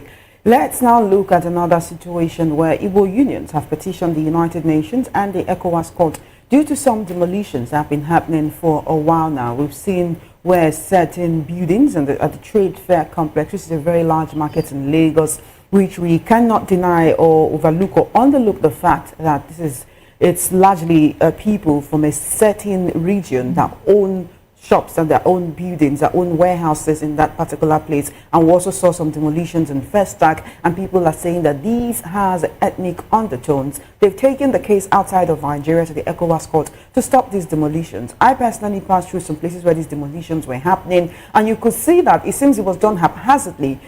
Like half of the building will be demolished and the other left. It looks like, oh, they just didn't want it to be habitable. These are people who have actually put their money, they have put their resources into having buildings for themselves. They're also saying that many times they only get an order or they only get a notice very close to the execution date. What do you think about this move that the union has taken?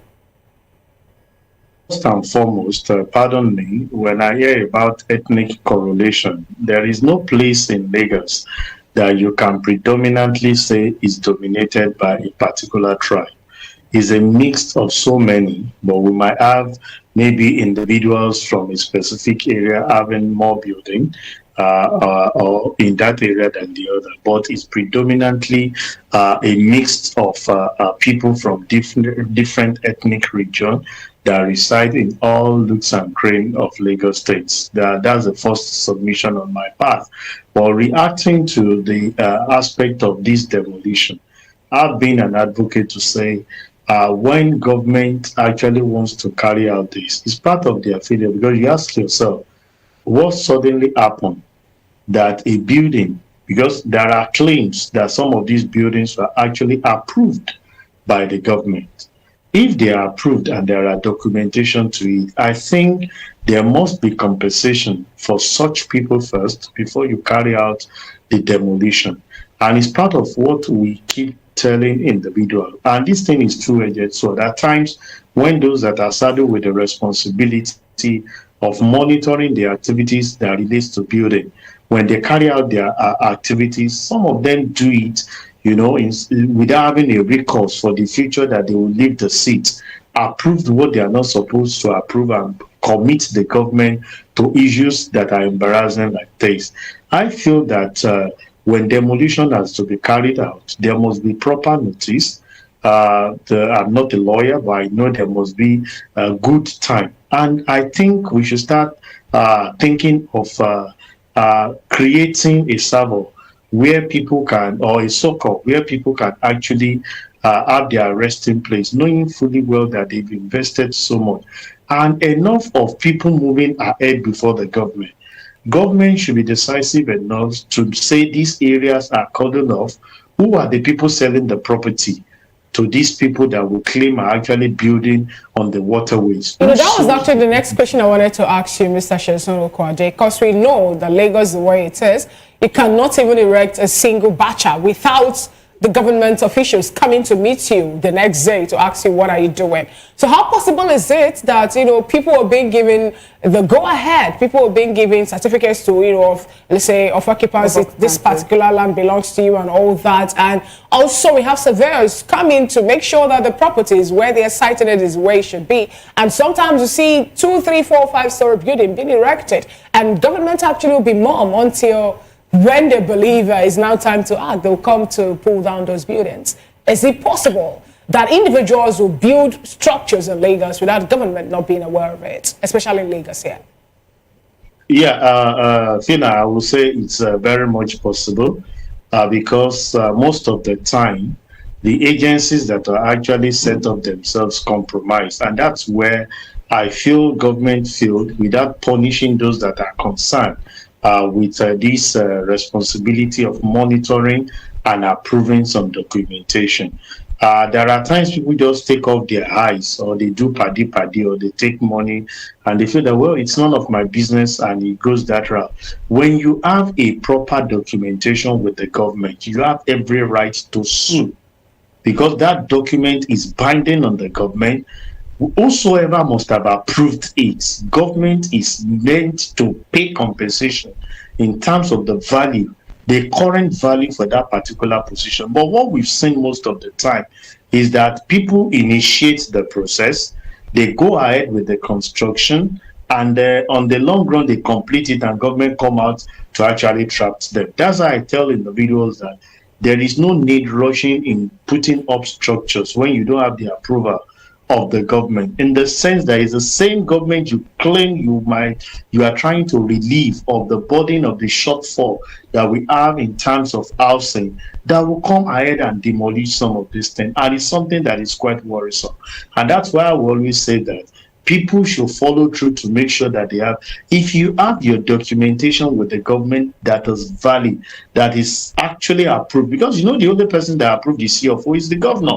So if a governor has approved that, you have every right to sue the government in making sure that they give compensation even for that, because you did not do that on your own. It is subject to the approval that has been carried on. Even when the approval was done 20, 30 years ago, what is responsible of the government is if there is an obstruction which was not observed years back, they must definitely look for a way to relocate that particular occupant before they demolish something. These are gaps that I feel that the government needs to work on. But I need to also emphasize that most of the time, these corruption acts also cause some of these things where government officials arbitrarily approve what they are not supposed to approve, all because they have been tipped. Even at times when people they say stopped order on a particular building that they consider that they have not completed the approval, people still tip and they go ahead. That's why I feel that there must be consequences, not only to the people that their building have been demolished, but also to the government officials who has misled Mr. Governor, has sent him to CFO, and they on the long run you come out and demolish the building. What does this particular petition being carried out by the Association of Igbo Town Union, what does this have to say? What does this speak to Nigeria, and also, you know, the way things are happening, because they first petitioned the United Nations on Human Rights Council, the African Commission on Human and People Rights, and even ECOWAS Court of Justice over the continued demolition, especially when it has to do with shops. For example, what happened in Trade Fair, where a particular man, you know, was of the opinion that even the federal government knew of his property, and he did what he's supposed to do, you know, regarding that, but yet that building was pulled down, even with some goods in it. What do you think will happen, or what do you actually make of this particular, petition to all these international bodies? Yeah, I think this speaks so much volume to our judiciary process. You ask yourself, when the judiciary arm that are supposed to be the hope of the common man do not have confidence in them, and we need to seek international justice. Whatever it is, there is still going to be local interpretation of whatever judgment this UN or ECOWAS court are actually bringing out. They cover the West Africa and the United Nations, which we are part of. But whatever the judgment, you still domesticate it. And this is a wake-up call for the judiciary to actually restore the hope of the common man. They feel that they are actually being cheated. Most of the time, they stand on the part of the government, knowing fully well that they don't want to actually be penalized. But you can put yourself in the shoe of the people that is actually petitioning the government. If you have actually labored so much and all of a sudden you see demolition, you know, occurring, even for property that has actually been approved by the government. But I feel that we can explore more internally as against exposing ourselves to the international community on some of the flaws that are happening, and the judiciary can be called to order by those that are concerned managing the affairs of our nation. All right, talking about exploring more internally, now we also have it on the news that the police have warned so many persons, especially Omoyele, to stay away from Lagos, you know, warning him that they are not going to take any form of protest over recent demolition in the state. Now, you know, if internally people will want to come up to protest or to show how aggrieved they are over the demolition of the property, for example, the people of Goshofe local government, or Wuroshoki to be precise, are aggrieved over the fact that individual interest is beginning to play out and demolition happening in that axis. And we're getting information from the police commissioner that such will not be entertained. What does that actually speak? What does that portend? Nigerians can't come up again to say we are aggrieved over some things happening around, because according to what we got, the police said that they have stationed their men, officers, you know, to key locations, including Third Mainland Bridge and Maryland, Ojota, so many other places, even Ganifa Park and a whole lot of other place, to make sure that Nigerians or people who are aggrieved will come out to protest the demolition. Yeah, thank you very much, Phelan. I'm sure you know part of the rights of a common man or a citizen of a country is the right to freedom and freedom of association within ourselves. So we have the right to associate, we have the right to protest, we have the right to express our grievances to the governor or to the government. But the area of interest is how often do we manage this effectively? How do you do it in such a way that you don't affect the freedom of the other party? That is the issue here now. And I think that is the position of the government. If demolition was actually carried out at Ouro, I'm sure the area where the demolition was carried out, there can be a protest without coming to affect the major asset of the government. I'm sure you know the implication of blocking Third Mainland Bridge. We have different set of people that move in and out. Imagine somebody who has left his house as early as 4:30, walking on the island, and after leaving maybe Badagry, heading to VI, 4:30, you get to Third Mainland and you heard that it's actually been blocked because some people actually want to protest. I will always say, are there ways that we can do this in the civil without impacting on the freedom of the other party? It's quite interesting that we must balance that out, because most of the time individuals use their own to affect the other parties that are not concerned. If it is overall, I'm sure there are places where people can gather. What you are trying to pass across to the government is to say, we are here, these are our grievances. I was even of the opinion that there can be a match, maybe to the governor's office at Ikeja, where you will not, impede the free flow of traffic, but situation where you want to halt the process, where it will grant the economy or is being affected. So you want to impact on the people coming from Ajadi, people coming from Airport Road that has a business appointment on the other part. That's where I feel that we need to balance this thing out. All right, Mr. Shasonkwade, one could argue that these people are just trying to bring awareness to that situation. They are the ones who know, they're the ones who wear the shoe and they know where it pinches them. We're seeing videos online just yesterday and the day before, people sleeping in their homes in the middle of the night while bulldozers were stationed outside their gate to demolish buildings and people were sleeping inside. We also got reports that over 50 policemen stormed the area and threw tear gas at the people who wanted to gather, and that's the reason why people decided to protest. Now, with these Warren Shoki demolitions,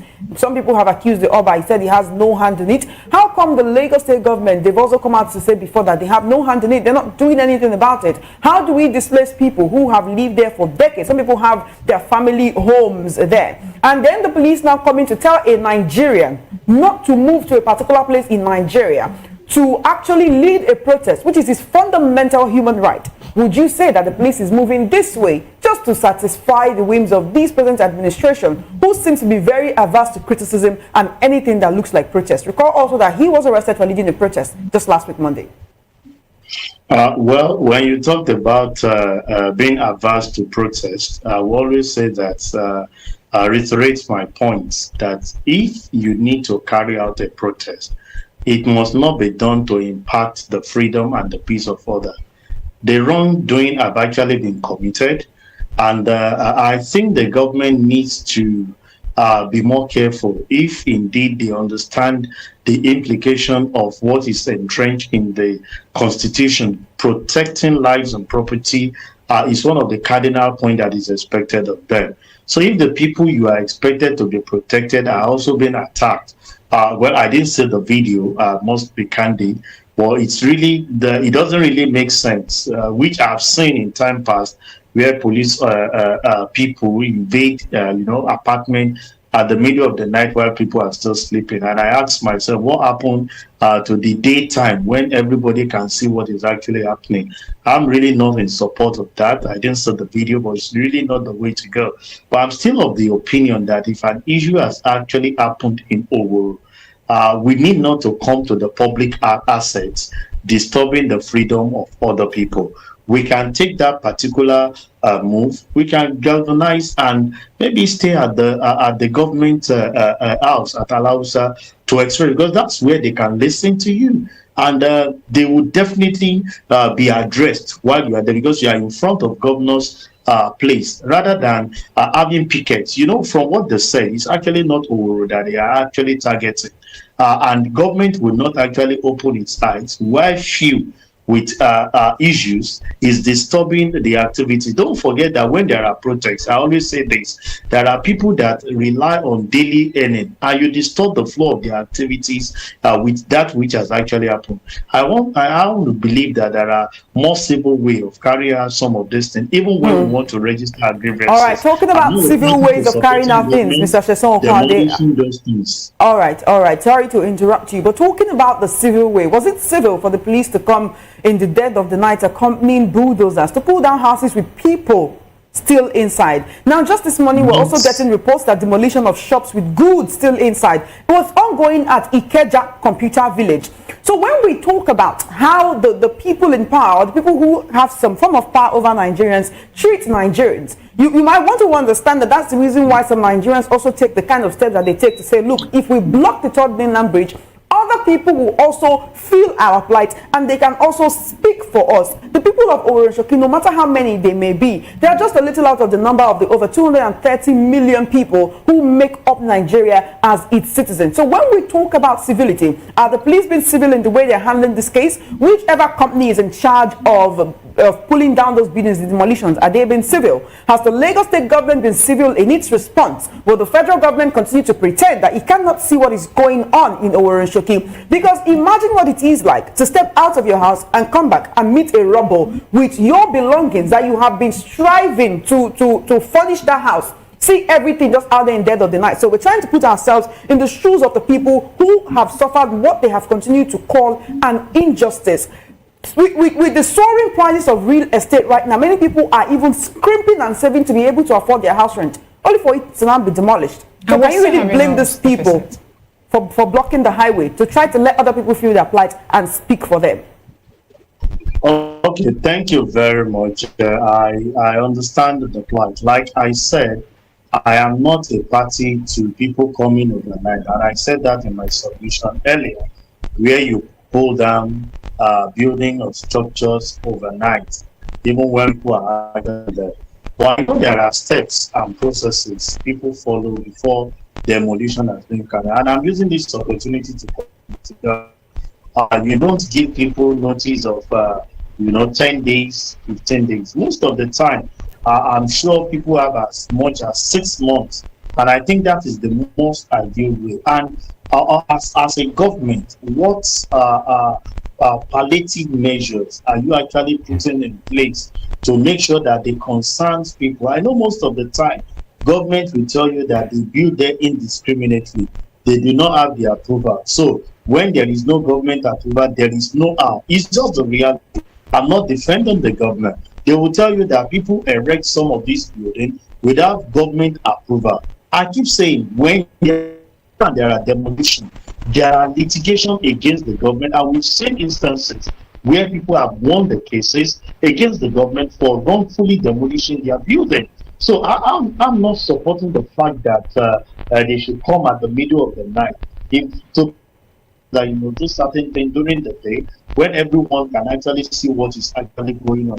But most of the time, when notices are served, people tend, average Nigerian, we wait for the dying minute that no, they are away. And most of the time, this government official deceive the people by saying that it's been handled because they're actually collecting 1 or 2 things for them. And overnight, when government now comes to, put this sledgehammer that we've given you 6 months notice, we've given you 3 months notice, we've served a reminder, but there are no action. That's when we speak. I'm not defending them, but we must the way it is that most of the time people take government and they own the land, and they always tell us where those things are. And I will stand with it to say, when someone needs to pull up a structure, there must be proper documentation so that when things like this happen, you can take it up with the government, even if it takes forever, but you definitely know that you get justice, because that document is a power that has actually been given to you by the government to say that you are in possession and you own this. And if such must be demolished, it must have an alternative way of paying compensation even to the person that is concerned.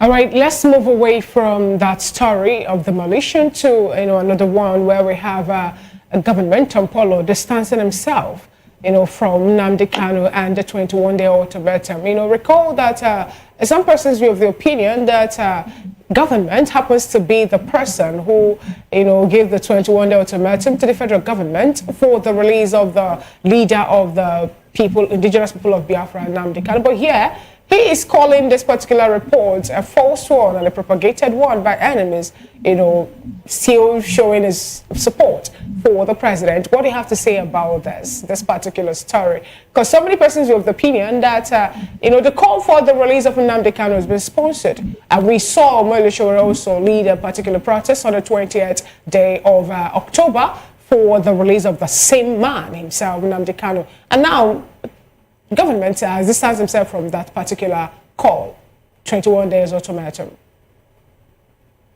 Well, Tompolo on his own has come out to say that which concerns him. I'm not his aide, neither am I his PR person, but he has come to distance himself from the information that is actually being circulated, giving government 21 days ultimatum.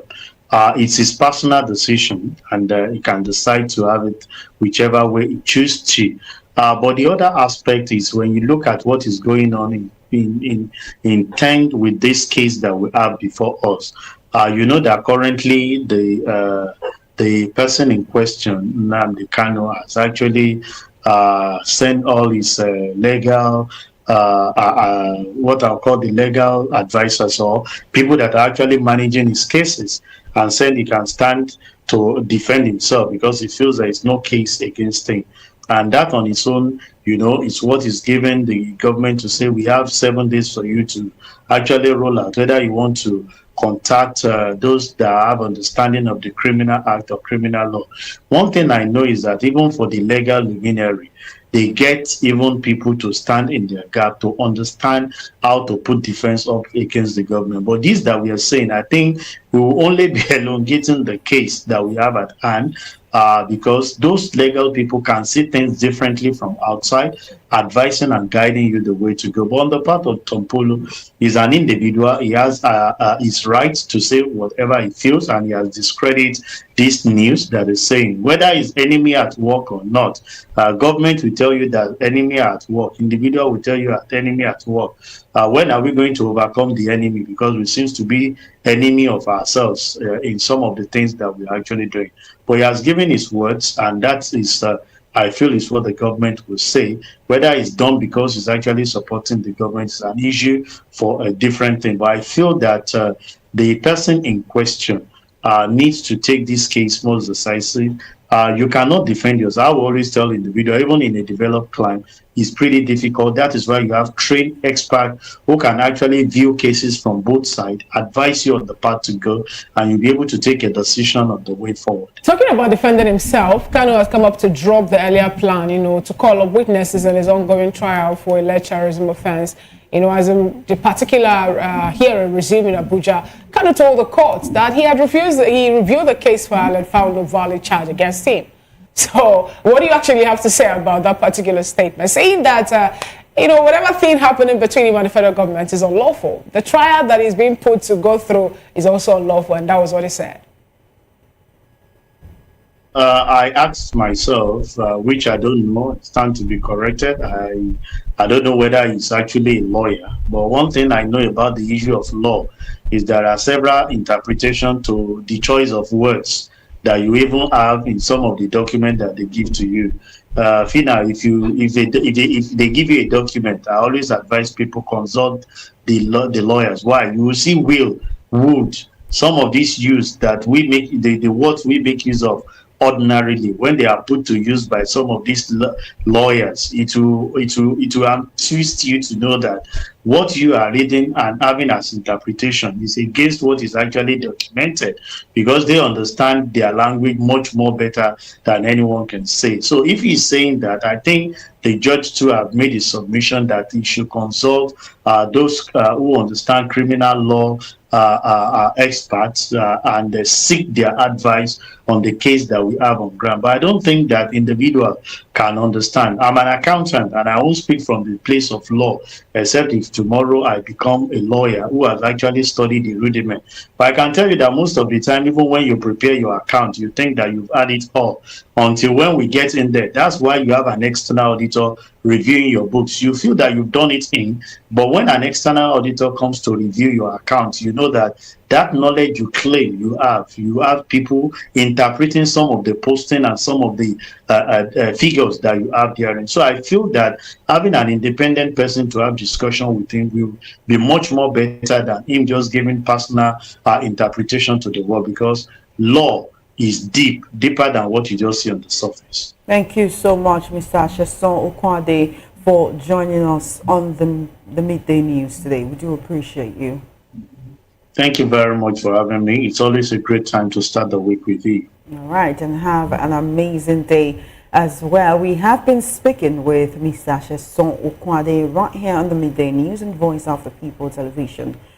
We'll be right back after this break to talk about the NDA alerting residents ahead of a shooting exercise. Stay tuned.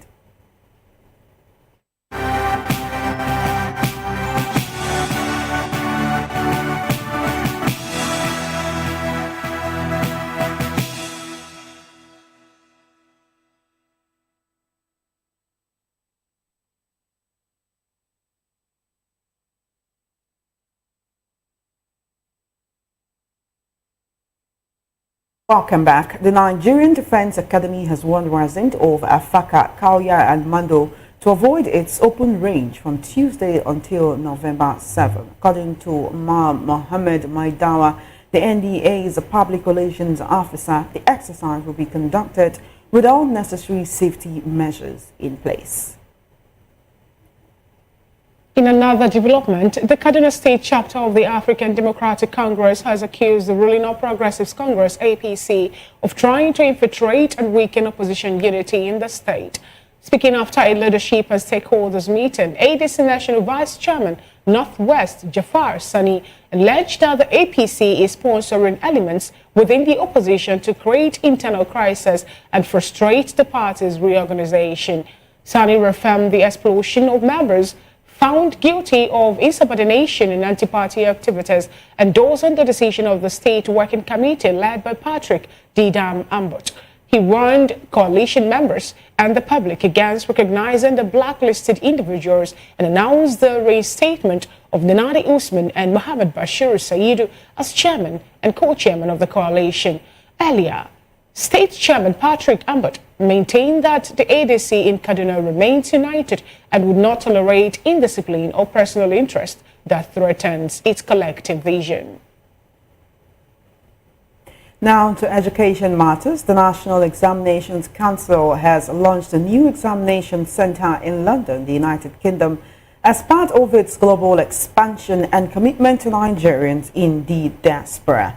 Unveiled at the Education Matters Conference UK 2025, NECO Registrar Professor Dantani Wushishi said the Senior School Certificate Examination Center will extend access to credible Nigerian assessments beyond the country. NECO's Acting Director of Information, Aziz Sani, added that the center will support Nigerian students and adult learners in the UK who have been unable to complete secondary education or obtain equivalent qualifications. Wushishi also reaffirmed NECO's plan for a full migration to computer-based examinations, calling it a key strategic goal for the Council's future.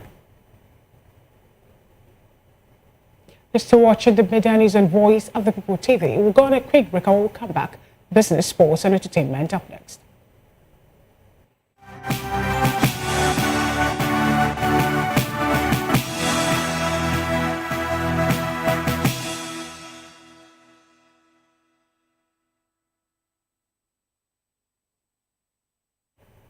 Glad to have you back. Still the media news and Voice of the People television. Now into some business stories. Nigeria's external reserves have risen to $43.05 billion in September, highlighting the impact of central bank reforms and reduced speculative forex activities. The naira has also continued its rebound, strengthening from around 1,600 to between 1,470 and 1,455 naira to the dollar at both the official and parallel markets. CBN Governor Laimi Cardoso says the reserves, which stood at $40.51 billion in July, now provides over 8 months of import cover. Speaking at the launch of the FX code, Cardoso emphasized integrity and fairness in the foreign exchange market. The CBN has also introduced an electronic FX matching system to curb distortions and speculation by providing real-time data on rates and trading volumes. Still in business, the federal government, in partnership with Google Abuja, has launched an artificial intelligence training program for public servants to enhance governance and improve service delivery. The initiative, led by the Federal Ministry of Communications, Innovation and Digital Economy, aims to equip civil servants with their skills to apply AI in their daily operations. Speaking at the virtual launch, Minister Bosun Tijani said the program aligns with President Bola Tinubu's vision of building a $1 trillion economy and ensuring Nigeria keeps pace with global AI adoption.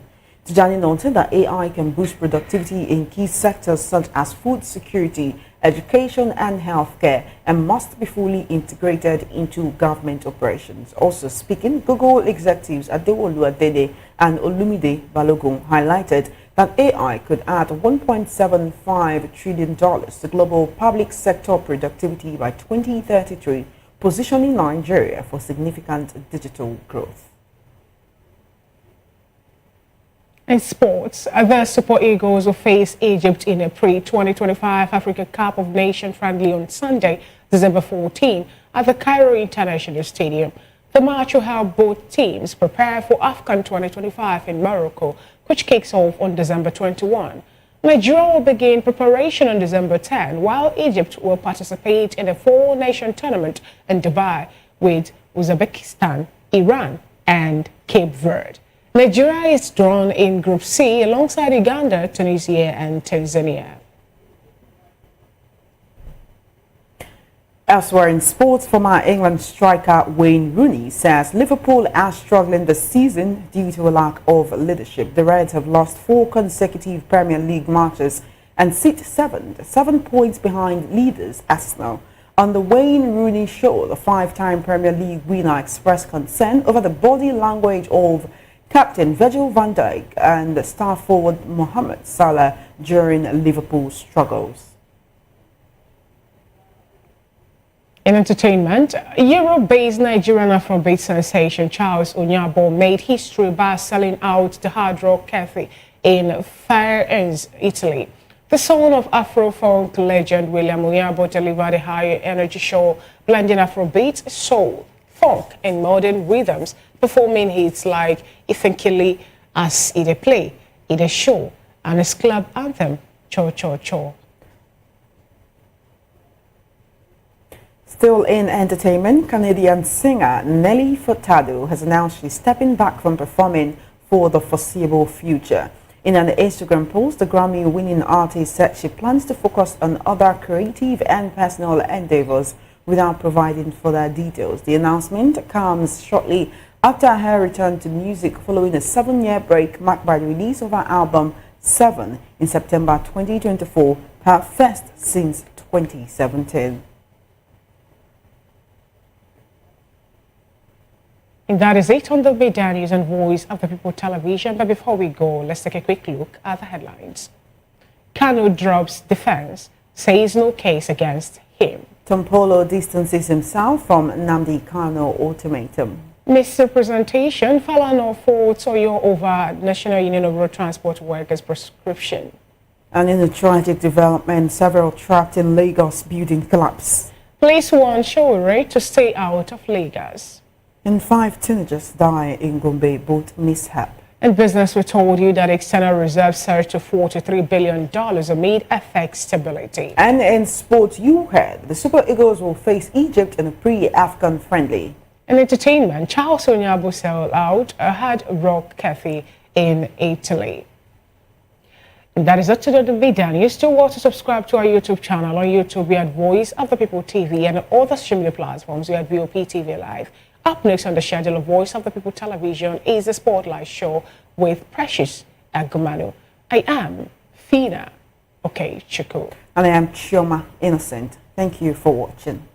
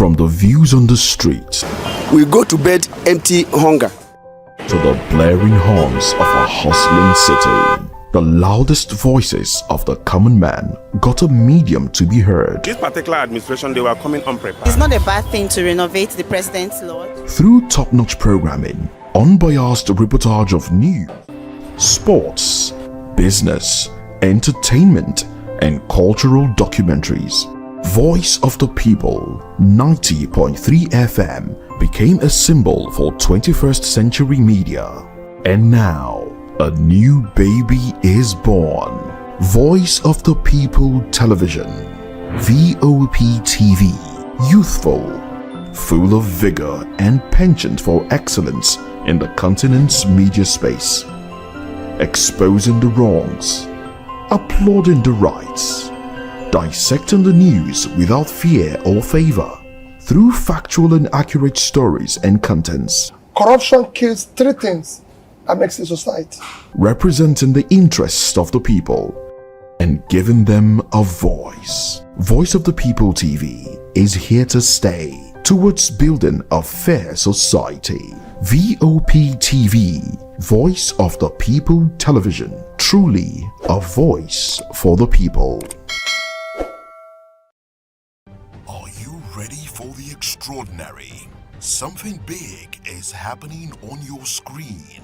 Introducing VOP TV, now streaming on SLTV channel 264. From breaking news to captivating conversations, news analysis, giving you all sides to the story. We bring in-depth discussions on the issues that matter, from politics to sports, entertainment, and lifestyle. VOP TV on SLTV channel 264. Join us as we redefine what television means to you. Voice of the People Television, VOP TV. Now you have more than a voice.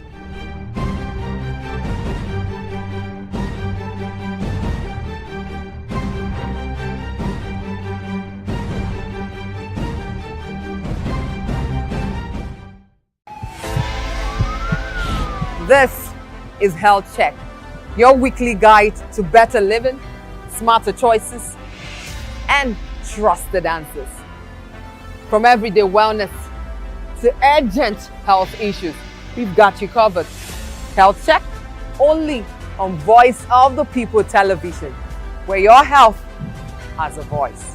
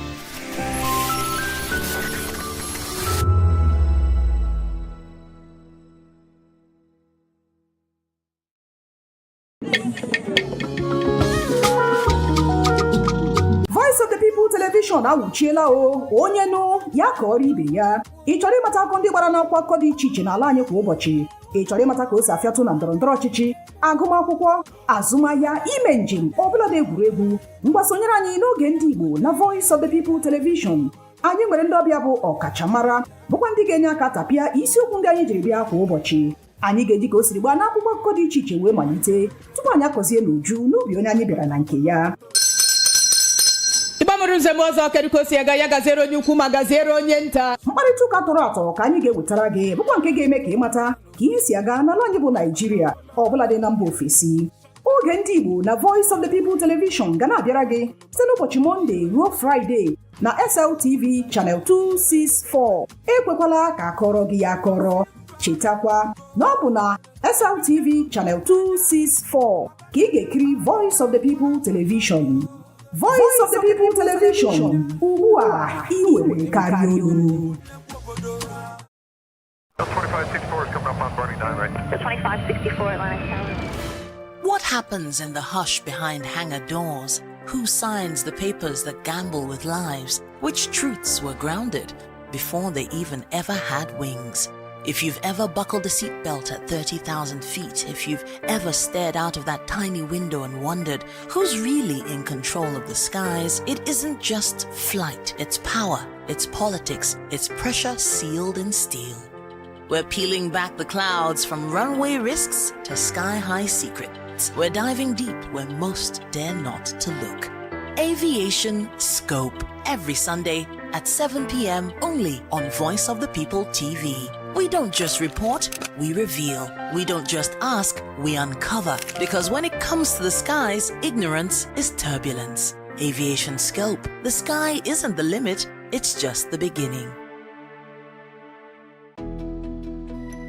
3 years ago, we lit the spark.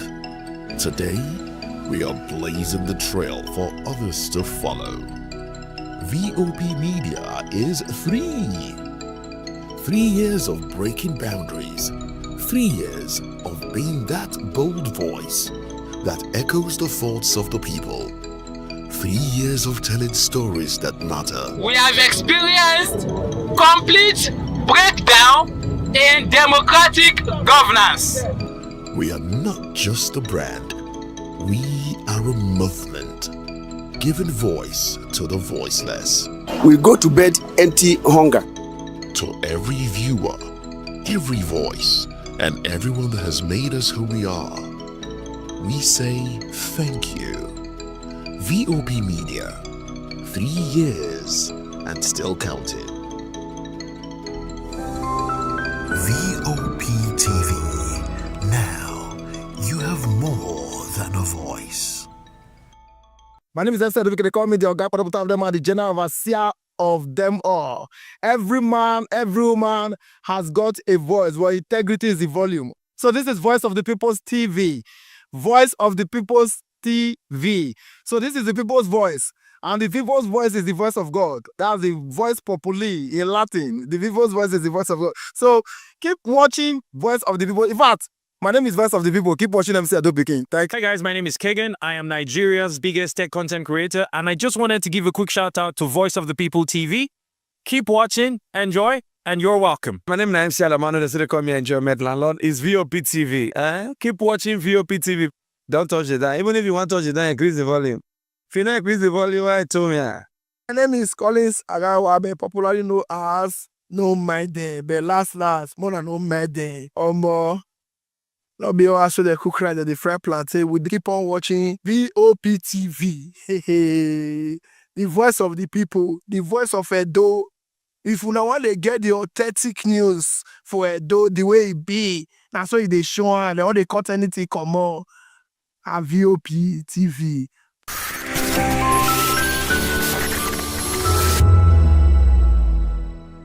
Voice of the people. You can hear me now. My name is Patrick Doyle, and I wish that you continue to echo the voices of the people. Big up VOP TV. My name is Ibifa Dokobo. Please keep watching VOP TV.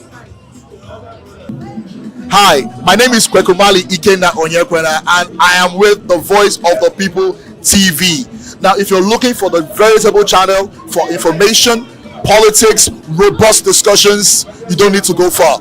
VOP has you. VOP will always have you. Thank you. Hi, my name is Patrick Diabwa, aka Ibani Chuka, Amayana the Eagle King, and you are watching VOP TV. Stay with us. Behind every broken deck lies a broken promise. Education shapes the nations. But who is asking the right questions? Introducing Edu Dialogue, the show that goes beyond the surface, exposes the cracks, the corruption, and the silence in Nigeria's education system. Edu Dialogue, Saturdays, 3 p.m., only on VOP TV. We break the biggest stories, from missing funds to policy failures. We ask the tough questions and demand real answers. Edu Dialogue, this Saturday, 3 p.m. on Voice of the People Television. The red carpets, awards, the razzmatazz, music, fashion, interviews, and more. Spotlight on Voice of the People Television. Let's feed you with all the juicy stories in the global entertainment space, bringing you the glitz and glamour as they hot. Stay tuned to Spotlight, 1 p.m. Monday to Friday. Spotlight on VOP TV. Entertainment like never before.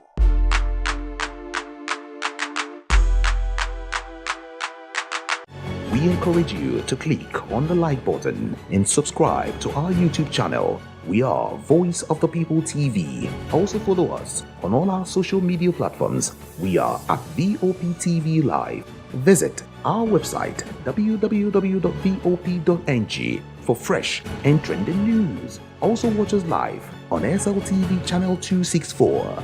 VOP TV, Voice of the People Television. Join us on People's Voice, where we amplify the voice of those that matters the most. Join the conversation. Share your thoughts with me. I am Savior Udo. Weekdays, Monday through Friday, from 4 p.m. to 5. Don't forget, our voice matters the most. Let us come together and share our concerns. Thank you.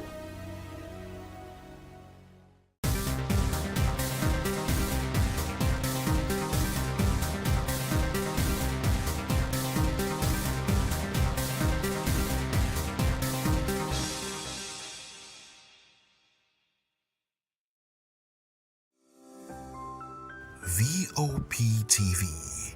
Now, you have more than a voice.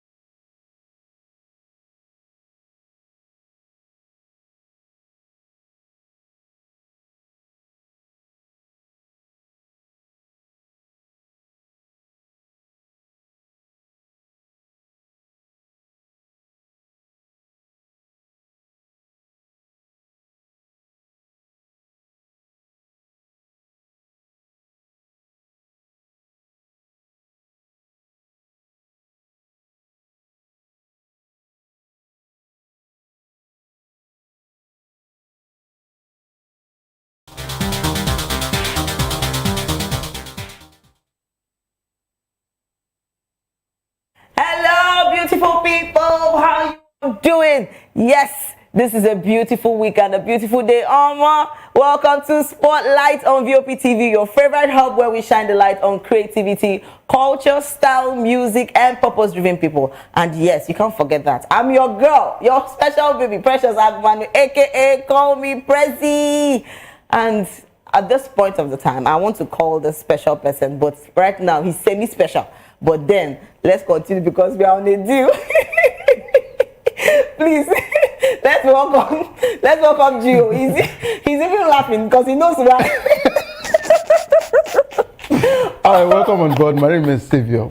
Okay. No, see, you don't have to come from that angle. We are business partners. I am just a businessman. There is nothing, no hard feelings. You don't have to get it here. You don't have to talk about it here. You guys really want to know what happened, but then if you want us to, no problem. Let's watch our linears. The linears are not dirty, so let's watch it. Let's watch it on air. Let's go into what we have today, Savior. Why did you have to start from there? No. I did quiet business, so now you want to bring it on air? God. So it's a new day to stay positive and inspired. Grounded too. We're bringing you an exciting blend of jest, and trust me, please don't go anywhere because we have plenty stories to talk about, plenty gist, plenty story to talk about. And first off, in what we have today, we are talking about Lasisi Eleno. Yes, Nigerian comedian and actor Lasisi Eleno, whose real name is Nosa Afolabi, has joyfully welcomed a baby boy with his wife, Noso Adika Afolabi. The couple announced the arrival of their son on October 23rd, 2025, sharing the news with fans and well-wishers across social media. So Lasisi, known for his humorous skits and distinctive Snapchat filtered rants, expressed immense gratitude and excitement as he introduced their new bundle of joy to the world. So the proud parents named their son River Elroy Adedamini Adewumi Nosege Anya Lewechi Afolabi. That name long, yo. So a name rich in culture and spiritual significance. This marks the couple's second child together following the birth of their daughter, Rain, in 2022. The news has been met with an outpouring of congratulations from fans, colleagues, and fellow entertainers celebrating yet another milestone in Lasisi Elenu's growing family. But this is beautiful. Just look at this boy's legs. When you see man, you know say now man. You get what I'm trying to say? And this guy is gonna be tall. It is, you know, cute legs. But wait till you shock myself now the name where they give this guy. Because all the names where they just call out. How far now? the daughter, I don't call him rain, storm, wind. No. But it's fine. For me, first, congratulations, Lasisi and the wife. Just like his statement, something just happened right now. Okay, so no, the fact that you named your daughter Rain, right, and now we have River. This is actually lovely. No. Do you know this sounds like that cartoon? Is it cartoon or animation that they have? You know, in a time like this where the rain comes and. When rain, I've forgotten the name of this animation actually, but it has this where they call the rain and the storm, they mix it with fire and the rest of them. Oh, wait, Avatar. Correct. Okay, so no. Lasisi, please don't mind pressures. Please don't let me start thinking what I was not meant to think. So what you are trying to say indirectly now is that their fourth child, the third will now be what, wind? No, it's not possible. Since they've actually named Rain and we have River, that's wonderful. Congratulations to them. Rain and River, I beg. Yeah. Which one? And I love the other one that it says Elroy. I love that particular name, Elroy. So Elroy means the God that sees me. Okay, so it's quite biblical. I love that particular one. You know, River, Elroy, Adedamini, Adewumi, Nosage, Ayelewichi, Afolabi. Wow. So immediately, this same River now has Instagram handle. That was what I was going to talk about. You know, it's small thing though. I said if you see man, I've been following Lasisi's daughter's IG page. IG, yes. Like she is as funny as the father. Come to think of it, I don't know what's going on right now because a lot of I'm not talking like him. Yeah, you know, something just happened right now. You know, that I think Nigerian parents, especially fathers and mothers, are into the maybe social media space and entertainment and all of that. Entertainment. Yeah. Recently I saw Wizkid's son, you know, doing his thing and, you know, vibing. They call him new. That's another angle. That's another angle, yeah. But I understand the fact that for almost all social media influencers or entertainers, they allow it now for their kids, you know, for them to open Instagram and do for us to follow up, you know, the child and all of that. You know, back then it was not always like this. Yeah. Even this particular situation of you giving birth to a child and you announce immediately, you mention full name like that. Back then, they would never agree. You know that you might even get to up to maybe 1 year or 2 before people really know your name. Lord. But now, we are not afraid of anything again. So I think over time, Nigeria is evolving, you know, the culture is also evolving, but there's something that has refused to evolve, which is our traveling spirit. You know, I can be with you now in this studio. We'll be doing this show together. You don't know that I have a ticket to Canada tomorrow. Is that bad? So I don't know the reason why we don't use. No.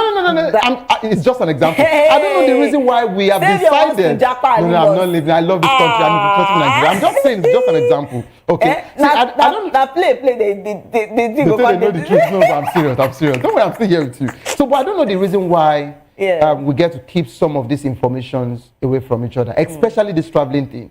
You just your friend, your real friend, you know. They will be putting in, you know, doing this documentation and everything. They will mention it to you. In short, some of them would go first. It is when you call them on WhatsApp. And you know that WhatsApp, usually, when we are together in the same country, the same region, it rings in a particular way. It is when someone is not in your country, that's when you get to hear that the ringing tone has changed. You know, That's when you start acting now. You say, my guy, no vest. Now, last night I go. but I love the fact that now, officially, we can start announcing the birth of our child, wedding, baby bumps, and things like that. But trust me, still, people don't still tell people, like, the friends they have that they want to travel out. Or they are. Do you get what I'm trying to say? Even pregnancy, they don't tell. Women, like, no, but basically, I think it's also an avenue. I think it's also an avenue for me to, if I'm permitted by you. So also a gospel artist, Peter Kanu, he also received his bundle of joy today, Bounce Baby Girl as well. You understand? So one of these days, of course, he will be on the show. So, but I just have to also do that. Congratulations to them. So since it's about people giving birth, getting married and all of that, so we're still thinking that this thing goes round. Do you get? As regards to engagement, as regards to getting married, as regards to giving birth to children. So I just feel this thing should go round. It has come from us like this, so it should go round. Do you get? So basically, I didn't call anybody's name. I'm just talking. So let this thing just go round. So that we can decide to name the child. I've decided from VOP. If we have river, we have rain somewhere. Then we can just do lightning. Today I just want to be calm. Sincerely, I'm calm with you. Spirit. But I don't know why Savior. This is hand. No. It's just freedom of expression. That he's doing this way again. Okay. So are you saying the way I'm expressing myself is not okay? Must you express yourself and be doing her like this? I think all I can say is congratulations, Lasisi. And welcome, Baby River. Welcome. Baby River. But I wanted to take you back to what you actually said, that you don't want to go that route. Wait, because when I saw the river, the river and the what did you say? Rain. Like, I'm like, okay, this is Avatar. Because Precious, can you leave people alone? Let them do the cost. Let them customize their name. I've already pictured my mind. I've already pictured my mind in what I want to say. But I just pray that they call Precious out for this particular one. I just pray that they call her out for this particular one. No, but you know that some people. I cannot say what I saw again. No, yes, you can. I saw it on the internet when they post. No, but I think it's now the trend where some parents want their children name to be the first alphabet to be in sync. They want it to be the same. So since they have the rain, they have river. What we thought be now? PCR, you can help me. Just tell me anything. I don't know. No, what can that thought be? Because it has to be liquid, water, and things like that. So we have rain, we have river. Wait, I just want to call it. You can't bring fire and thunder into this thing. You can't bring earth. No. But if it has to be R, it can go. But it was not R in the Avatar now. Is it? No, I'm not bringing Avatar. You are the one talking about Avatar. I'm talking about Lasisi Elenu. I'm talking about their own children. So you're not leaving me in this. No, it's fine. But I know of a family as well that has Wesley, Presley, Queensley. They just want that last words, the Lee to keep going. No, it's just the trend. It's just the trend. So we're just waiting for somebody. When once she does as maybe, just maybe, then we can get other names. I don't understand what Xavier is saying actually, but whatever he's saying. Okay. Please, let's congratulate Lasisi. We have said that already. And yes, a lot of fans have actually come out to say congratulations to Lasisi and his bundle of joy, because this guy is gonna be, and the guy's leg is too fresh. No, these are the kind of children when you say, I gave birth to my bundle of joy. Do you know that? You understand? Do you know that I got to speak to one celebrity like that, and he was like telling me that you should not that there are some ways to advertise your child or tell the world about your child. That people way born ugly children. No. Funny, I was not even coming from the ugly part. I just remember something. That's what I'm saying. But please don't say it too.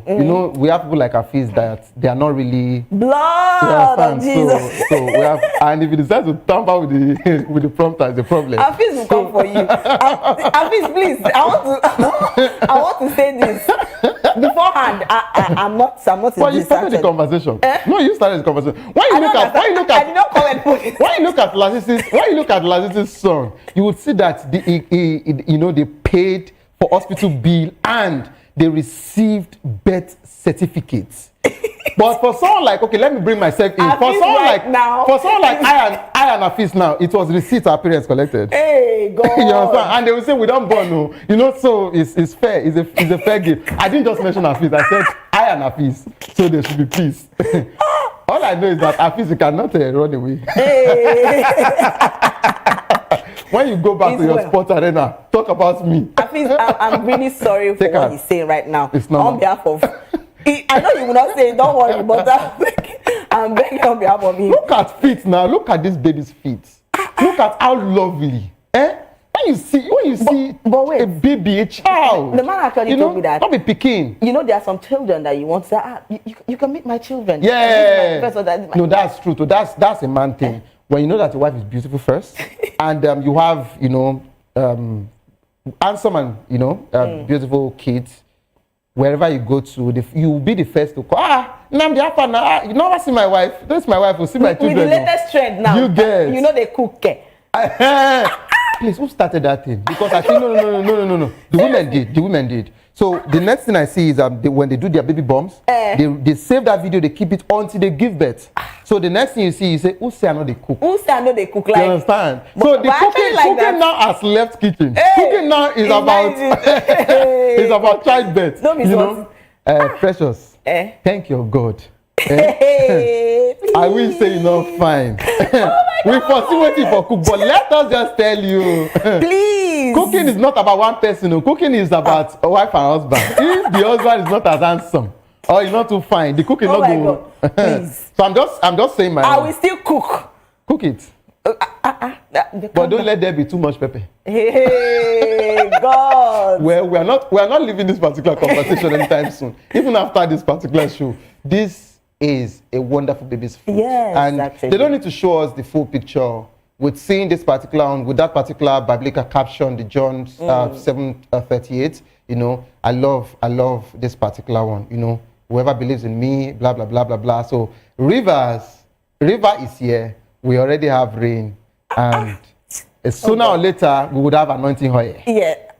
No, just you call the anointing oil. Just for everything to mix now. Should be I did my own peacefully. I say I don't the same family that got a Bible reference for the name river. Then we have Bible reference for anointing oil. You just said that anoints my head with oil. My cup runneth over. Please, we have a lot of comments. Let's take some comments because a lot of fans have actually come out to say, they are like surprised about the name. Then someone saying, congratulations, this is actually okay. That they kind of like what I love.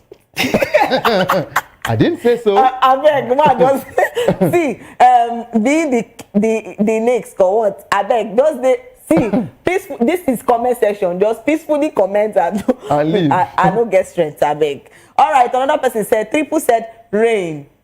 Don't get junior brother. Yeah, because the reason why that laughter emoji is there is because Rain is actually a content creator. That little girl. Oh, yes, the father has really modeled that child. Yes, hey, God. So Rain alone, a page, if you want to laugh, just go there, you understand better. All right. Success said congrats. All right. And Vince said wonderful. And Sule said, the name no con too long. Like this. Sule, they didn't tell you to call all the names at once. Just pick one and be calling the baby. It's as simple as that. They're only trying to tell you that these are the baby's names. So you can choose to call one. If you now feel like, Heart, River, and Eroy, no problem. Concerning you. Then, the Clotus Heaven said, congratulations. All right, we have a lot of comments, but then we will have to move to our second gist. And this one, because me, I don't want to keep this for myself because I'm trying to.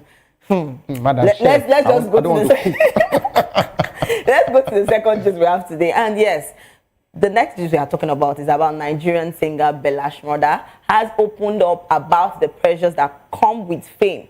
So he revealed one of the unexpected costs of being in the public eye, not being able to repeat outfits, like, change of clothes. I want to repeat this one, kind of that stuff. So in the recent interview, the Cash App owner explained that as a popular figure, he feels compelled to maintain a certain image, nothing that once he's been seen or photographed in an outfit. So he can't wear it again. As an artist, as a popular figure, that's what he said. Then say these clothes where I don't wear like this, I no fit wear them again. He said highlighting how fame comes with image-related expenses many don't see.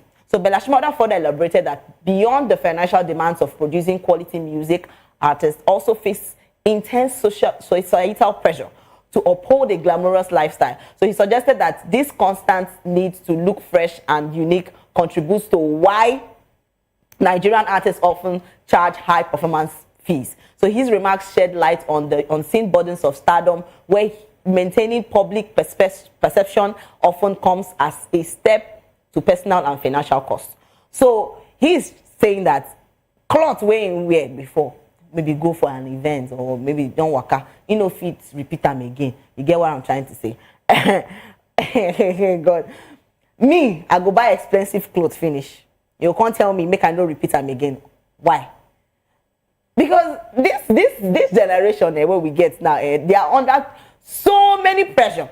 And come to think of it, yes, and this particular story will still we're going to be going to where Priscilla came out. You know, popular socialite Priscilla Kambala has addressed a fan who remarked that she wore the same shoes she used at her wedding for a recent event. So in her response, she highlighted the unrealistic expectation placed on women to avoid repeating luxury items, saying, "My generation girls are living in delusion, thinking I should only wear Jimmy Choo's once just because my fan base is bigger now." Like, I don't get it. Do you know how much Jimmy? Hey, God. So she emphasized that societal media often amplifies such pressures, but she intends to live life on her own terms. So dismissing critics' opinions as mere noise. So the social God, her response has sparked discussion online about societal pressures on women regarding fashion and lifestyle choices. Many supporters applauded her stance, noting that repeating outfits or accessories should not be frowned upon, while others argued it reflects a growing awareness of sustainability and practical in fashion.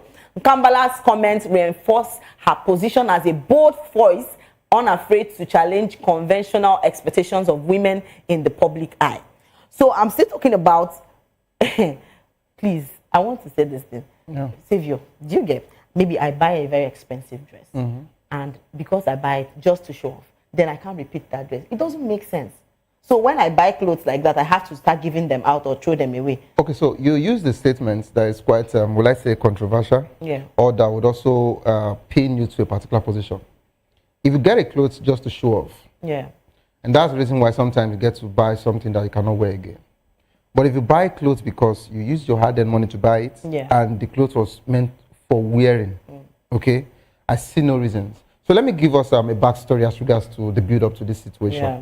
So back then, before social media, entertainers, everybody were living their life peacefully, you know, because when they take your pictures, it can only reflect on the newspaper magazines, yeah, okay, and we show on TV, that's all.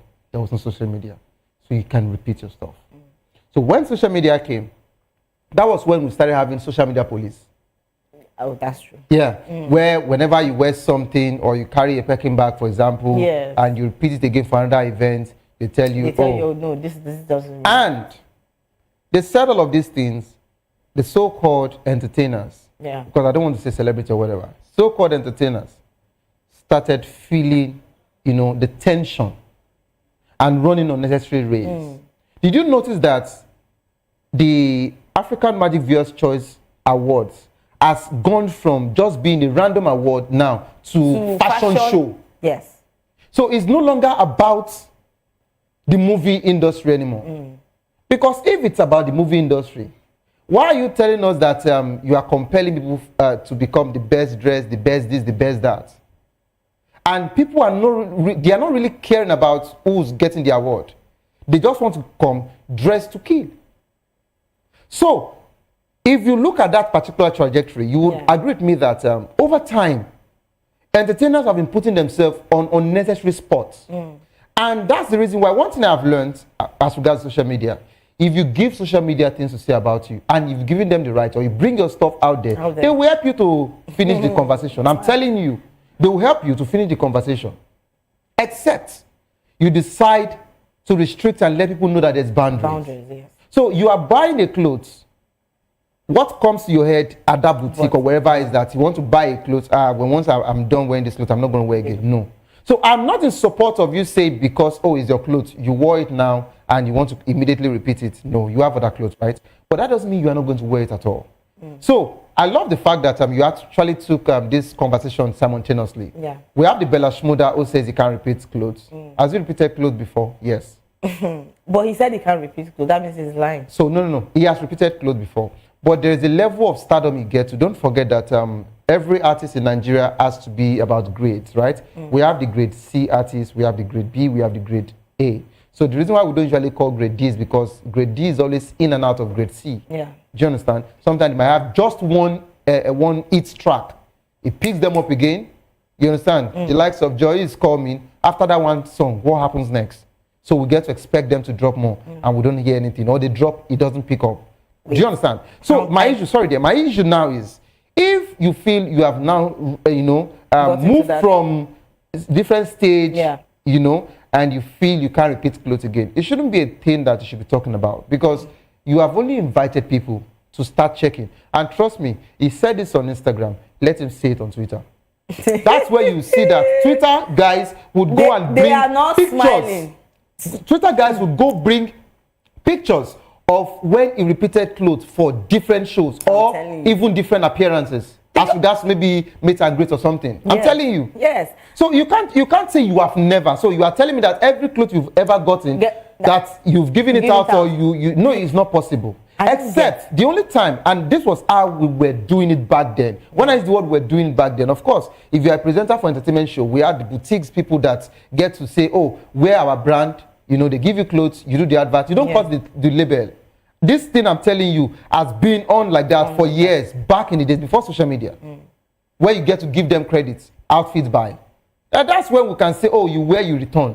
Or a musical video shoot, you rent, you wear, you return. But when you say the clothes you bought for yourself, you can't repeat. Why? They still call it now, yeah? You said? Those are costumes. You understand? Yes. So you can't tell me that you can't wear it again. And that of Priscilla, I love the fact that she quickly spoke to these people that, that needs help, upstairs. No, that's the truth. Because, because she wore a particular outfit for a wedding, she shouldn't repeat it. And she can't repeat the outfit. Even if, sincerely, even if it was, what's the name of that shoe again? Jimmy Choo.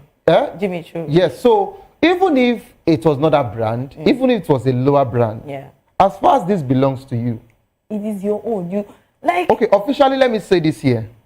You have the right, as far as you use your hard-earned money, to buy it.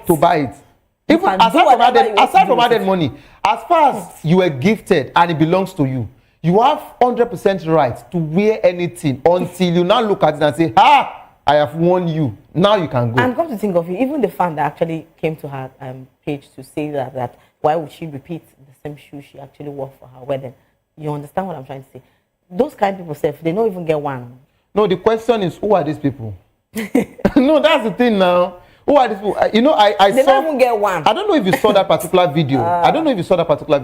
One of these social media influencers, I think she's in Madrid presently, and she did a video. She said, I did Madrid, I did Spain, you did advise me, you did for Jangbadi, you did for Yanopaja, you did advise me.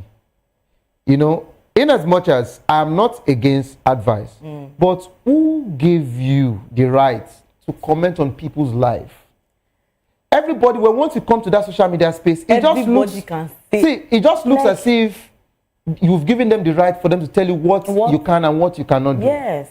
See, this thing is not just about the artists or actors and all of that. No. It's for all entertainers. Do you know that even for you doing events as an MC, as a comedian, they also have issues with you repeating some suits? And the question is, why? Why won't you? Your own clothes you bought. Do you get what I'm saying? So until you understand that it's your clothes. Come to think of why I even got, I was so upset was when, remember the time Davido was getting married and the pair of suits that he actually got, and somebody came out and was like, why did he get that kind of suit? And I'm like, what is your business? Can I remember that his name again? He calls himself fashion doctor or something. What is your business? Yes, I saw it. And he said he was expecting someone else's money. Yeah. He said he was expecting Davido to have contacted, big guys. Guys that are really better than this one that did it. My question, did that wedding hold or not? Yes. Yes. Was it successful or not? Yes. Will Davido remember that suit again? No. They said Davido shut down Akwa State yesterday. You understand? He did not wear suits. He didn't wear suits. Because I don't know why people just drag themselves for life. Why? People when they their house, they relax. They drag yourself. You no feel rest. And guess what? Let me shock you something. So I've learned this over time as regards to the Instagram space. Yeah. You see these people, they just want to get your attention. Whenever they write anything like that, and if they succeed and you reply them, they don't want to get the time. But you know what Chike has taught all of us, you know? Yeah.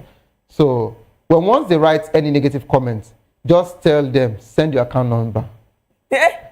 The next you say, Baba, I'm not really the best for you. Everything why they talk now, just joke. Baba, you be the highest. Baba, I don't send them.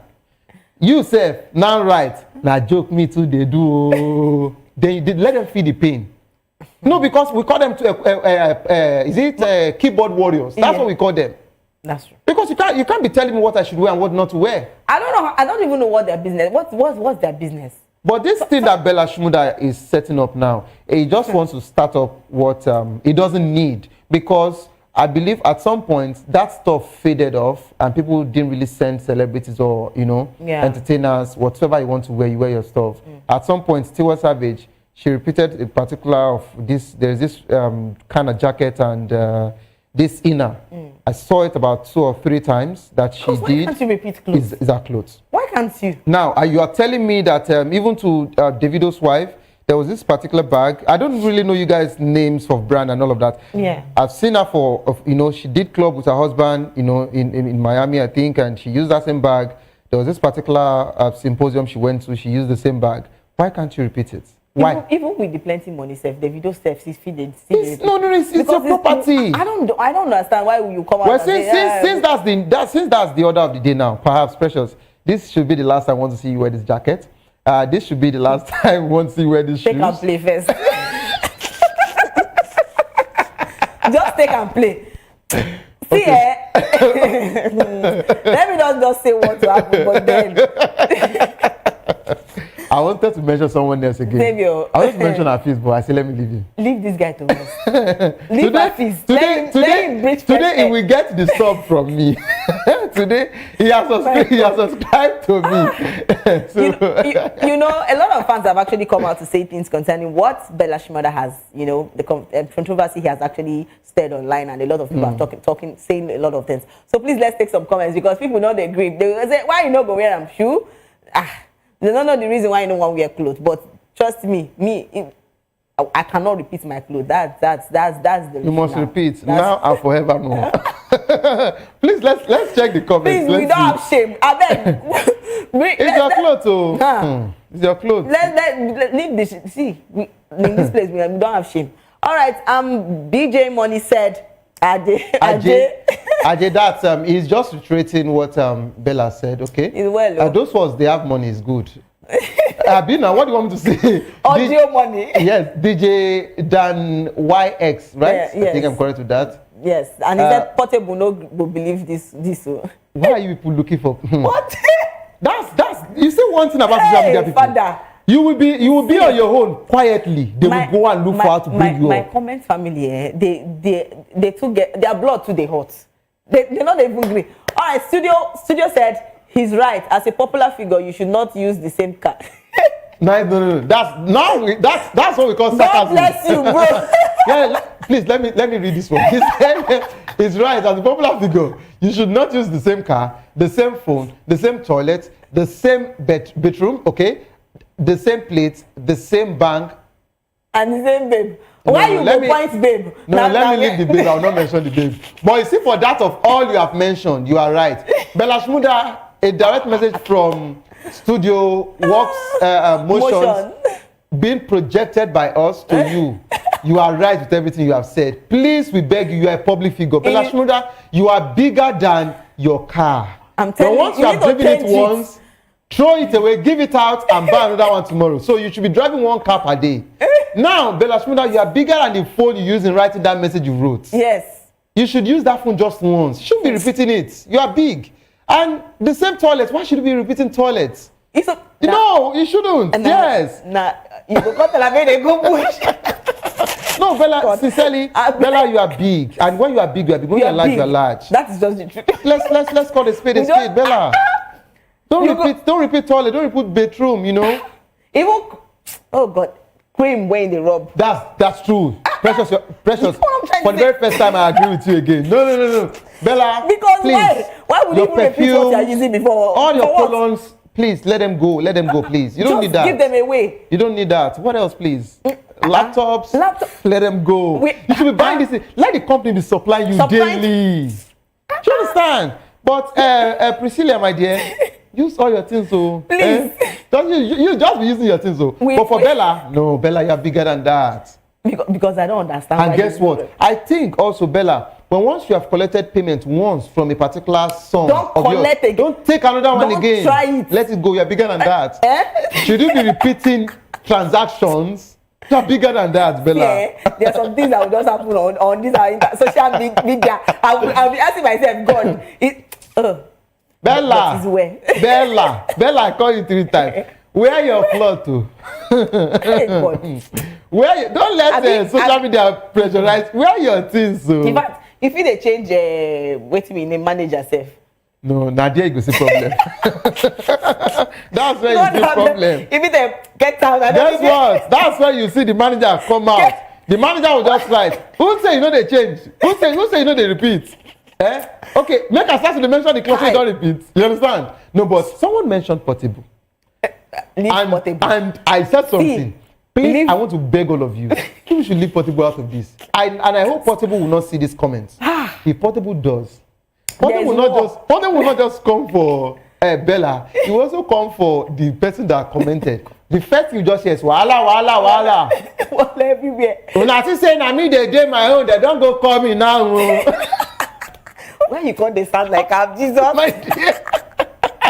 God, nice thing. Portable, instead of Portable to reply, Portable just go into the studio. Yeah, producer, cook the beats. They want start the TVGM and Billard.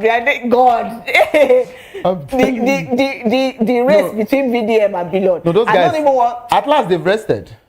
No, at last they've rested. They go start another one. They've rested. At last they've rested. All right, please. Enough about Bella. Anything that you want to do like this. Free, you can do. If you want to even change your mama, papa, that one is never possible. you be changed. I'm no worry. We solidly behind you. But please leave Priscilla. Make sure they do what she they do. That's you all. Understand? And that's on period. Please. And that takes us to our next gist. That has to be reality TV star and billionaire hair Kid Wire teaser has stirred widespread reactions online after declaring, "I live life for a living." No, speaking on the podcast of The Record, the former BB Nigeria housemate said his daily routine revolves around leisure, travel, and luxury, describing himself as a man of leisure who is uninterested in a typical 9-to-5 job. Wow. So Kid Wire, son of Nigerian billionaire Terry Wire, explained that being a rich man's son comes with its own pressures, adding that his lifestyle filled with parties, travel, and enjoyment is his version of work. So the remark quickly went viral, drawing mixed reactions across social media, while some critics slammed his statement as tone-deaf and insensitive amid Nigeria's harsh economy realities. So others praised him for being honest about his privileged background and unapologetically living his truth. The comment has reignited debates about wealth, privilege, and what it truly means to work in today's society. So Baba has actually come out to say that, you know, the kind of people he meets, the kind of babes he carries, they are all work, you know, going out, having fun, flexing, it's all work. God, I need this kind of work. I need this kind, hey. Okay, so if I'm going to comment on this, the reason why I usually don't like talking about Kid Wire is because is the same person that made us know his father. Otherwise, his father was living a very quiet life, right? And the guy is quite controversial. Sometimes we know your family is rich, not you. Yes, your dad is rich, not you. So, and yeah, we have to be clear about it. You wait you're just saying. No, because your father is rich, Davido's, no. Because Davido's father is rich. Davido is rich. He is working. You get? Yeah. So, but Kid Wire's father is rich, but not Kid. Yeah. So he has been unnecessarily controversial. maybe, just maybe, the only way he can get paid on X, which is former Twitter, is for him to drive this traffic and, you know, to come big, to still keep being an influencer and all of that. Yes. You know, coming from Big Brother, Nigeria and all of that. So usually, for me, I don't like when people talk and they use smoke screen to communicate. If you are a social media influencer or you still feel some people are looking up to you, you don't get to come out like this and say things like this. You are privileged, not just privilege. At a very young age, your name was and is part of the board of trustees. You have a shares. That's where they get to make money from for every rich man's child. And it's not just about rich man's child. For every man that is responsible enough, that's what we do for children. Okay? Yeah. So, yeah, we were totally. So, even before your child comes alive, you already have a name. And when you give birth, that's what you do. Yes. You know, you get shares for them. They are board of trustees of your company. So, growing up, of course, he has so much going on with him. But they can't tell me that he doesn't attend board meetings. Sometimes he does. Okay? But that's not even the issue. The issue now is, what are you trying to prove? Thank you. So you are trying to prove that you have a net worth of 30 billion, okay? Which, if we want to do our investigation, Bloomberg normally just, whenever they get an amplification or, you know, whenever they get a projection of what they feel that you have given out to the society that you have, okay, that's what they use in talking. But if they want to really, you know, go into that particular wealth that you claim, you know, that you have, I am telling you, they realize that you have less than what you're saying. Do you even know what 30 billion is? I just feel that it's noise that he's making. So he's just making noise. For me, for this particular one, I'll just say, keep living your life. Whatever you call life, just keep living your life. That's it. But for Kidwire, it's not... because if we're going to talk about people that have, their fathers have actually money, that have money, we'll talk about Aliko Dangote. We'll talk about what's his name? The Otedolas family. You understand? Thank you. We'll talk about Davido's family. Yes, we'll talk we about have so many of them. So you will not, you know, their children are responsible doing other things. You don't tell us that you take carrying women going to this whatever. Clothes, what is that actually adding to the life of any youth that are looking up to you? Don't forget when once, and that's the problem. When once you are not a public figure, you start having people looking up to you. So what are you trying to teach them? I Nothing. Don't understand. So for Kidwire's matter, let me leave both of you to do family meeting. Father. Hey God. You guys should do your family meeting as regards Kidwire. So, but for me, this is not what you call wealth. You are not working towards it. You got it from your father. It just makes noise. So you are claiming that the life you live, you understand, is, you know, that's all. No. That's not it. Traveling here and there doesn't mean that you're successful. Let's get it clear.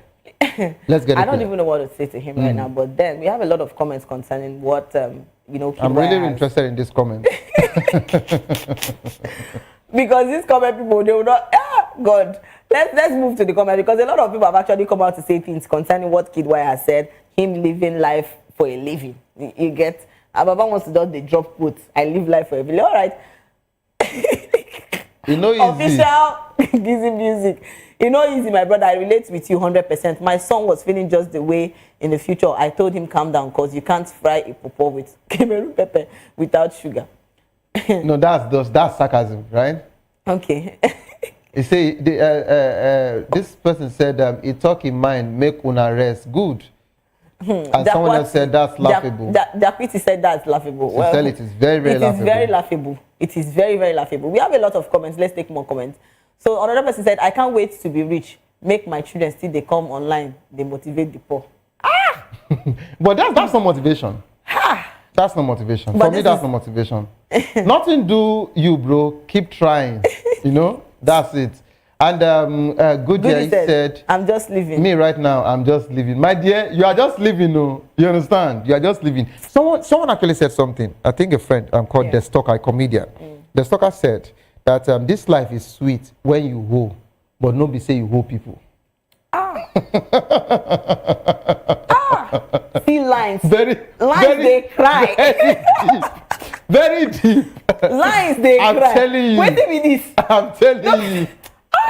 Because of that comment, I just remember this. He's a very good friend, right? So whenever we are actually chilling after the comedy club and all of that, there's something I can say something. So he said, "This life, you see as lucky be when we say this lucky be like it's sweet.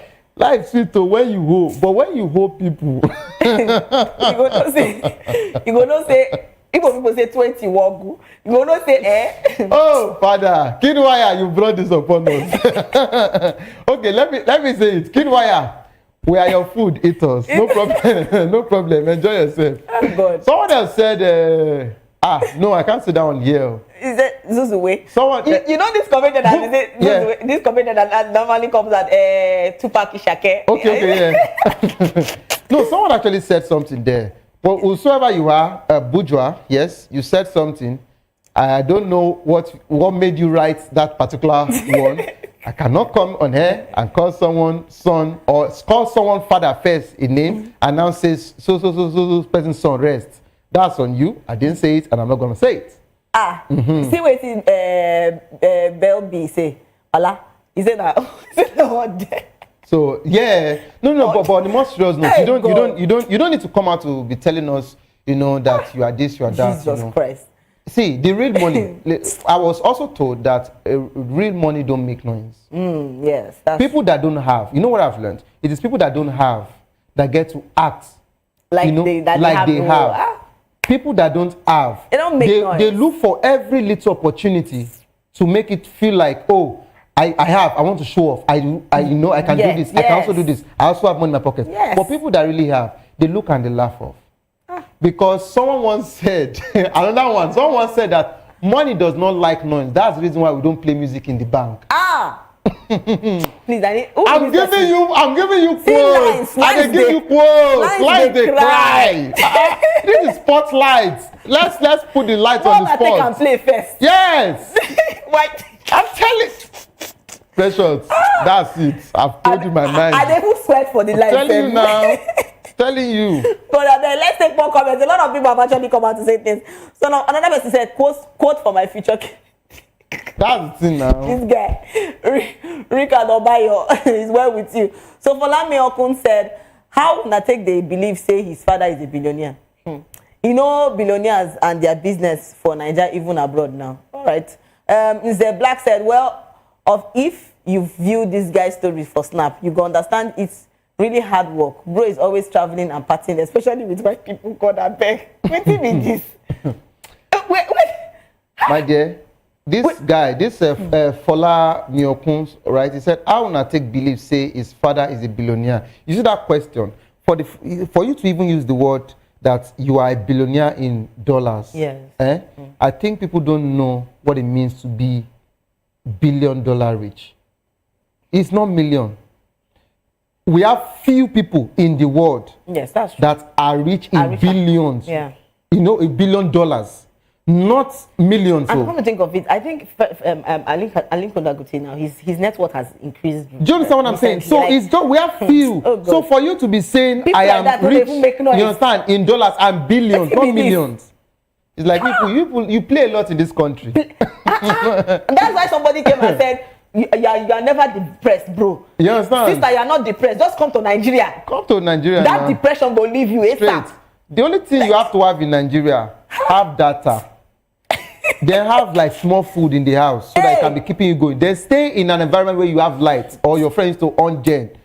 You are good. You cannot. You won't feel bad. Nigeria are cruise.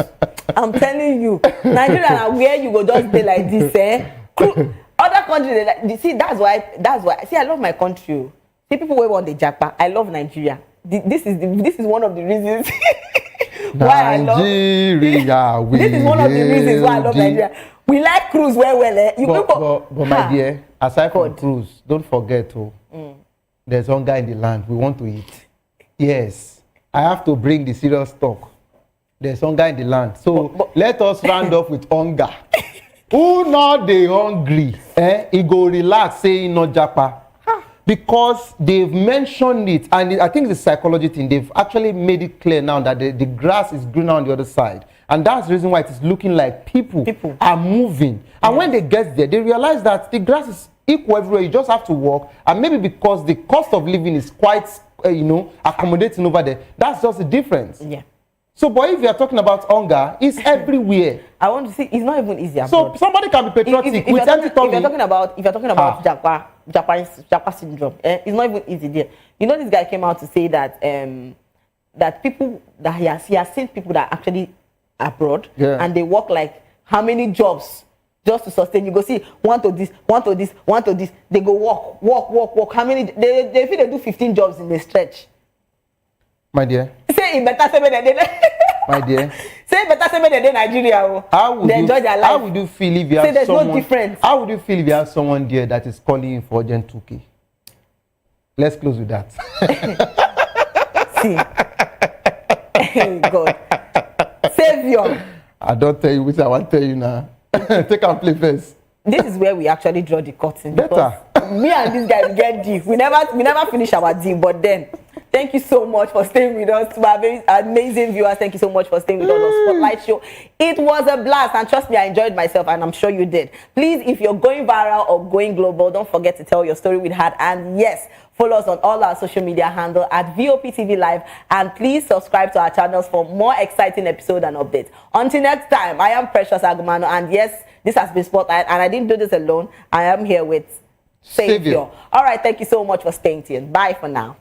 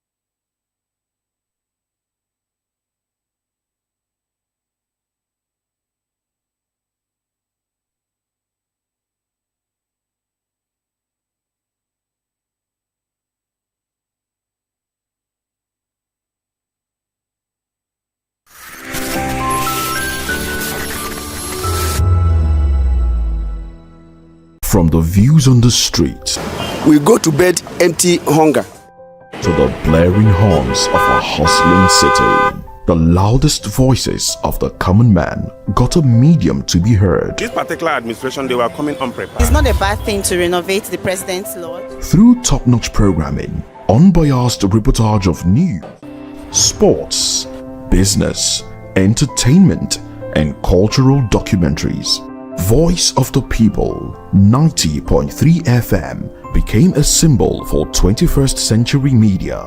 And now, a new baby is born.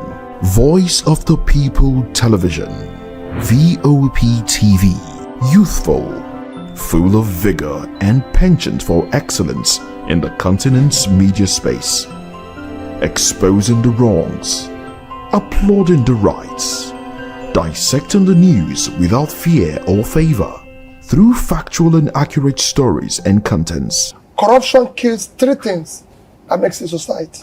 Representing the interests of the people, and giving them a voice. Voice of the People TV is here to stay towards building a fair society. VOP TV, Voice of the People Television, truly a voice for the people. Are you ready for the extraordinary? Something big is happening on your screen. Introducing VOP TV. Now streaming on SLTV channel 264. From breaking news to captivating conversations, news analysis, giving you all sides to the story. We break in-depth discussions on the issues that matter, from politics to sports, entertainment, and lifestyle. VOP TV on SLTV channel 264. Join us as we redefine what television means to you. Voice of the People Television, VOP TV. Now you have more than a voice.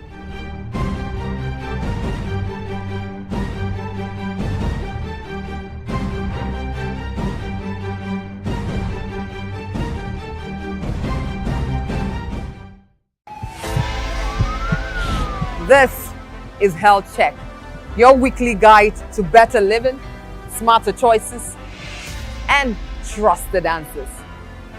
From everyday wellness to urgent health issues, we've got you covered. Health Check, only on Voice of the People Television, where your health has a voice.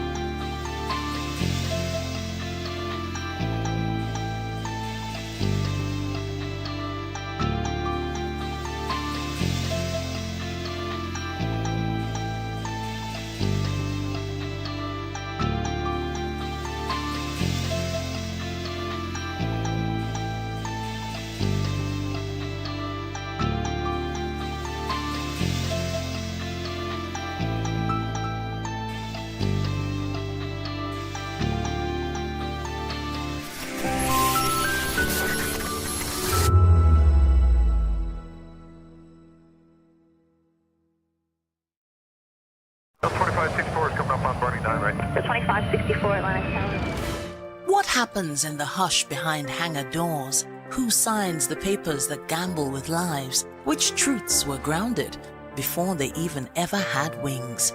If you've ever buckled a seatbelt at 30,000 feet, if you've ever stared out of that tiny window and wondered who's really in control of the skies, it isn't just flight, it's power, it's politics, it's pressure sealed in steel.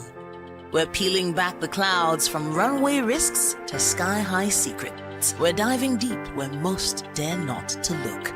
Aviation Scope, every Sunday at 7 p.m. only on Voice of the People TV. We don't just report, we reveal. We don't just ask, we uncover. Because when it comes to the skies, ignorance is turbulence. Aviation Scope, the sky isn't the limit, it's just the beginning.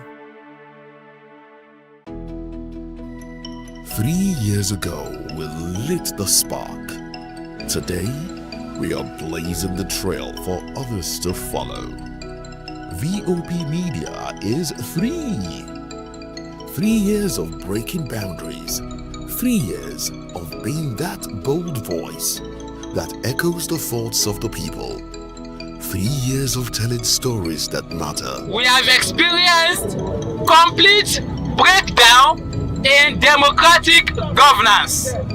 We are not just a brand, we are a movement, giving voice to the voiceless. We go to bed empty hunger. To every viewer, every voice, and everyone that has made us who we are, we say thank you. VOP Media, 3 years and still counting. VOP TV. Now you have more than a voice. Voice of the people. You can hear me now. My name is Patrick Doyle, and I wish that you continue to echo the voices of the people. Big up VOP TV. My name is Ibifa Dokobo. Please keep watching VOP TV. Hi, my name is Kwekumali Ikenna Onyekwena, and I am with the Voice of the People TV. Now, if you're looking for the veritable channel for information, politics, robust discussions, you don't need to go far. VOP has you. VOP will always have you. Thank you. Hi, my name is Patrick Diabwa, aka Ibani Chuka, Amayana the Eagle King, and you are watching VOP TV. Stay with us. Behind every broken desk lies a broken promise. Education shapes the nations. But who is asking the right questions? Introducing Edu Dialogue, the show that goes beyond the surface, exposes the cracks, the corruption, and the silence in Nigeria's education system. Edu Dialogue, Saturdays, 3 p.m., only on VOP TV. We break the biggest stories, from missing funds to policy failures. We ask the tough questions and demand real answers. Edu Dialogue, this Saturday, 3 p.m. on Voice of the People Television. The red carpets, awards, the razzmatazz, music, fashion, interviews, and more. Spotlight on Voice of the People Television. Let's feed you with all the juicy stories in the global entertainment space, bringing you the glitz and glamour as it is hot. Stay tuned to Spotlight, 1 p.m. Monday to Friday. Spotlight on VOP TV. Entertainment like never before.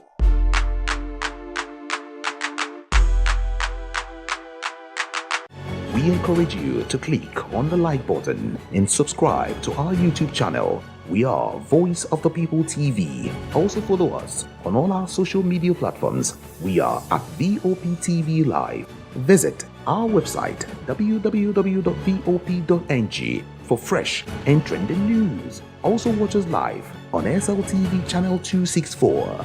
VOP TV, Voice of the People Television. Join us on People's Voice, where we amplify the voice of those that matters the most.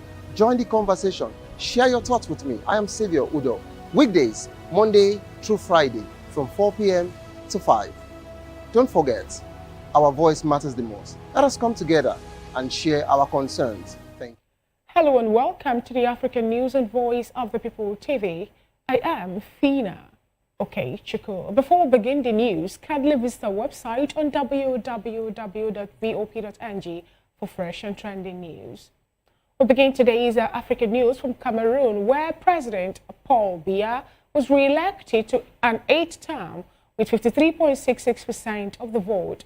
Official results showed today, Monday, raising the prospect of confrontations with supporters of the main opposition candidate who has claimed victory. After the results were announced by the Constitutional Council, opposition challengers Issa Shiroma Bakari wrote on Facebook that gunfire were being directed at civilians gathered outside his home in the northern city of Garoua. Opposition protesters have also clashed with security forces over the past week after partial results reported by local media showed Biya was on course to win the October 12 vote. The government has also rejected opposition accusations of irregularities. At least 4 people were killed by gunshots in opposition protests in Cameroon's commercial capital, Douala, on Sunday, according to the campaign of presidential candidate Issa Shiroma, who is seeking to oust veteran leader Paul Biya.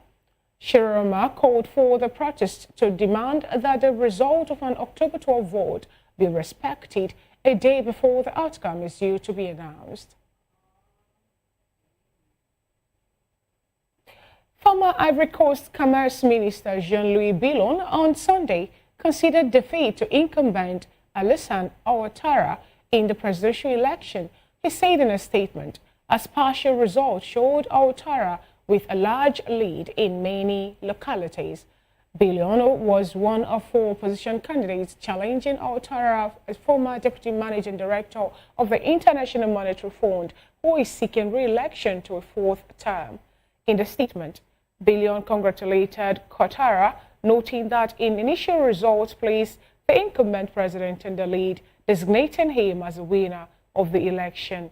Billion tried and failed to get the backing of the opposition PDCI party, which is led by Tijani Thiam, the former CEO of Credit Suisse, who was ruled ineligible for Saturday's election in the world's biggest cocoa producer. Djibouti Parliament unanimously decided on Sunday to lift the age limit for president of the country, which was fixed at 75 by the Constitution. This allows current President Ismail Omar Guelleh, 77, to rerun in next year's election. With the development, current President Ismail Omar Guelleh will be able to run in the country's next presidential election set for April 2026 if he wishes to do so. The Constitution of Djibouti limited the possibility of running for president to those of no more than 75 years. But on Sunday, all 65 lawmakers in the country's parliament voted to remove the limit, effectively allowing Guelleh, who is currently 77 years old, to run again in April. The votes still need to be approved by the president himself, following which it will be confirmed by another vote in early November.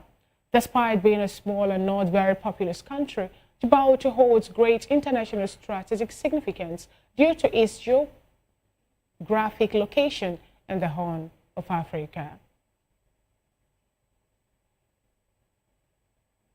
Meanwhile, Mali has suspended education nationwide for 2 weeks due to an ongoing fuel shortage, the country's education minister, Amadou Savani, announced. Savani said on state-owned public broadcaster that all educational institutions across the West African country will suspend activities from October 27 to November 9 and reopen on November 10 due to the crisis. For weeks, Mali has faced a fuel crisis caused by armed groups blocking routes used by fuel tankers, particularly affecting the capital, Bamako. Long lines have formed at gas stations, while public transport and motorcycle taxis have been severely disrupted, leaving Bamako's usually crowded street unusually quiet. Higher education institutions in the capital also say they were forced to suspend classes, citing the inability of students and teachers to reach campuses due to the fuel shortage.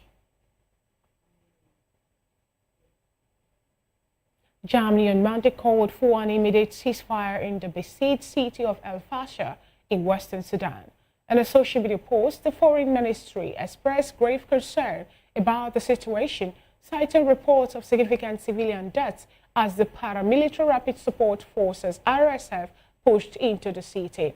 Referring to Fletcher's earlier statement, the ministry said it joined United Nations aid chief Tom Fletcher in calling for an immediate ceasefire, protection and safe passage for civilians, and unimpeded humanitarian access. It warned that El Fasher is set at breaking point, with people trapped and fighting advancing further into the city. Germany demanded ceasefire now in El Fasher, Darfur, and throughout Sudan. Heavy clashes erupted between the rebel group and the Sudanese army in the city on Sunday, according to the civilian-led El Fasher resistance communities and committees. Meanwhile, the United Nations says outside interference in Sudan is undermining the prospects for peace. The United Nations Secretary General Antonio Guterres disclosed this on Monday on the sideline of an ASEAN summit in Malaysia. They say the international community must call on countries to stop supplying weapons to parties involved in the Sudan conflict. You're watching the African News on Voice of the People television, and it's time for the African News analysis. And joining us this afternoon to help analyze the stories we've listened to thus far is Barrister Darlington Agomo, a political and public affairs analyst. Good afternoon, Barrister Darlington Agomo. Good afternoon, Finan. How are you? I'm good. Good to have you join today's African News. Let's start off with the conflict happening in Sudan. It's been, a whole lot of years. We've been talking about the conflict between the paramilitary rapid response force and also the military of Sudan. At this point in time, we learned that even the cities of Al Fasser as well as other cities actually have been taken or run over by this particular paramilitary group. With that, we have a United Nations aid chief, Tom Fletcher, calling for immediate ceasefire and protection of civilians, and also an unimpeded passage of humanitarian access within these countries. What do you have to say regarding this particular call of ceasefire by the United Chief Aid? Yeah, this is what the UN ought to have been doing or have done before now.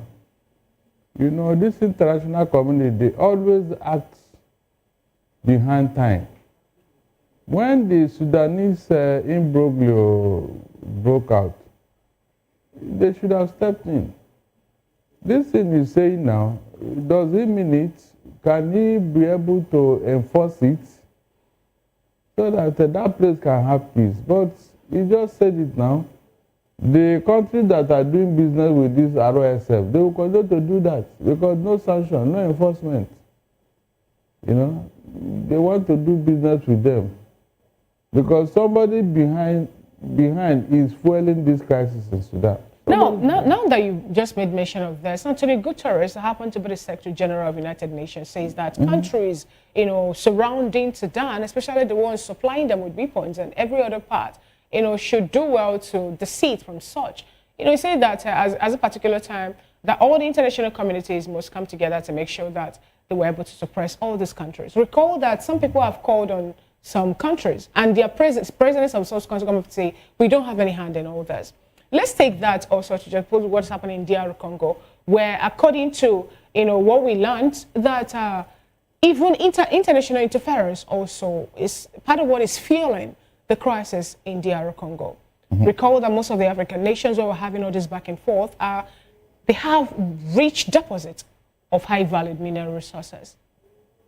Any place you see crisis in Africa, go and check. Mineral resources are involved. They cannot be fighting for nothing. They are fighting to exploit the mineral resources in that country. That has been the game plan. And it is very common where you have a weak government.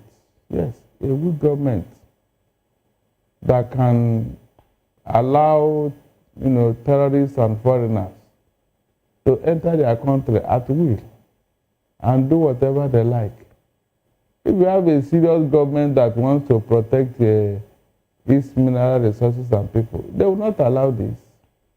Because there is no explanation for you to allow terrorists to come into your country and begin to do things. There is no explanation, except that you are weak. If you can't protect your people, then what are you doing as a government?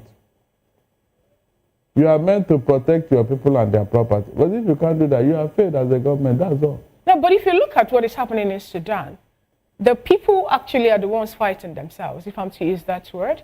So when you say if you cannot protect your people, then you haven't done anything. We know that this war actually happens to be between the government military or government-backed or own military and another particular group that believe or that feel a bit aggrieved over the happenings in the country and how the resources are being shared. There are foreigners involved in the RSF. RSF is not purely Sudanese people. There are people that came in from outside, and then there are people that are supplying them arms. Yes, what is sustaining that war is what? The supply of arms and ammunition. If they don't have all those things, they will not continue this fight. So somebody is fueling it from outside. Simple. All right, let's take this conversation to Mali, where we learned that 2 weeks, Mali suspended all education activities for 2 weeks over fuel shortage. What does this really portend, given the fact that from what we learned, according to what the Minister of Education in Mali said, that this is actually as a result of the fact that they want to make sure that by 10th of November, when they must have had enough fuel now, that every academic activity actually will do or to open. And they say that this was as a result of crisis in Mali, whereby they believe that some armed group decided to go and block away or block off the routes for fuel to get to, places where they needed them to be. You can imagine. You can imagine armed group blocking the route, the supply route, and the man is just saying it like that. Is it not a shame? Armed group, and the government forces could not dislodge them, and that is a military government, too. A military government. Yet armed groups are threatening them. It's unfortunate, seriously. The purpose of the military taking over in Mali is defeated if these things can happen. Yes, it means that even the military government, they don't have the balls to stamp out these Tuareg people for once and for all. How could that happen? That means they can hold that country to hostage if they want to. They could not dislodge them. They could not do anything. They allowed them to block the route. How many are they? You see, African nations, they are beginning to be a joke in the international community. Why do you say so? Because if you are a government and you are in power, why should some rascals be holding you hostage in this manner, disrupting your academic activities?